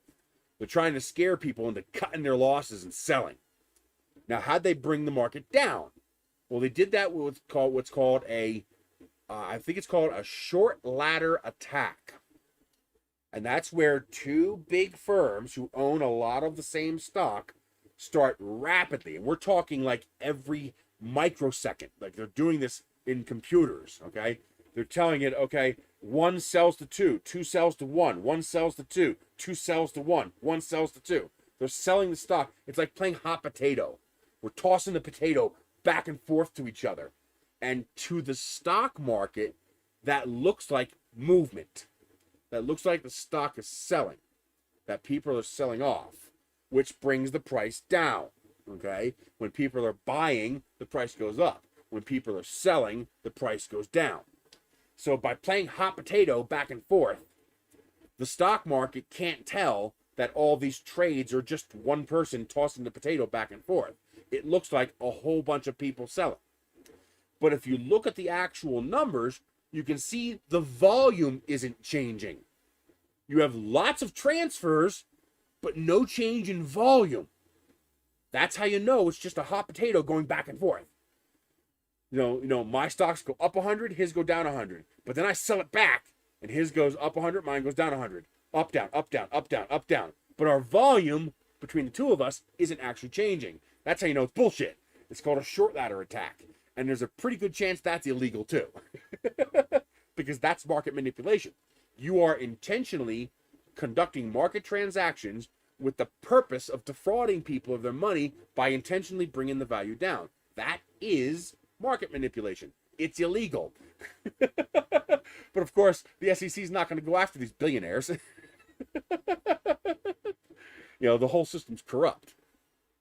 So that's why you're seeing all over the place. And they got thousands of bots. That's what happened to silver. The hedge funds tried to scare everybody into jumping to silver. They tried to convince everybody that Reddit was targeting silver. Because if they can prop up the value of silver, they can hedge their losses on GameStop. Good point, okay? Except for when you're not a billionaire, because then they just make what you're doing illegal. So you say, okay, if everybody's holding, why isn't the price going up? Because they've cut us out. If you go and look at the stock exchange right now for GameStop, you're going to see there's actually a whole bunch of people buying 1, 3, or 5 stocks. 1. Why are people buying 1? Because if you go to Robinhood, you're only allowed to buy 1. Literally. The app won't let you buy more than 1 GameStop. If I wanted to go buy a second GameStop on Robinhood right now, I can't do it. I'm not allowed to. They're allowed to buy and sell as many as they want. I'm only allowed to buy 1. That's illegal too. And the thing is, before you pull out your pitchforks, it might not necessarily be Robinhood's fault. Robinhood's money people have told them, if you want to secure, Robinhood might be in cahoots. I'm not exonerating Robinhood. What I'm saying is, don't punch them with the pitchfork yet, because it might not be them. So, in order for Robinhood to conduct transactions, they have to have a security deposit to cover the transactions. That's because there's a limbo period in where Robinhood buys the stock for you, but they haven't gotten your money yet. Okay? There's a small window there where that money has to change hands. So the more volume they have, especially if it's volatile volume, the more deposit they need to cover just in case something goes wrong. Well, to shut Robinhood down, they said, oh yeah, you need a $3 billion deposit. Where the fuck's Robinhood going to get $3 billion? Fidelity might have $3 billion, but Robinhood doesn't have $3 billion. It is smoother now? The video's smoother? Yeah, that was Firefox doing that then. But I can look at the chat here, so we're good. Eventually, I'm going to set up a tablet for doing that. So, Robinhood doesn't have $3 billion. Their deposit's $500,000, which is credit. So they had to stop trading. Now, where Robinhood screwed up is they stopped letting you buy, but still let you sell. So they said, oh, okay, you can't buy anymore, but you can sell. You can give us those stocks back. And that was not cool. Yeah, they're down today. And they're going to stay down as long as the ladder attack continues. All we have to do is keep holding. Remember, these people shorted it at like $4. So $90 is still, what is that? 22 and a half times what they shorted it at. So we still have them by the balls. We have these hedge funds literally. Wall Street bets and all of us little guys literally have our fingers around their balls and we're squeezing tighter and tighter. And eventually they're going to squeal. That's the plan. If we can hold, if we can keep them selling, if we can resist the temptation to bail, then we can hold and we can squeeze their balls. As long as the regulators don't come in and bail them out. So GameStop, as far as I'm concerned, as long as GameStop is over $5, it's up. So anything over $5, in my opinion, is up. Because that's more than what they paid for it when they shorted it. So, you're now at a point where you have to wait until the stock goes down and pay interest on the stock you borrowed, or you have to take a loss and buy the stock at the higher prices to stop hemorrhaging money. The problem is they bought so much. All right, stocks go up and down every day. If you get into stocks, trust me, do not sit there and stare at your portfolio value. It will drive you fucking mad.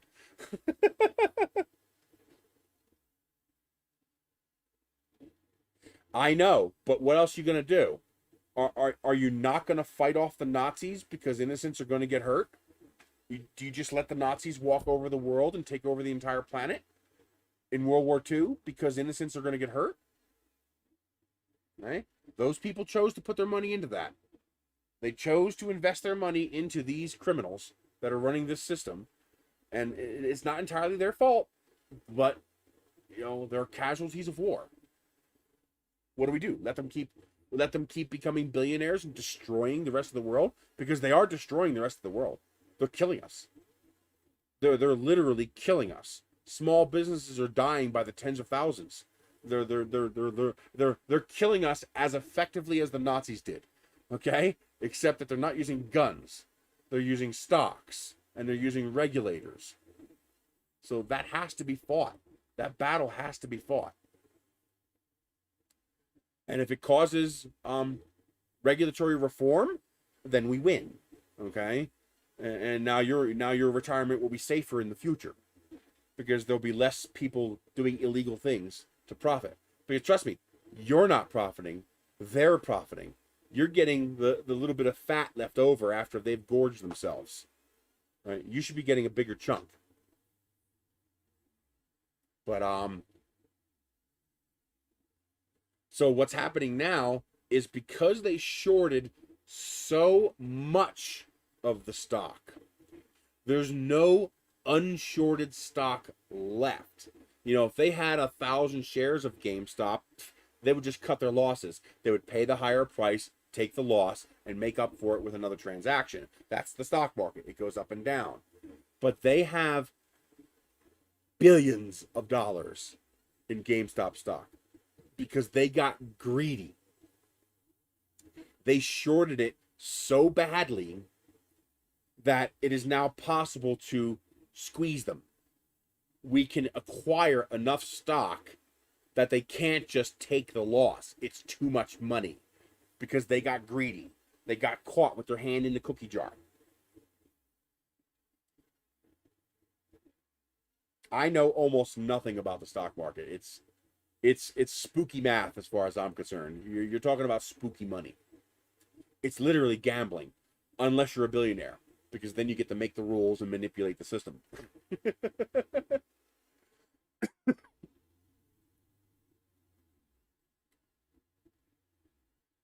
If you want to know who to watch for stocks, U.S. senators.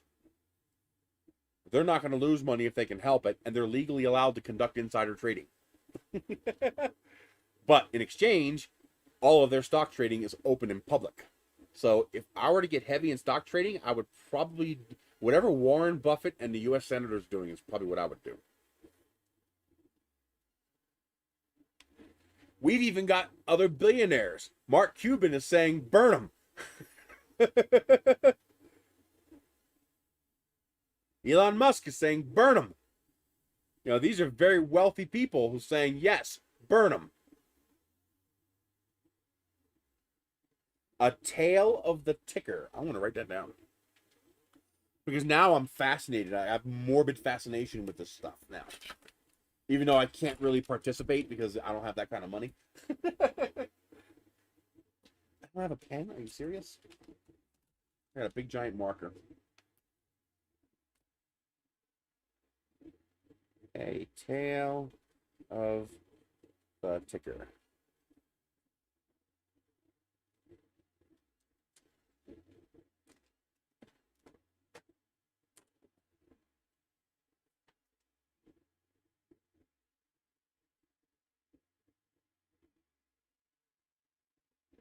Yeah, no shit. Because senators, we made insider trading legal for U.S. senators. Isn't that cute?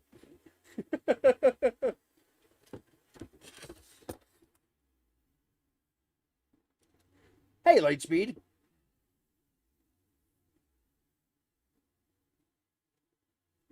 Oh, man. So right now, retailers were able, meaning individuals, not brokers, were able to get enough GameStop stock that because of how much they shorted the stock, we actually have a lever. We have a little bit of control now.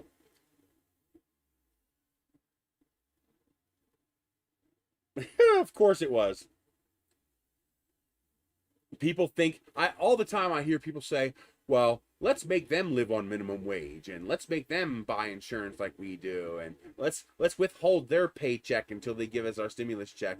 And I'm like, have you ever looked up Nancy Pelosi's net worth? I don't want to bring it up because it's going to crash the I have another phone.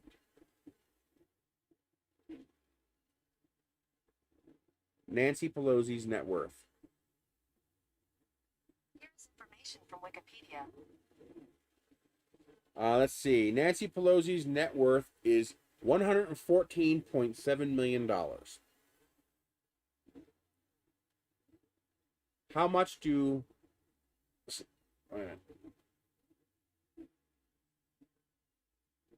How much do representatives in the House make in salary? According to Congressional Institute, the annual salary of a rank-and-file member of Congress is $174,000. Congressional leaders earn more since they have additional responsibilities. $223,000. It says here, Speaker of the House receives $223,000. She's Speaker of the House, so she gets $223,500.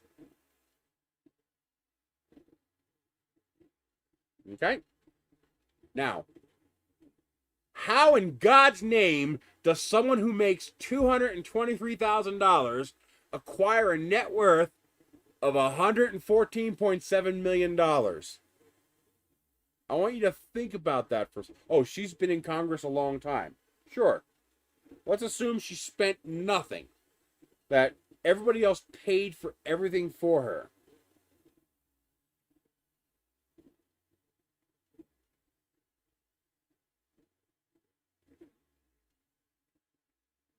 That's still 513 years of her salary. So she would have to put aside 100% of her salary for 513 years in order to make $115 million. Trust me, she doesn't give one flying fuck what her pay is in Congress. You could make her pay zero, and she won't give one flipping damn. Because that's not how she's making her money.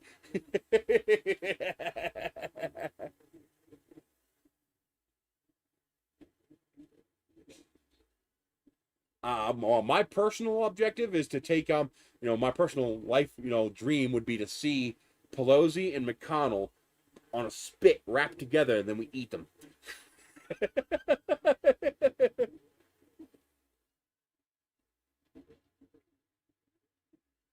You got that right. Neither does McConnell, neither does Trump, neither does Biden. None of them give one damn about you. They don't care about you. And that's the hardest lesson people have to learn. She loves Jenny's ice cream. Did you see what Popeyes is doing with the tendies? Get free tendies if you use the nice codes for coupon codes. Now I want to buy a Popeyes stock just because that's awesome that they did that. That was very forward thinking of them to take advantage of that for a little bit of advertising hype. That was very smart. Hi, kitty. How you doing, baby? Yes, you're a good boy.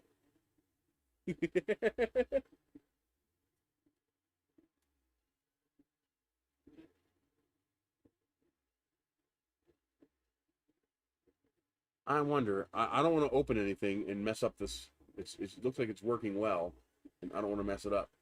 We're down to 60% CPU, and it's stable. I think we were running out of memory. I think Firefox was sucking it all up. 32 gigs of memory. See you later, Ian.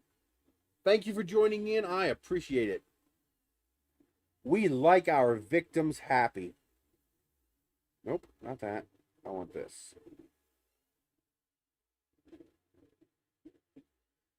Delete, delete, delete, delete. Delete all the junk.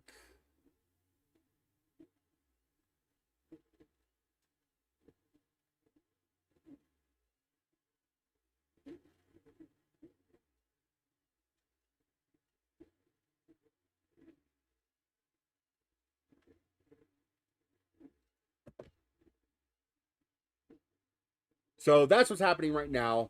Normally you can't squeeze because there's plenty of other stock available, etc. But when they overextend, when they buy too much of the stock in a short, there's the potential for them to be squeezed. And that's what's happening right now. They're being squeezed. And it's not, you got to remember, Reddit's not doing this. Reddit is causing it. They were the flame. Because even Reddit can't afford to buy enough stock to do this. But once other stockholders realized what Reddit was doing and why they were doing it, and once they looked at their due diligence and saw how much these hedge funds had shorted the GameStop stock, they joined in. Because they realized there's blood in the water and they're sharks. That's when the squeeze starts. The squeeze hasn't even started yet. That's what people don't realize. The squeeze hasn't even started yet. It's getting ready to start. And that's when they're really going to squeal.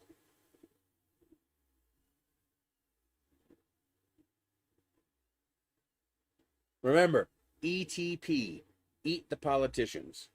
They're all the same. They all taste like chicken.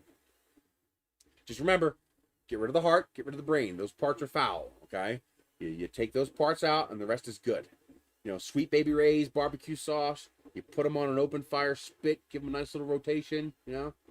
And don't forget, the best seasoning for politicians is adrenaline. Nothing beats adrenaline for seasoning your politician. So, when they start to taste a little bland while they're still alive, you extend your claws and you give a scratch. And when you hear the screams, the adrenaline's flowing, and that's when you can enjoy your meal again.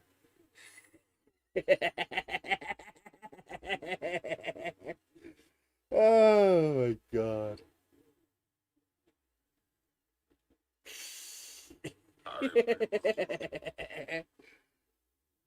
We got another PayPal. Pelosi McConnell spit roast bonanza, $10. Thank you, buddy. That's from JMC. I appreciate that. I got an acre of land. We can set up a big barbecue. Oh yeah. Oh my God.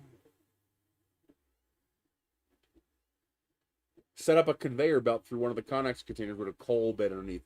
A 40-foot long coal bed and just spit roast them all the way down.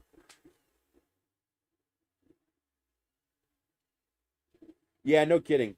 Especially since that was staged. That was absolutely a staged event. We have videos of the cops just letting them in. Just, you know, no, they weren't being overrun. There's maybe a dozen people, and they just opened the gate and said, "Come on in." That was so staged, it was ridiculous. Hell yeah. Well, remember, if you're vegan, it's okay. You help chase them down and hold them. We'll take care of it.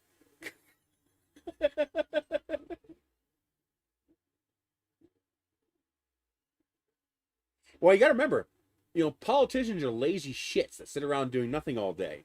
So they probably taste like veal. Yeah. They'll be nice, soft, and tender. You know, you don't want the athletes. They're going to be stringy and tough. You know, they work out all the time. You want the lazy shits, the politicians. They're going to be nice and soft and gooey and tender. Render that fat out. Yeah.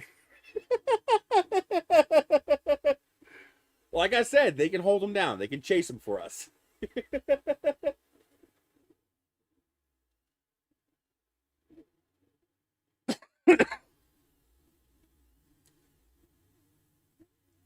How you doing, kitty? He's such a good boy. He's such a good cat. I love my kitties. Yes.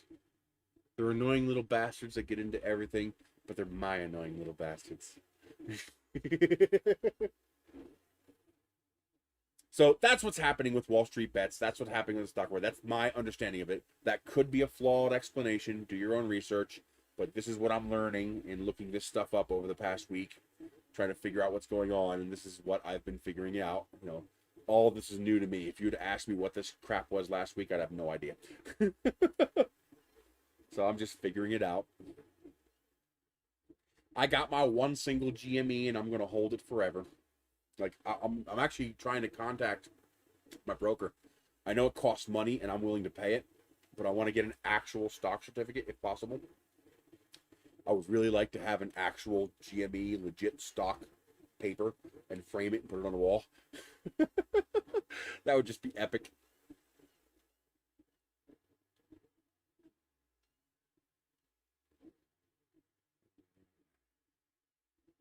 But most companies don't do paper stocks anymore. I'm hoping they can make one. I'm hoping that's something that's still possible.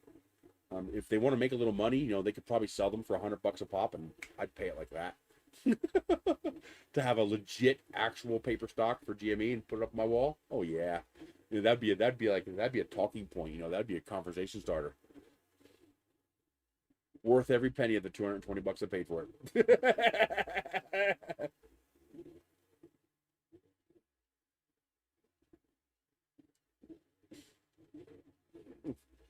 Ow.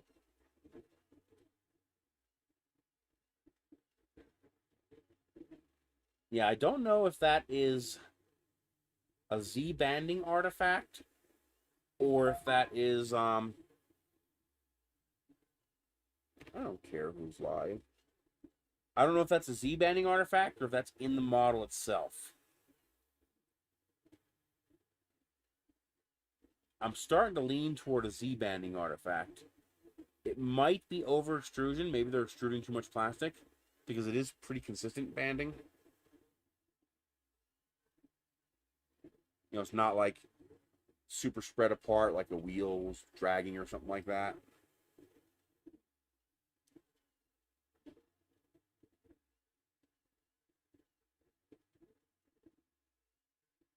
Hmm.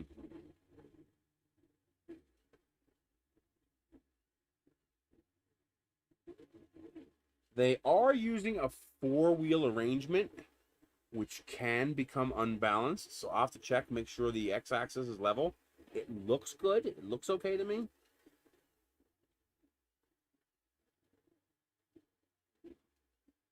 But the real test will be, oh, I'm sorry, slicing my own bottle and then sending it.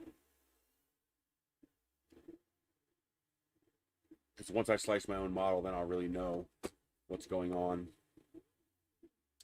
Well, I don't want to open nothing while I'm streaming. I keep going to open something and I realize that's a bad idea. Don't do it. Leave it alone.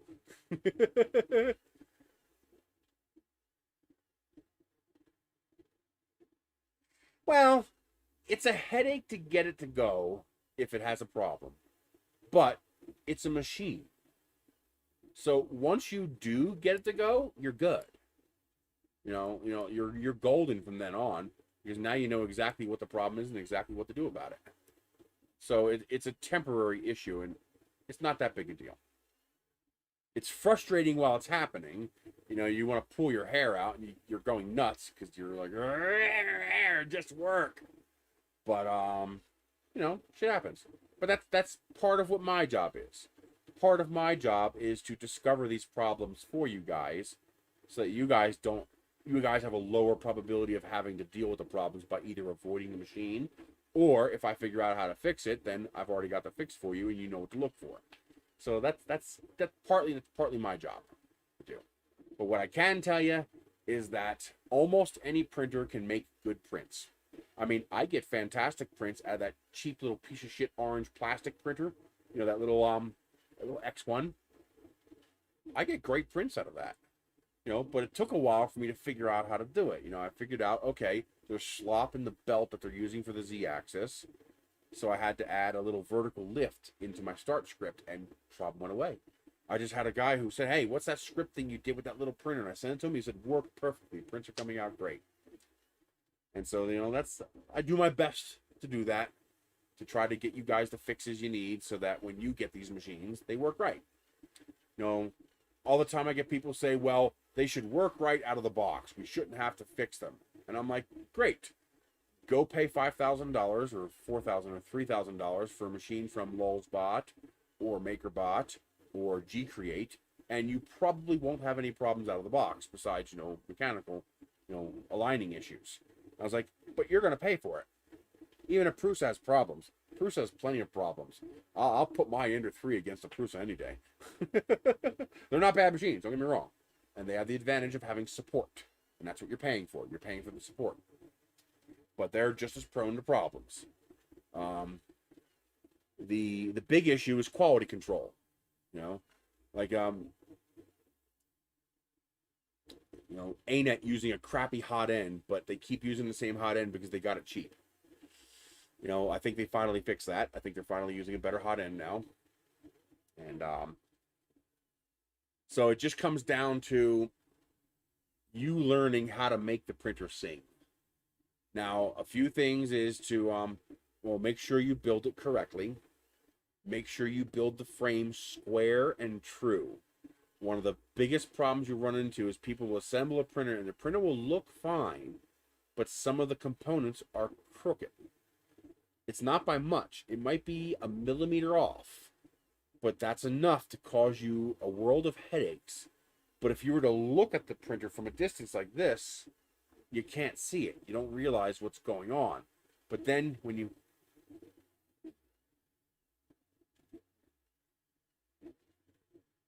That's because you're having an issue with retraction.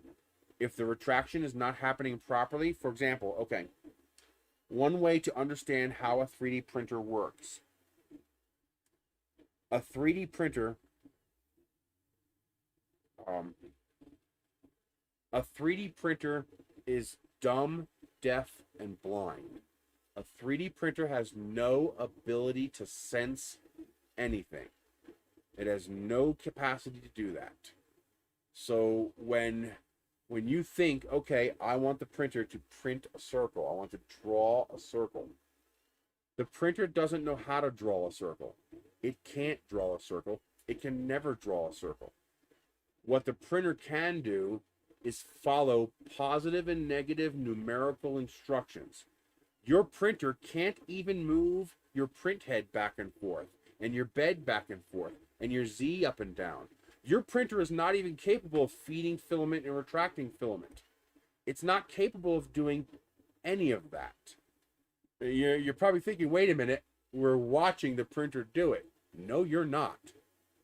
What you're watching is a printer instructing a stepper motor, turn this many steps, do it this quickly. Turn this many steps, do it this quickly. So speed, acceleration, and distance is the only thing your printer understands. And it doesn't even understand distance. It understands number of steps. So it tells, when you want your x-axis to move 10 millimeters, it tells your x-axis, I'm going to make up a number out of my butt. I don't know what the actual number is. It tells your x-axis, turn 270 times. Make 270 steps. And so your stepper goes 1, 2, 3, 4, 5, 6, 7, 8, 9, 10, 11, 12, and it does that 270 times. Does that equal 10 millimeters? I don't know. And neither does your printer. That's what calibration is. Calibration is creating a connection between number of steps and distance. But that depends on how big is the belt, how big is the pulley. Okay, not even the belt doesn't even matter, but the size of the pulley matters. Because if I take the gear drive off of your stepper motor and I increase it by 10%, all your prints are going to be wrong now.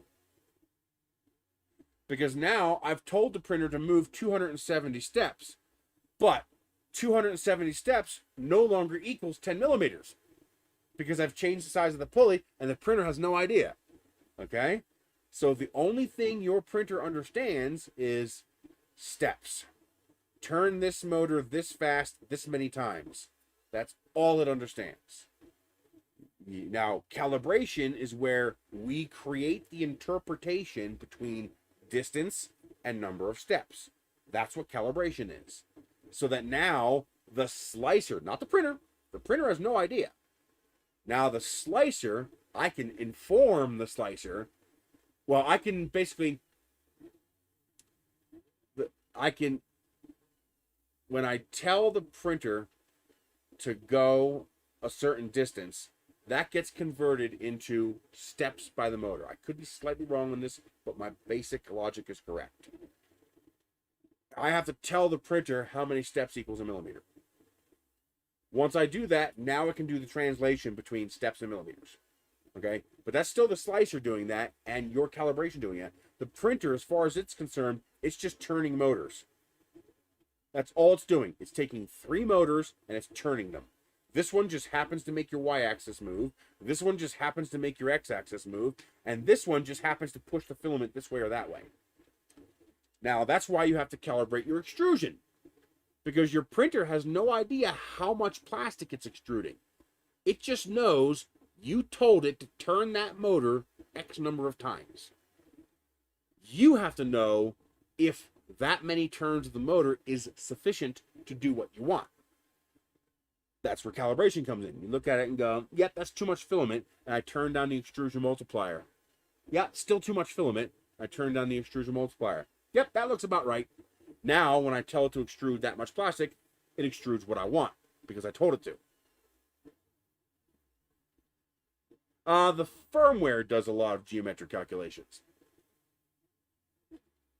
But the point is, all it knows is, when I tell this printer to home, All it knows is move this that way until a switch clicks. Move this that way until a switch clicks. And move this that way until a switch clicks. That's it. That's all it knows. Now, does that equal nozzle on the bed? The printer doesn't have a goddamn clue. It just knows the switch clicked, I stopped. That's why you have to adjust the bed to put the nozzle where it is. Because what you want is first layer. Printer doesn't understand first layer. Printer just understands switch at 0, switch at 0, switch at 0. So you have to do the work to associate this virtual 000 with a real world 000 so that when plastic begins to come out, it actually does what you want it to do. That's the G code. The G code is your instructions to the printer. Turn this motor that many times. Turn this motor that many times. Turn this motor that many times. And what we see is a heart-shaped vase. What the printer sees is motor, motor, motor, motor, motor, motor, motor, motor, motor. That's all it sees.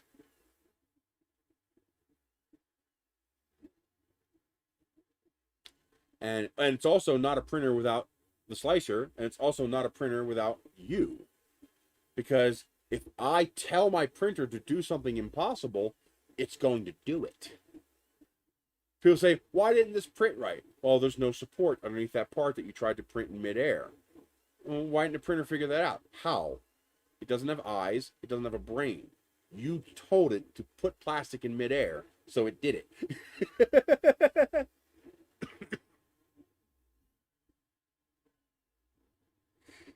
Yes, that has to do with tuning, but we're even more basic than that. Imagine if I were to drive a car like a 3D printer does.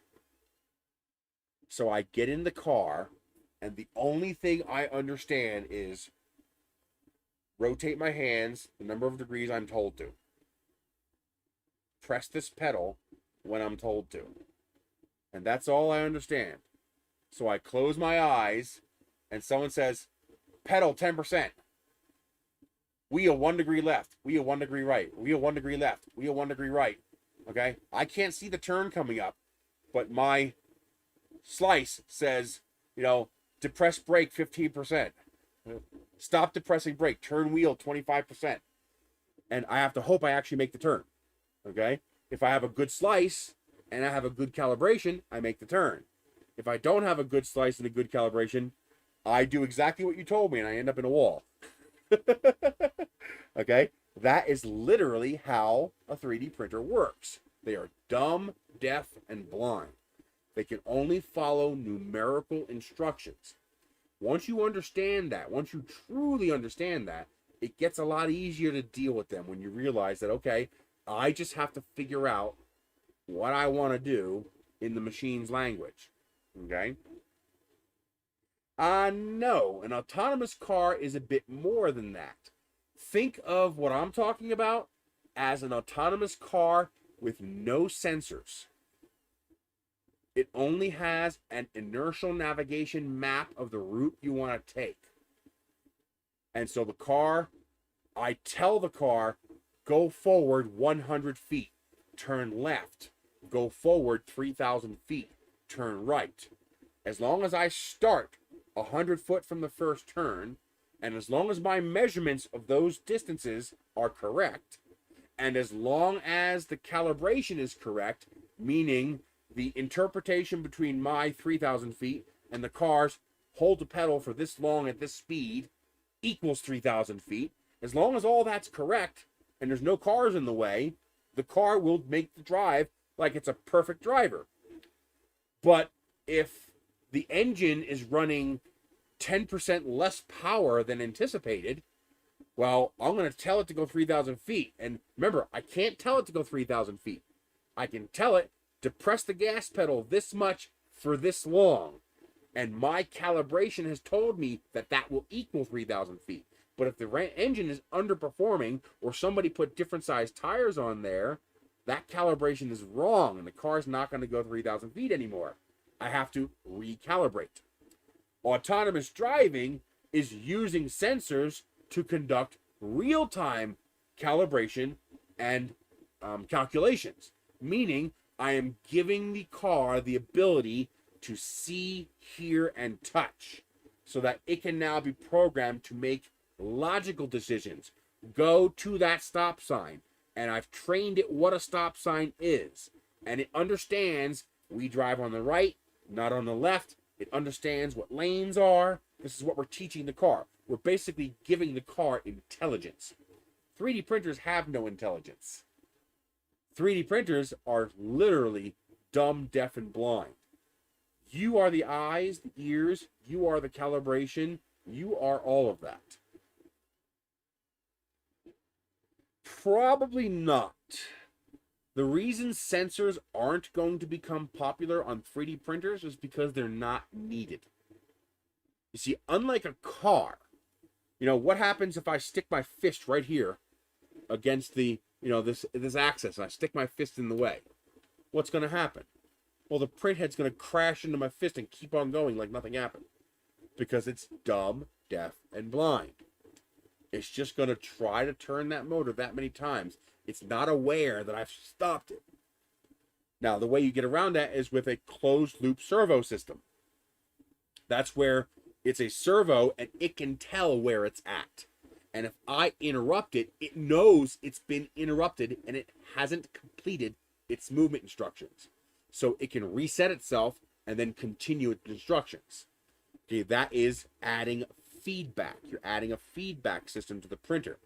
The thing is, unlike a car, which is driving on a road, which could have people and bicycles and other vehicles on it, a 3D printer can be placed in a controlled environment.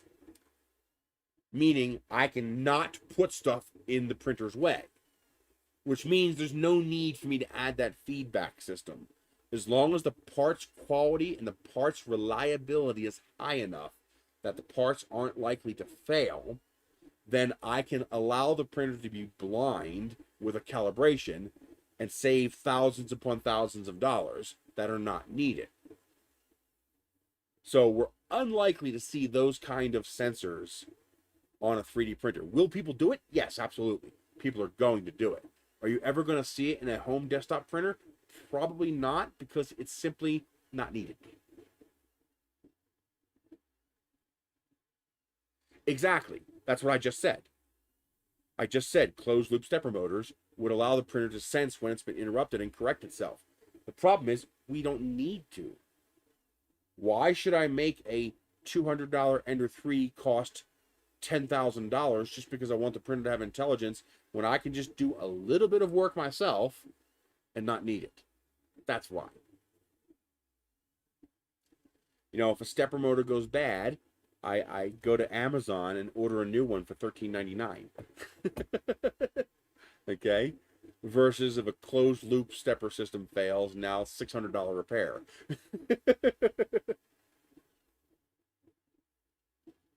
But then you have other things that go with it. And I'm surprised they're that cheap. That's pretty cheap. That's pretty cool, actually. I didn't realize they were that cheap already. Yeah, linear rail will give you a bigger bang for your buck than a closed loop system. Now, what might be interesting is using image recognition technology in 3D printers.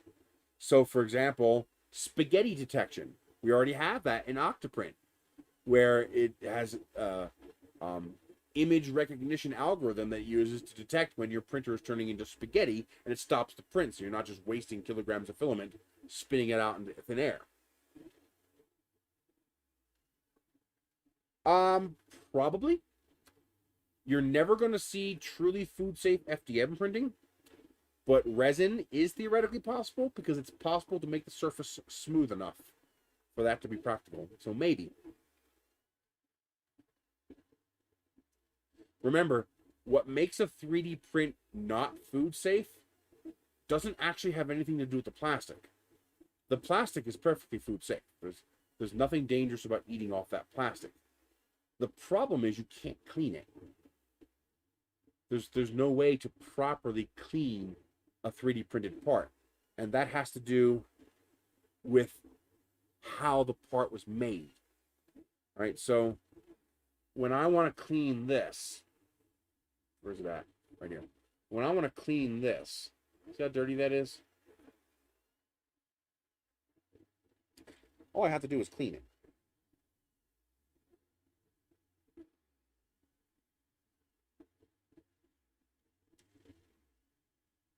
Now look how perfect it is in the middle there. Okay? See the difference? The difference is there's nothing for anything to get stuck. With 3D printing, this vertical wall, literally on a microscope, looks like this. Okay? So my fingers are a representation of what a 3D print looks like. And the problem is, when you get this little bit of dirt and it sticks in between the layers of the print and you can't get it out, you can't see it. And that little piece of dirt grows into fungus and bacteria. And you have no way of cleaning that surface. Okay? That's why 3D prints are not food safe. It's not surface area. It's surface geometry. The area is not the problem. The geometry is the problem. So this surface is smooth. I can clean this surface. This surface is rough and has holes and voids and nooks and crannies for things to get stuck in and grow. Exactly. You got it exactly. So you can make a plastic part food safe. You cover it what? Oh, rain sucks. You cover it in epoxy. You put a what is it called? Polyethylene? I think polyethylene is the wrong word. Poly something. You get a epoxy coating and you coat the surface so that I fill in all these nooks and crannies and voids and create a smooth surface like this. Now the food, the bacteria, and the fungus never actually touch all those nooks and crannies. They sit on top of that smooth glass-like surface and you can just wipe it off. That's how I was able to make 3D printed dildos that were safe. I would polyurethane, that's the word. I would polyurethane coat the plastic dildo, so now you had that smooth glass-like surface on the outside. You just take isopropyl alcohol and wipe it down like you do any other sex toy. Now it's food, now it's safe. You can do the same thing with food products. Now there is a secondary problem. With food products, you also want heat. And that's a problem because you can't put this plastic part in a dishwasher. The heat from the dishwasher will melt it. And exactly. Well, not even porous. You can make, the plastic doesn't have to be porous. It's geometry. It physically has little holes and nooks and crannies for things to hide in. And worse, the way we normally get around that, yeah, exactly. The way we get around that is we sterilize it. And we usually do that with heat. You hit it with enough hot water, you take something and you stick it in boiling water, and you pretty much kill anything that's in there that could possibly hurt you.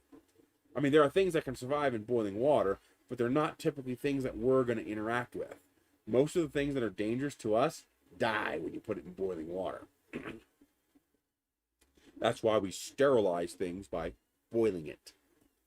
And you can't boil a PLA print. It's going to melt. So you'd have to use like nylon or polycarbonate. Yes, absolutely. If you want cookie cutters that you can reuse over and over again, that's what you do. Now, there's another way you can sterilize it. You could just wash it. Just wash it in the sink. And then stick it under UV light. If you have a strong enough UV light, that might be enough to sterilize it. Better yet, after you've sterilized it and put it away, the next time you go to use it, sterilize it again right before you use it. So that if anything did grow on that plastic part while it was in your kitchen drawer, you just killed it. So you could do that too. But yes, you could just polyurethane dip the cookie cutter and it will be much easier to clean now. You'll have to watch for chips and stuff like that. You know, make sure it doesn't get cracked or chipped because that would allow ingress of bacteria and fungus. But as long as the surface was intact, then yes, that would work. Personally, I would just clean it on the kitchen sink with soap and water, cool soap and water, and then just sterilize it before using it. That would probably be safe enough. Yes, LED UV lights do work.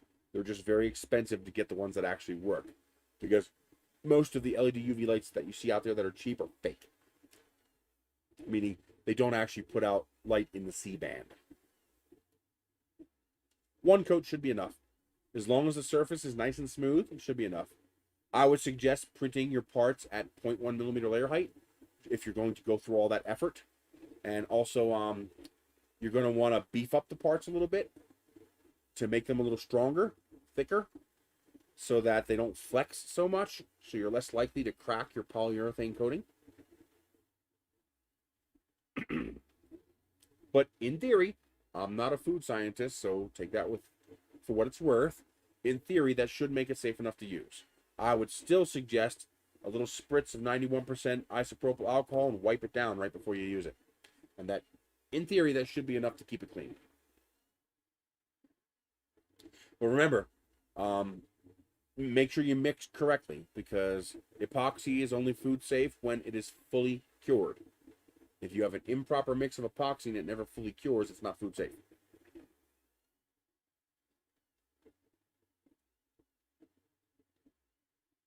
Something else you could do is learn to print with nylon. Print your cookie cutters with nylon. They can stick them in a dishwasher. No problem. I keep my victims as happy as I can. And the unhappy ones, we eat.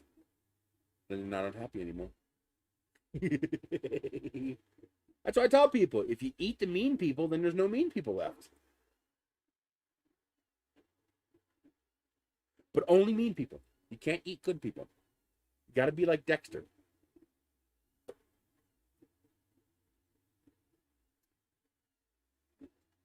Yeah, I'm pretty sure that that's banding and not built into the model.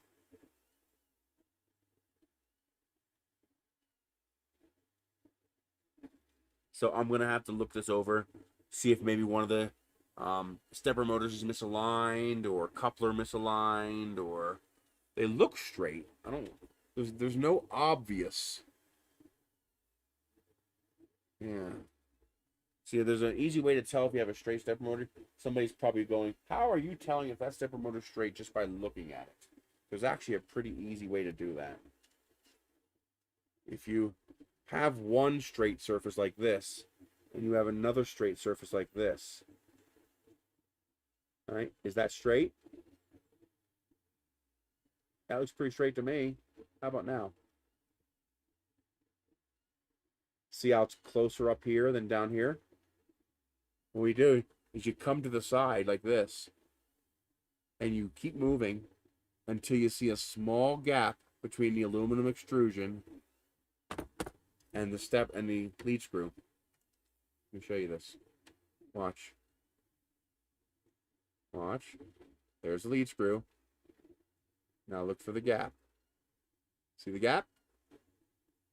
See that little light gap in between the lead screw and the extrusion? Follow it up and down. See how my light gap stays the same all the way up and down? Actually, it might be a tiny bit wider at the bottom. See how the gap is a little bit wider at the bottom than it is at the top? Maybe. It's hard to see through the camera. But you can do that to determine if you have a misalignment between your guidance system and your motion system. Your rail is your guidance system, your lead screw is your motion system, and those two need to be perfectly parallel. Remember the problem with the Ender 3 where the stepper motor was too close at the bottom, and so it wedged out like this, causing it to bind up? Well, you can look at your lead screw and you can kind of see that as it goes up. You can see if there's a gap that changes distance. What is meant to be a perfect cylinder? I don't know. Not oblong? But wouldn't an ovalized cylinder still be a cylinder?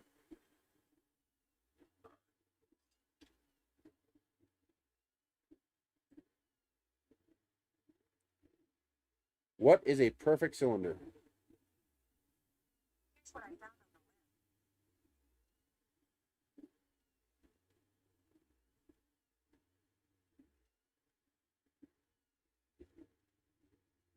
So it looks like a perfect cylinder is one that's a perfect circle, meaning it's not an oval. It's a perfect circle.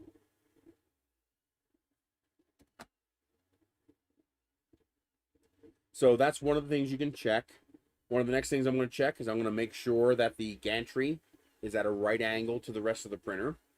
I'm going to make sure the two ends of the gantry are parallel with each other and they're not parallelogramming. Okay. I'm going to make sure the top is the same distance apart as the bottom. You know, these are the different things that I'm going to check to make sure this printer's true and straight. Next, I'm going to check the lead screws. I'm going to give them a very close looking over, make sure they're the same at the top and the bottom, make sure a lead screw isn't bent. I'm going to loosen up both of the couplers, the bushings, these things here. So I'll loosen up both of these and make sure they're adjusted properly so they're not binding. This is just the different things that I'll go over. Probably a good thing for you to look at if you want to look at this. Luke Hatfield has a mechanical rework guide to make sure the printer is all straight. It probably applies to pretty much all printers. So you should be able to use that guide as well on pretty much any printer you have. Just understand the basic concepts and apply them. Just basically making sure everything's square, true, and straight. Making sure nothing's loose. Make sure nothing's too tight. Make sure nothing's wobbling. Just go over all the parts. Make sure the left and right stepper motor are pushing equally and that they're aligned, that the motors aren't resisting each other. It's just, this is what I go through when I tune a printer. If it has a problem, like this one's displaying, I'll go through and find out which component is crooked. Because this only happens when something's crooked. This is not something that's endemic to a printer. You know, there's no such thing as, well, this is a bad printer and that's why that happens. It's possible, I guess, but this printer looks very well made. I mean, this printer looks very well made, so I don't think that's the problem. So it's just a matter of finding out which component got tweaked in shipment, and so which one is, you know, slightly out of alignment and pushing against the rest of them, causing artifacts. Hell, it could be the feeders. Maybe the feeders are too loose and they're not evenly pushing the plastic. So I'll check them too, and I'll see how deeply they're marking the filament. See if there's any slippage. Try to pull on it, see if the filament slips. Any number of possibilities. Next, I'm going to tell it to print the same thing over again with the blue. And if I get a different result, well, then that's probably either the filament or the feeder unit that's causing the problem, because the kinematics are going to be the same. These are, to get good with 3D printing, that's what you have to learn to do. You have to learn to be a diagnostician. You have to learn how to diagnose things. You have to understand the workings, not of this printer, but of a 3D printer in general, how they work, how they function, how a linear rail works, how the, oh wow, that's really warm. That's from the bed. You know, how a lead screw works and how the parts interact with each other. As you gain more experience and you begin to understand how those things work, you get to the point where you can look, like you saw me level this printer with my eyeball. You know, I know what type of a light gap I need to see between the nozzle and the bed to get a good bed level. I don't even need to use paper anymore. That's not because I'm some kind of magical 3D print user. That's just experience. Well, Tron-XY, I don't know about their current printers, but their printers as of 3 years ago, the printers were fine. There's nothing wrong with the design of the machines. It was just low quality parts. You know, grindy, dry bearings, parts that were deformed and poorly made, threads that were poorly cut. They use the cheapest quality parts they can get. And that, you saw that when you built the printer. While the design of the printer was fine, you can just tell the bearing in these wheels sucked. I mean, there's just, that's the problem with the Tron-XY, is that they low quality components. Congratulations, FDM 3D printing test printing completed. That's cute. It tells you, yay, you did it. But there you go, the print is done. So now I am going to, when we're done here, you can see that there are artifacts on this print that I'm not happy with. See that banding? See how you see those horizontal lines throughout the print going from top to bottom? I'm going to double check and make sure that's not part of the print, but I don't think that's part of the print. So that is a mechanical issue or a slice issue. And somehow I doubt they made a bad slice. And so I would not suggest somebody buy a Tron XY for that reason alone until they improve their QC, their quality control. You know, if their printers were half the price, I'd say, okay, it's worth playing with, but they're not half the price. So, you know, now, one of the reasons, call me a Creality fanboy, but one of the reasons Creality printers work so well is because they control the supply line now. So they are big enough to where they are either making their own parts or they are controlling the manufacturing process where those parts get made. Well, it's because they're all from the same parts. Why are Sovol printers such quality printers? Because they're being made by Creality. Not directly, you know, Creality is making those printers for Sovol. They're making the parts. So all the advantages that Creality has gained by becoming a market controller and a parts controller so they can control the QC of their parts, Sovol gets to take advantage of. So they know they're going to get good quality stepper motors. They know they're going to get good quality bearings, relatively speaking, of course. The probability of you getting bad parts on the Creality printer is order of magnitudes lower than the probability of you getting bad parts on an ANET or a Tron XY printer. And that's because Creality they have enough volume now where they can command higher quality parts at a lower price. And that shows. I mean, people say, well, look how many people complain about bad Ender 3s. I was like, it's not a matter of how many bad Ender 3s there are. Just like it's not a matter of how many people get the flu. It's a matter of per capita. So how many people per capita get the flu? How many Ender 3s per capita have a problem? In the first 2 weeks, Creality sold 500,000 Ender 3s. There are literally millions of Creality printers on planet Earth right now. Millions. So in a failure rate of how many fails per 1,000 printers, Creality is probably less than 1.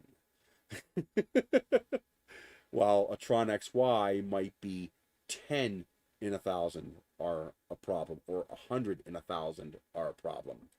You see the difference? That difference is simply massive. You know, 1 billion printers. And you see that.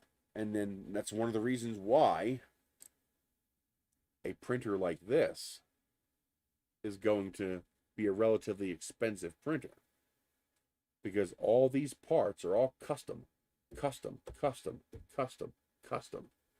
You know, custom.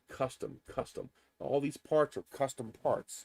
And custom parts cost money until you're making a lot of them. So there's no way in hell this printer is going to be anywhere near Creality price. If you want to see what I'm talking about, if you have a couple of Creality printers, you can take pretty much any part off of any Creality printer and put it on another Creality printer. You could take the hot end off an Ender 2 from 6 years ago, 5 years, 6 years ago, at least 6 years ago, maybe more. You could take a hot end off of an Ender 2 from 6 or 7 years ago, and you can bolt that damn thing onto a current CR10. Okay? Because it's the same part. There's iterative changes. There's design changes. But the part itself, the actual overall size and shape and construction of the part hasn't changed. It's the same. And that kind of volume of being able to make so many of the same part allows them to dramatically increase the quality without increasing the price, and possibly even lower the price. I mean, look at the Ender 3, $160, $190. I mean, that's extraordinary.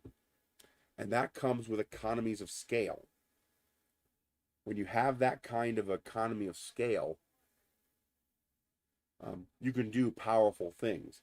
Like, how am I able, I don't have one handy here, but how am I able to get these beautiful bar glasses, these super heavy, 24-ounce bar glasses from Dollar Tree, and they're made in the U.S.? Well, it's because, well, you don't need people to make glass stuff, so they don't have to hire people. So even though it's made in the U.S., it doesn't mean anything because they don't hire anybody. And but when they make that many of them, economies of scale kick in. And when there's no manual labor involved, or such as in China, when your manual labor is dirt cheap. When if Creality were to sell a Creality printer for the Chinese population, it would probably be a very different machine than what they sell us, because they couldn't do it. It would cost too much for an average Chinese citizen to afford. But when you have Chinese labor and materials costs, but American spending budget, even poor people like us, for a Chinese person, $200 is a lot of freaking money. That's like multiple months worth of income. You can go to work for a couple of days and make $200. So when you have that kind of a market interacting, magical things can happen. We can get $3,000 printers for $200. But this company here, this is all custom, right? So this is going to cost a lot of money. I'd be surprised if this is less than $600 or $700. Matter of fact, I'd be impressed if they can sell this for $5. That'd be impressive. Now, if Creality made this, they could do it for $5. But even Creality charges a decent amount of money for this. How much is the Creality CP01?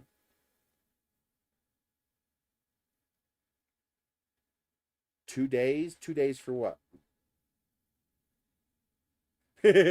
Oh, well, a person making minimum wage is going to make what, $10 an hour? So an 8-hour day is $80. So in 2 days, you make $160, which is just about enough to buy you a 3D printer. Now, I mean, we obviously can't do that because $10 an hour is not enough to justify that. But you see my point. The point is, what we make in a day, a Chinese person makes in 2 months. Or a month or something like that. It's a big difference in economy of scale that we just can't compete with, and that's part of the problem. But that's a different subject for another time. Does this come off yet? Yes. Come on, baby. You don't want to remove parts too early from the crystalline surfaces because you can damage them. So you do want to let it cool down just a little bit before you go popping the part off. Yeah, that's not in the model. That's an issue. Is that light on? No. That's definitely banding. So I'm gonna have to. Well, first I'm gonna print something of my own to see if it's an extrusion issue. Because it could be as simple as they're over extruding, which is going to cause the plastic to push out. And then once the plastic pushes out, it relieves the pressure and it prints fine for a little bit until it builds up and the plastic pushes out again. That's going to happen at regular intervals like this. So either something in the kinematics is binding a little bit or they're over extruding. So I'm going to try printing my own parts and see what happens. I'm going to print that Wall Street Bets model from Kearney with Chaos Cortex. That looks pretty cool. Have you reviewed Formlab 2 or 3? No, and I never will. The first of all, I can't afford to buy a printer like that, and I am nowhere near big enough to justify a company like that sending me a product like that. So it's just not going to happen. Same reason why Prusa is not going to send me a printer. I don't have the social clout to spread their name, and I can't make them enough money to justify sending a printer. So, I'm not going to get a printer from somebody like Formlabs or Prusa. It's just not in the cards. The only way I'm going to get a Prusa is to buy one. I would like to play with a Prusa Biddy. I think it'd be cool. Well, you think I do, but from a financial point of view, I don't. I mean, how many views is this video going to get? 1,000? 1,500? And if 1% of 1% of you buy the printer, that's going to get them what? 5 sales? If they make $50 on each printer, I might make them $300. Is that worth sending me $1,000 printer? Nah.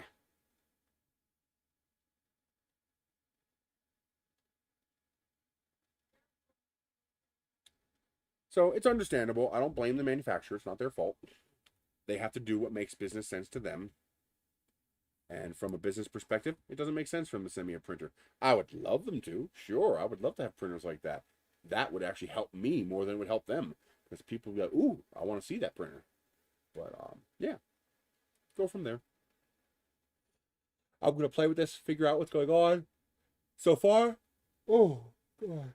It looks pretty damn good. I'm hoping I don't have to run G29 for every print, because having to do that double up for every print is kind of annoying. It's not a huge deal. It's not an end of the world kind of thing, but it is annoying. So hopefully I don't have to do that. Build volume is definitely something like 300 by 300 by 300 or something close to that. It's something close to a CR10 build volume.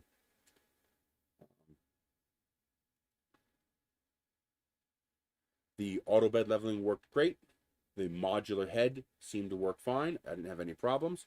It looks like it was able to properly extract the filament without a jam. That's excellent. It pulled the filament out to here. You see it pulled the filament out to about there. So it was able to properly extract that without an issue.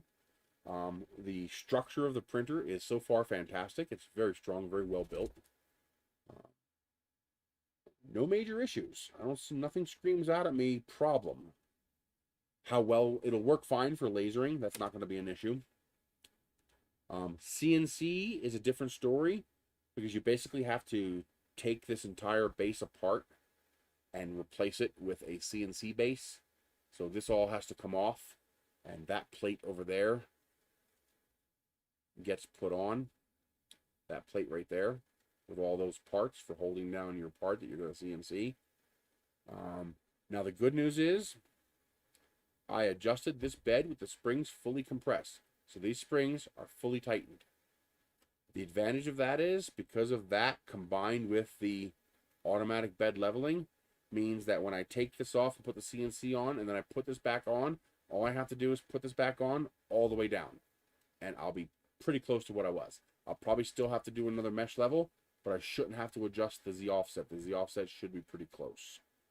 So, but do keep in mind, switching between CNC and 3D print is a chore. It is a definite job to do that. You're going to be, you have to disassemble this whole thing and put that on here, and then reassemble all the bits from that, and then take all that off and put this back on to go to 3D printing again. I'm wondering if I can get away. No, probably not. It's too bad I can't just see that thing's so heavy. You don't want to leave that on there all the time, except when you're CNCing. But nice machine. This is it's a quality built machine. I don't see any shortcuts. I don't see any, we took a shortcut and we used cheap crap. I don't see any of that on here. So I will play with the rest of it. Maybe next week we'll play with the laser and the CNC. Maybe we'll do that for next week's stream. The way that works is pretty ingenious. I love modularity. So this, you just literally unplug this, like this, unscrew this,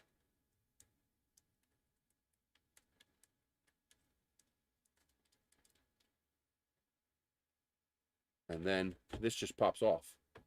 And now I can change it out to the single head or the laser head. And it's that easy to change it out. That's pretty darn cool. I'm even going to look into making a mount to mount this to the top rail up there.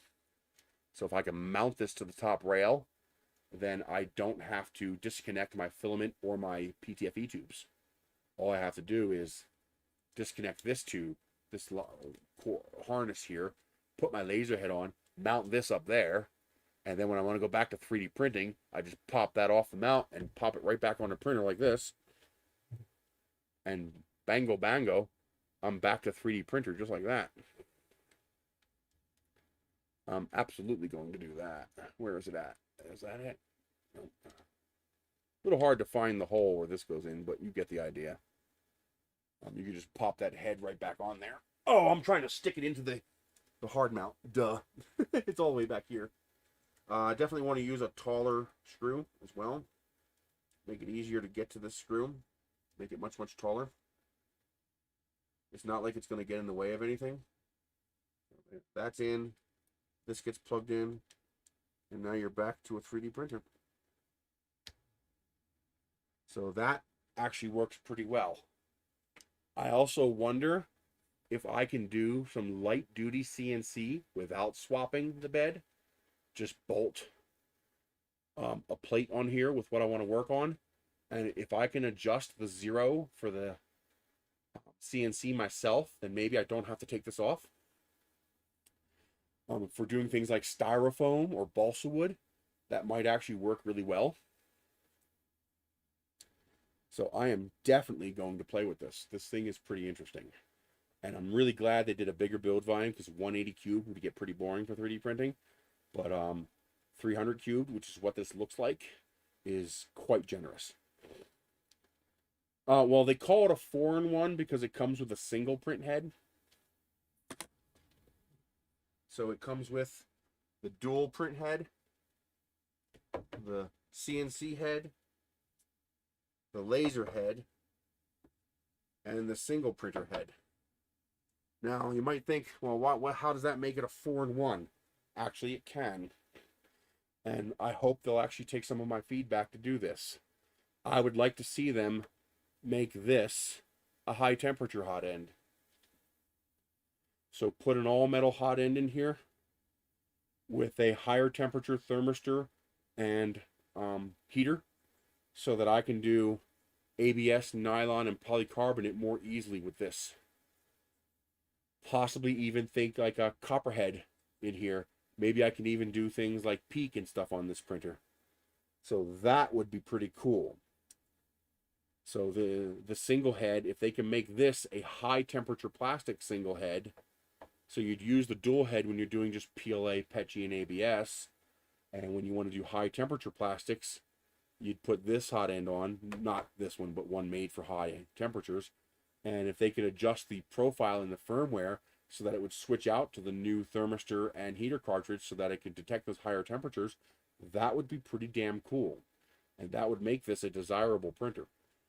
Because that'd be pretty neat to go from, oh, I'm just doing 2-color PLA printing. Hey, I want to print out some good quality nylon polycarbonate parts. Bam, bam, done. You can even have a separate spool holder and put a third spool holder up here with another socket and another PTFE tube. Okay, maybe even a direct drive. This is dual lead screw with a linear rail. They can make this a direct drive hot end. Okay, or just have a third spool holder with feeder and PTFE tube. So again, I don't have to disconnect the PTFE tube. I just take this off and mount it up there. So I take this one off, store it up here in its storage position, pop this one out of its storage position, pop it on, and that quickly, I'm a high temperature printer now. Now that would be freaking cool, and that would be worth paying money for. So I am definitely going to talk to them about that.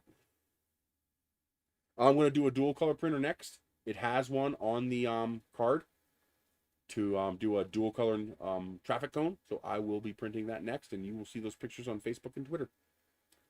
So that is it. It is 4:30. I'm calling it for the day. I first want to give a shout out to those people who have supported me today, because you deserve all the credit in the world, because you guys freaking rock. Let me bring up that again. So huge shout out to Ragnar for joining my Patreon at €5 a month. Thank you very much. I really appreciate that. And actually, we have another PayPal. So here we go. AutoDrop3D sent me $5 on PayPal. You are freaking awesome. Thank you very much. Let's bring up the rest of them. JMC sent me $10.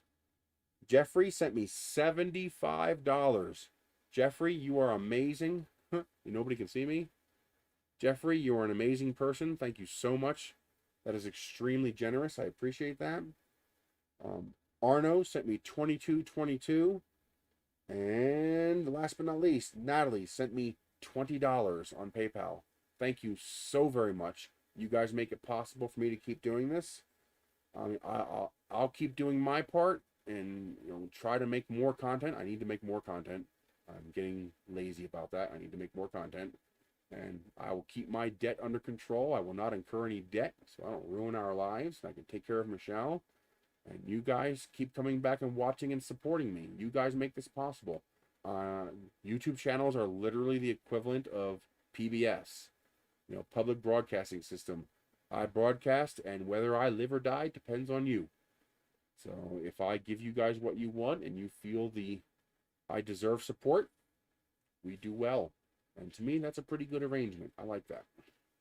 So I will see you guys next week. Let me see if there's any comments, because I keep forgetting the comments aren't on the screen anymore. They're on the phone now. There it is. I'll be uploading another life video either tonight or tomorrow.